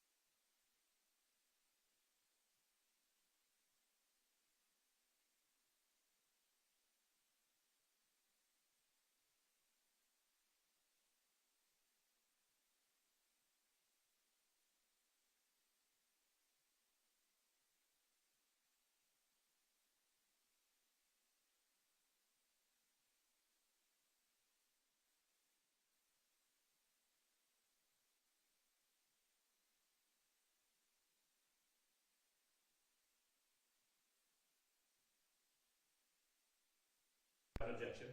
Okay. I'm going to object as these reports as being cumulative of the witness's testimony, or he testified to the same matters that are contained. Can I see? Is it just like the one are they all essentially like the one I looked at before? Yes, ma'am. All right. Is there a response? Yes, Your Honor. A couple of things. You're getting the marked up ones that I'm letting Mr. Adams hold, but we're going to give and tender clean copies of Sure. those. And as it relates to the reports, in as much as they are reflective of the evidence that he was performing the correlations for, I don't believe that especially where there's the picture, I don't believe that that is cumulative. It is representative. It's an illustration of the evidence and what he was actually looking at on the screen. Okay. So it seems like maybe, I don't know, these reports might be one thing, and then the things like the whole list of what gets looked at. Yes, Your Honor. And the picture might be another. I understand. So what we will do then is tender the IBIS track sheet that has the evidence that they examined. All right. So, And not the reports. okay. So you've got 3 pages. for each particular I don't know, do you? Some of them are in a little bit of a challenging order, but, three particular items. okay, You got the report, you got the IBIS, and you got right, the photograph. okay. So I would not have any objection to the IBIS in the photograph? photograph. The IBIS, I would add to my objection that it contains hearsay, to the extent that it has findings and entries on there, I believe. It has, I'm sorry, what? Findings and entries, information on there that is from someone else as opposed to just Mr. Kilgore. So I object to the report, to the IBIS, but not to the photograph. Any response, Ms. Love? Yes, Your Honor. The correlation was done by Investigator Kilgore. The photograph is reflective of the evidence that is listed on the IBIS track report. And in as much as one sort of describes the other, we would ask that both be admitted and they are not hearsay. Can I ask you a question, Investigator Kilgore?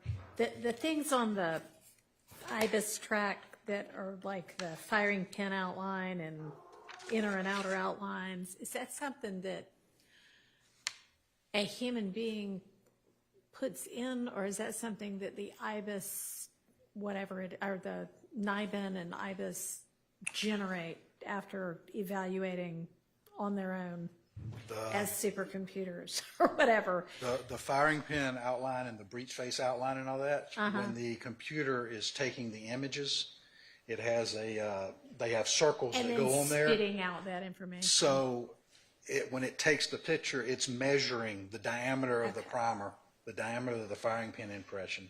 So that's the measurement that the computer does, so it's automatically generated. I'm going to overrule the hearsay objection then. So not the reports, but the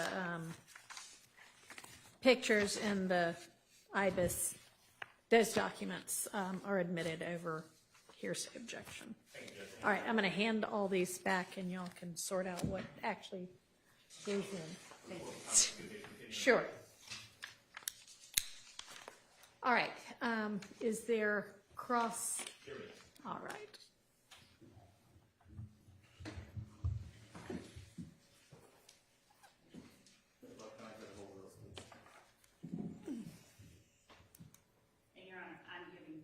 Okay, and so the A's and the B's would be the things that are from my records, or why don't y'all just, even at the end of the day, you can tell me what it is. That'll be fun. That'll work better. And Judge, as I passed the witness, I was demonstrating with the witness the photograph, what they're looking at. Right. I can do that on redirect of course permission and Mr. Adams. Okay, that's fine. However, doesn't matter. That's fine. All right, may I proceed? Yes. All right, Mr. Kilgore. Yes, sir. I've got just a couple questions for you, if that's okay. Okay. And you and I have had a chance to chat briefly about these reports that you have in court with you today. Is that true? Yes, sir. All right. So I want you to help me, if you can, to just kind of break it down, because you've testified for a while, but I think, and you correct me if I'm wrong, that we can kind of simplify it this way. You are not a firearms examiner. I am not. Okay.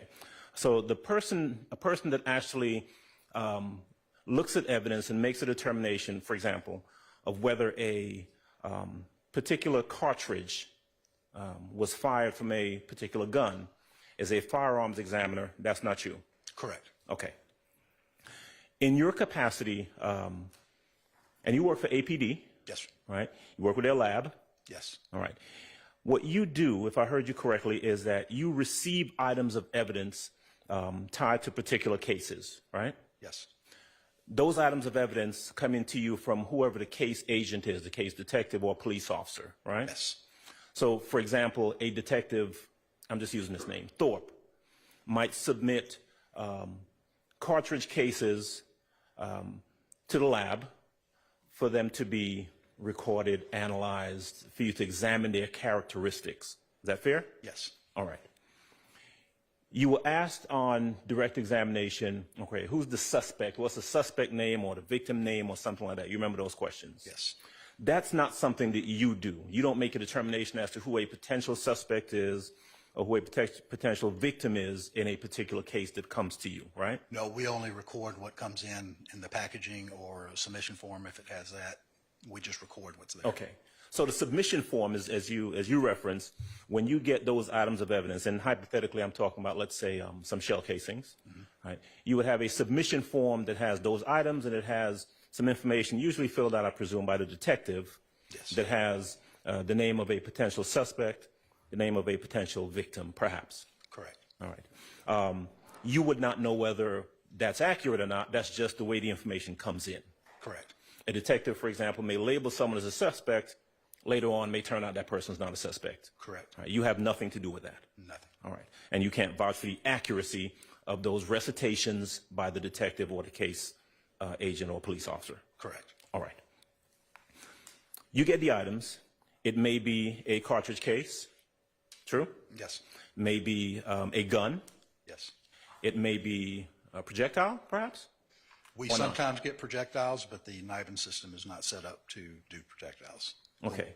In the case of, for example, a cartridge case, a shell casing, you would do a visual inspection, that may be the wrong word, analysis of it to determine what some characteristics that it may have. Correct. All right? All right. Once you've done that, you input those findings into the machine. Yes. Is that right? Is there a step in between that, or am I still on the right track? No, once we determine which cartridge case, then we'll pick that cartridge case and it gets entered into the NIBIN machine. Okay. So just to break that part down a little bit, you may have an evidence submission that comes in with 10 cartridge cases, right? Correct. You'll pick maybe one out of those 10. Correct. Once we triage it. Okay. Triage. Triage is what I explained earlier.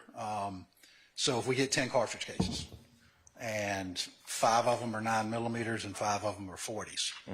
We'll separate those out first by caliber. Right. And then from there, we'll look at the firing pin impression. You know, if they're all circular, then we'll look to see if we see any similarities. There you go. And then pick one. Okay. But if there's no similarities or they're different shapes, then we'll again separate it out into another group. Okay. But that's just triaging to do a preliminary, I guess, a division of them. Okay. They have similarities, then you pick one out of that group. Correct. Okay. All right. And again, that's not a final determination. That's just kind of preliminary determination. Preliminary, correct. Once the firearms examiner looks at it, they'll make the final determination to say, yes, all of these came from the same firearm, or no, they didn't. Right. But when it's there with you, that determination is not being made there. I cannot do that, no. Right. You put it into the machine, and the machine, and that's the, what is it called, the IBIS 3D HD? Yes. Okay. You put it into that machine makes a determination, the machine does, that this particular item may be matched to another item in its system, in the NIBIN system. Correct. Okay. All right. Kind of like a fingerprint, perhaps. Yes. Right? Similar to the APHIS system, yes. Okay. Like the APHIS system, where you got a fingerprint, and the machine may say this fingerprint is a potential match to a fingerprint from some other case. Yes. Okay. All right. Now, that's not the end of it, though, because once that determination is made that there is a quote-unquote lead by the machine, then the items are sent to a firearms examiner to make a final determination. Correct. That is why you said earlier a couple of times that the computer determines that they may be a potential match. Yes. Right? Because potential meaning it may end up being a match, it may not have enough characteristics that an expert would say these two things match. Right. And when I say these two things, meaning you may have a shell casing in one case that ends up matching with a shell casing in a different case, right? Correct. Meaning that those two shell casings may have been fired perhaps from the same gun. Correct. All right. As Ms. Love asked you, the results, the potential or preliminary results that you get do not tell you who possessed a particular shell casing or firearm, right? Correct. don't tell you how or when that shell casing, that bullet, or that gun was used, right? It doesn't tell you, even if there is a potential match, one case to another, that that item, let's say a gun, was used by the same individual in one item versus the other. Correct. Okay. All right, give me 1 second if you don't mind. May I have a second, Judge? Sure. I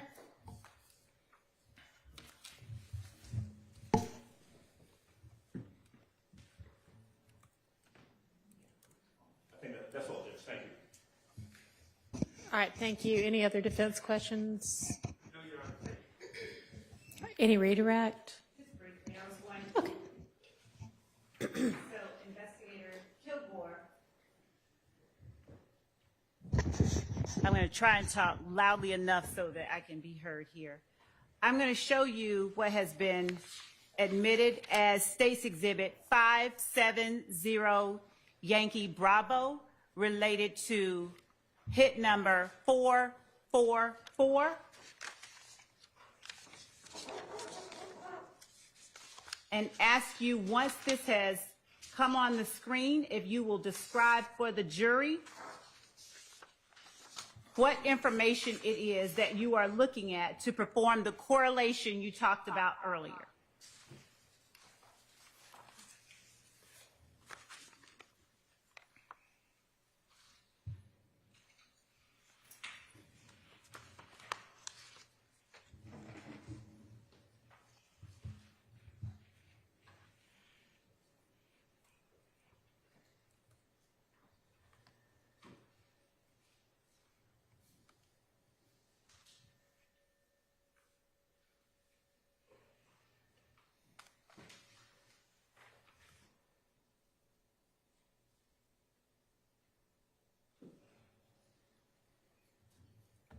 Publishing 570 Yankee Bravo.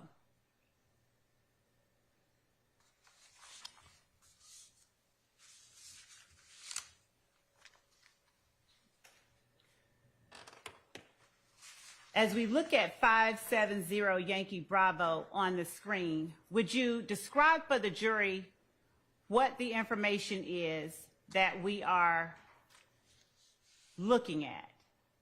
Just 1 second, I'm going to get it down where you can see it. And in front of you, let me do something and move this over. And I apologize for not asking the court's permission. That's fine. Would you describe for the jury the information that we're looking at, if you can, from what you're looking at? Yes, so this column is the reference exhibit. Crime lab number, APD 2016-00748. This is the agency number, 16103-1208. This is your test exhibit. Again, APD 2016-00514. This is the agency reference number here. This is the person who entered the cartridge cases. This is your current date of the crime. The dates that we created the case in Niven. Person that created it. Modification date. And modified by the person that modified it. And I'm going to scroll up and ask you what is on the bottom portion of that first page. So the top part is the case information. The bottom part is the exhibit information. So we got, this one is 1-T2. The T we did designate as a test fire. So that tells me that this was a firearm. The firing pin shape was circle. The manufacturer is Remington. The firearm was 1F. That's the item number that we listed it as. Over here is the case that had a potential lead with. Exhibit 1-2. 9mm made by Winchester. Circular firing pin. Category is just listed as evidence. Date of occurrence. expiration dates, the modification. So that's that information there. And when you speak about modification, what does that relate to? What are you modifying? When you enter it initially, you're automatically listed as the modifier because you saved it and submitted it to the data concentrator. Now, scrolling up to the imagery, well, before we get to that part, what is the portion of the exhibit that we are looking at on the screen now? So the second page you would have if you have a test fire, and it exhibits the firearm information. Okay. So again, it's 1F, it's a 9mm, it's made in Czechoslovakia, it's a CZ75, and then it lists the serial number. And again, the person that created it and entered it. All right. And now going down to the last portion. I'm going to actually rotate this image and ask you to explain to the jury what it is that you're looking at when you're trying to or making a correlation. It's scrolling up. Just a little bit. It is. It's slow, but it's Okay, if you can see, there's a line right here. So this is actually two different cartridge cases. So this is the reference exhibit on this side. This is the test exhibit on this side. You can see how these fine microscopic striations all look very similar. So when we see that, that tells us that there's enough similarities to warrant a further investigation by a firearms examiner to look at it closer under a microscope. So we would designate this as a lead. It's not a match. We can't definitively say it, but that's enough to tell them there's a potential lead between these two cases. Is the image that you look at in the lab of a higher or lower resolution or the same as the one that we're looking at on the screen behind you? It's a much higher resolution than this. We're actually looking at the actual photograph on the computer. This is just a copy of the printout. Okay. So the imagery is much better. And are you able to see more, fewer, or the same amount of detail on the higher resolution photograph in the lab? Objection, Your Honor. All of this is beyond the scope of the cross-examination and appropriate for redirect. Overruled. Oh, and and the reason is, yes, you are technically correct, but she asked, could she do this, because because she was working on the exhibits, went ahead and passed the witness, but this was essentially still direct. So that's why I'm overruling. Not because it's not technically correct, just because we went a little bit out of order with it. Thank you for the explanation. Okay. Thank you. So go ahead. You may go ahead. What were you saying with respect to the level of detail that you were able to see on the lab? Is the level of detail that you're able to see in your laboratory higher, lower, or about the same as what we are looking at on the screen? It can be higher because this is just the HD part of it and 3D, but they also have a way that you can add color to it. And you can manipulate these because it's a 3D image. You can move them in and out, and you can also enlarge it so you can see it better. When you say manipulate, are you changing the evidence in any way when you look at Not it? changing when I say manipulate because it's a 3D image. You can turn them to get the lighting right so that you can see it better. Okay. And does that allow you to see striations and similarities even better or the same? It depends on the cartridge case. Okay. Everyone's different. All right. Thank you. And thank you, Judge. Thank you all. That's all that I have. Anybody have any follow-up from? Okay. All right, then I think that we are finished with you, and you may be excused. Thank you, Your Honor. And we're going to take a break right now. I know it's earlier than we normally do, but we're going to break now. All right, so the jury.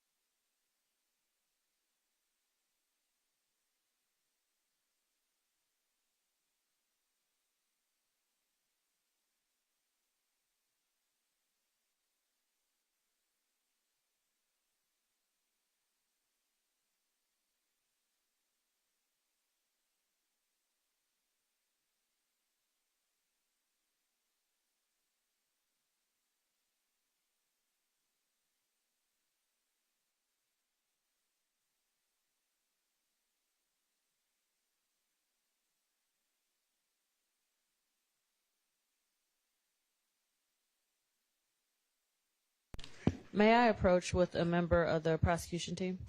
Thank you.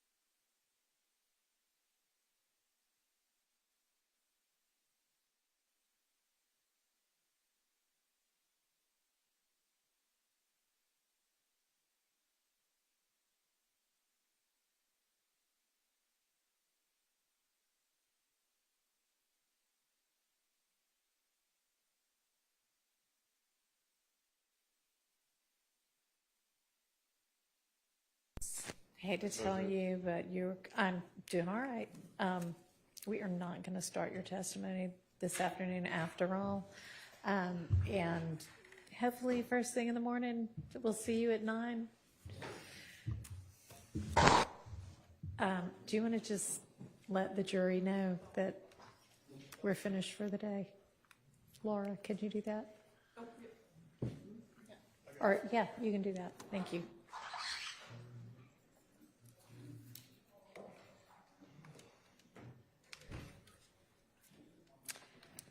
All right, so we are finished with trial testimony for the day. I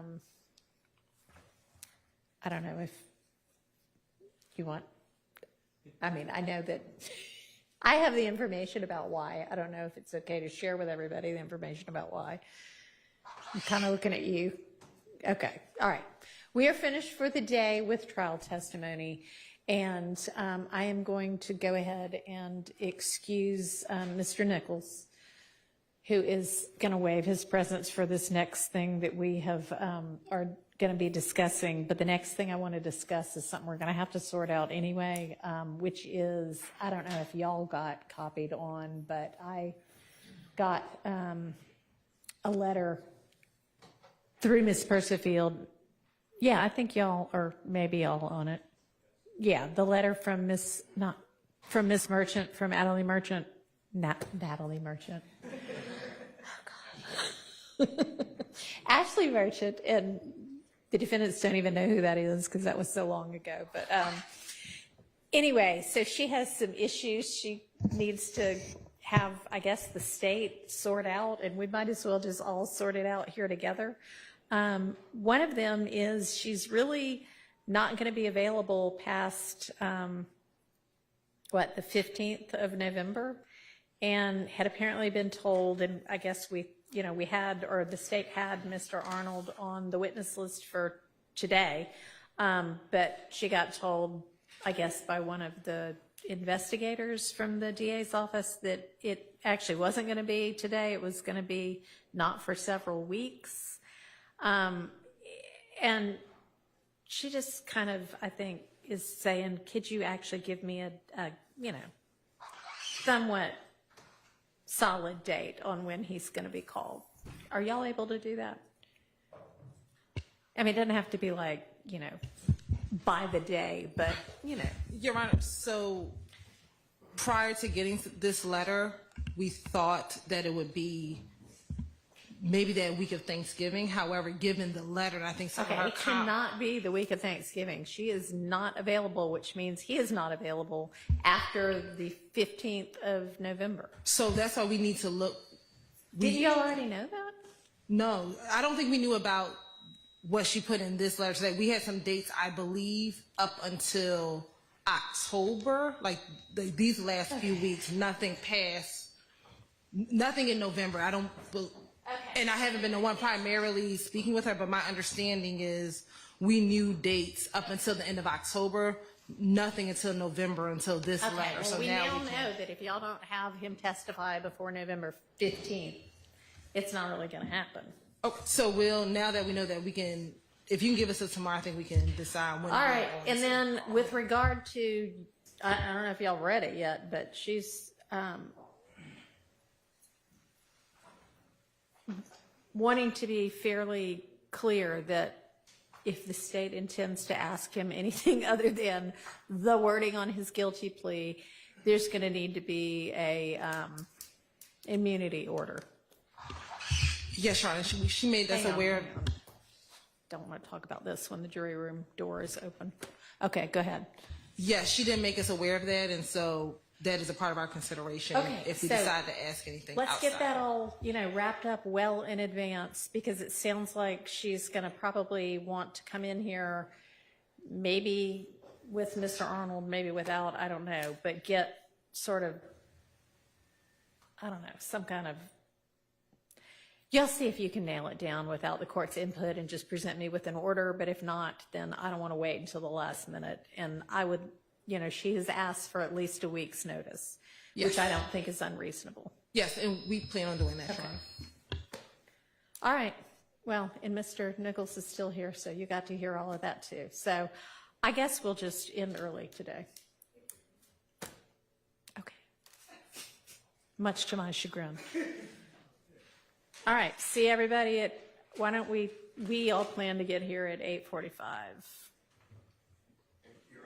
All right.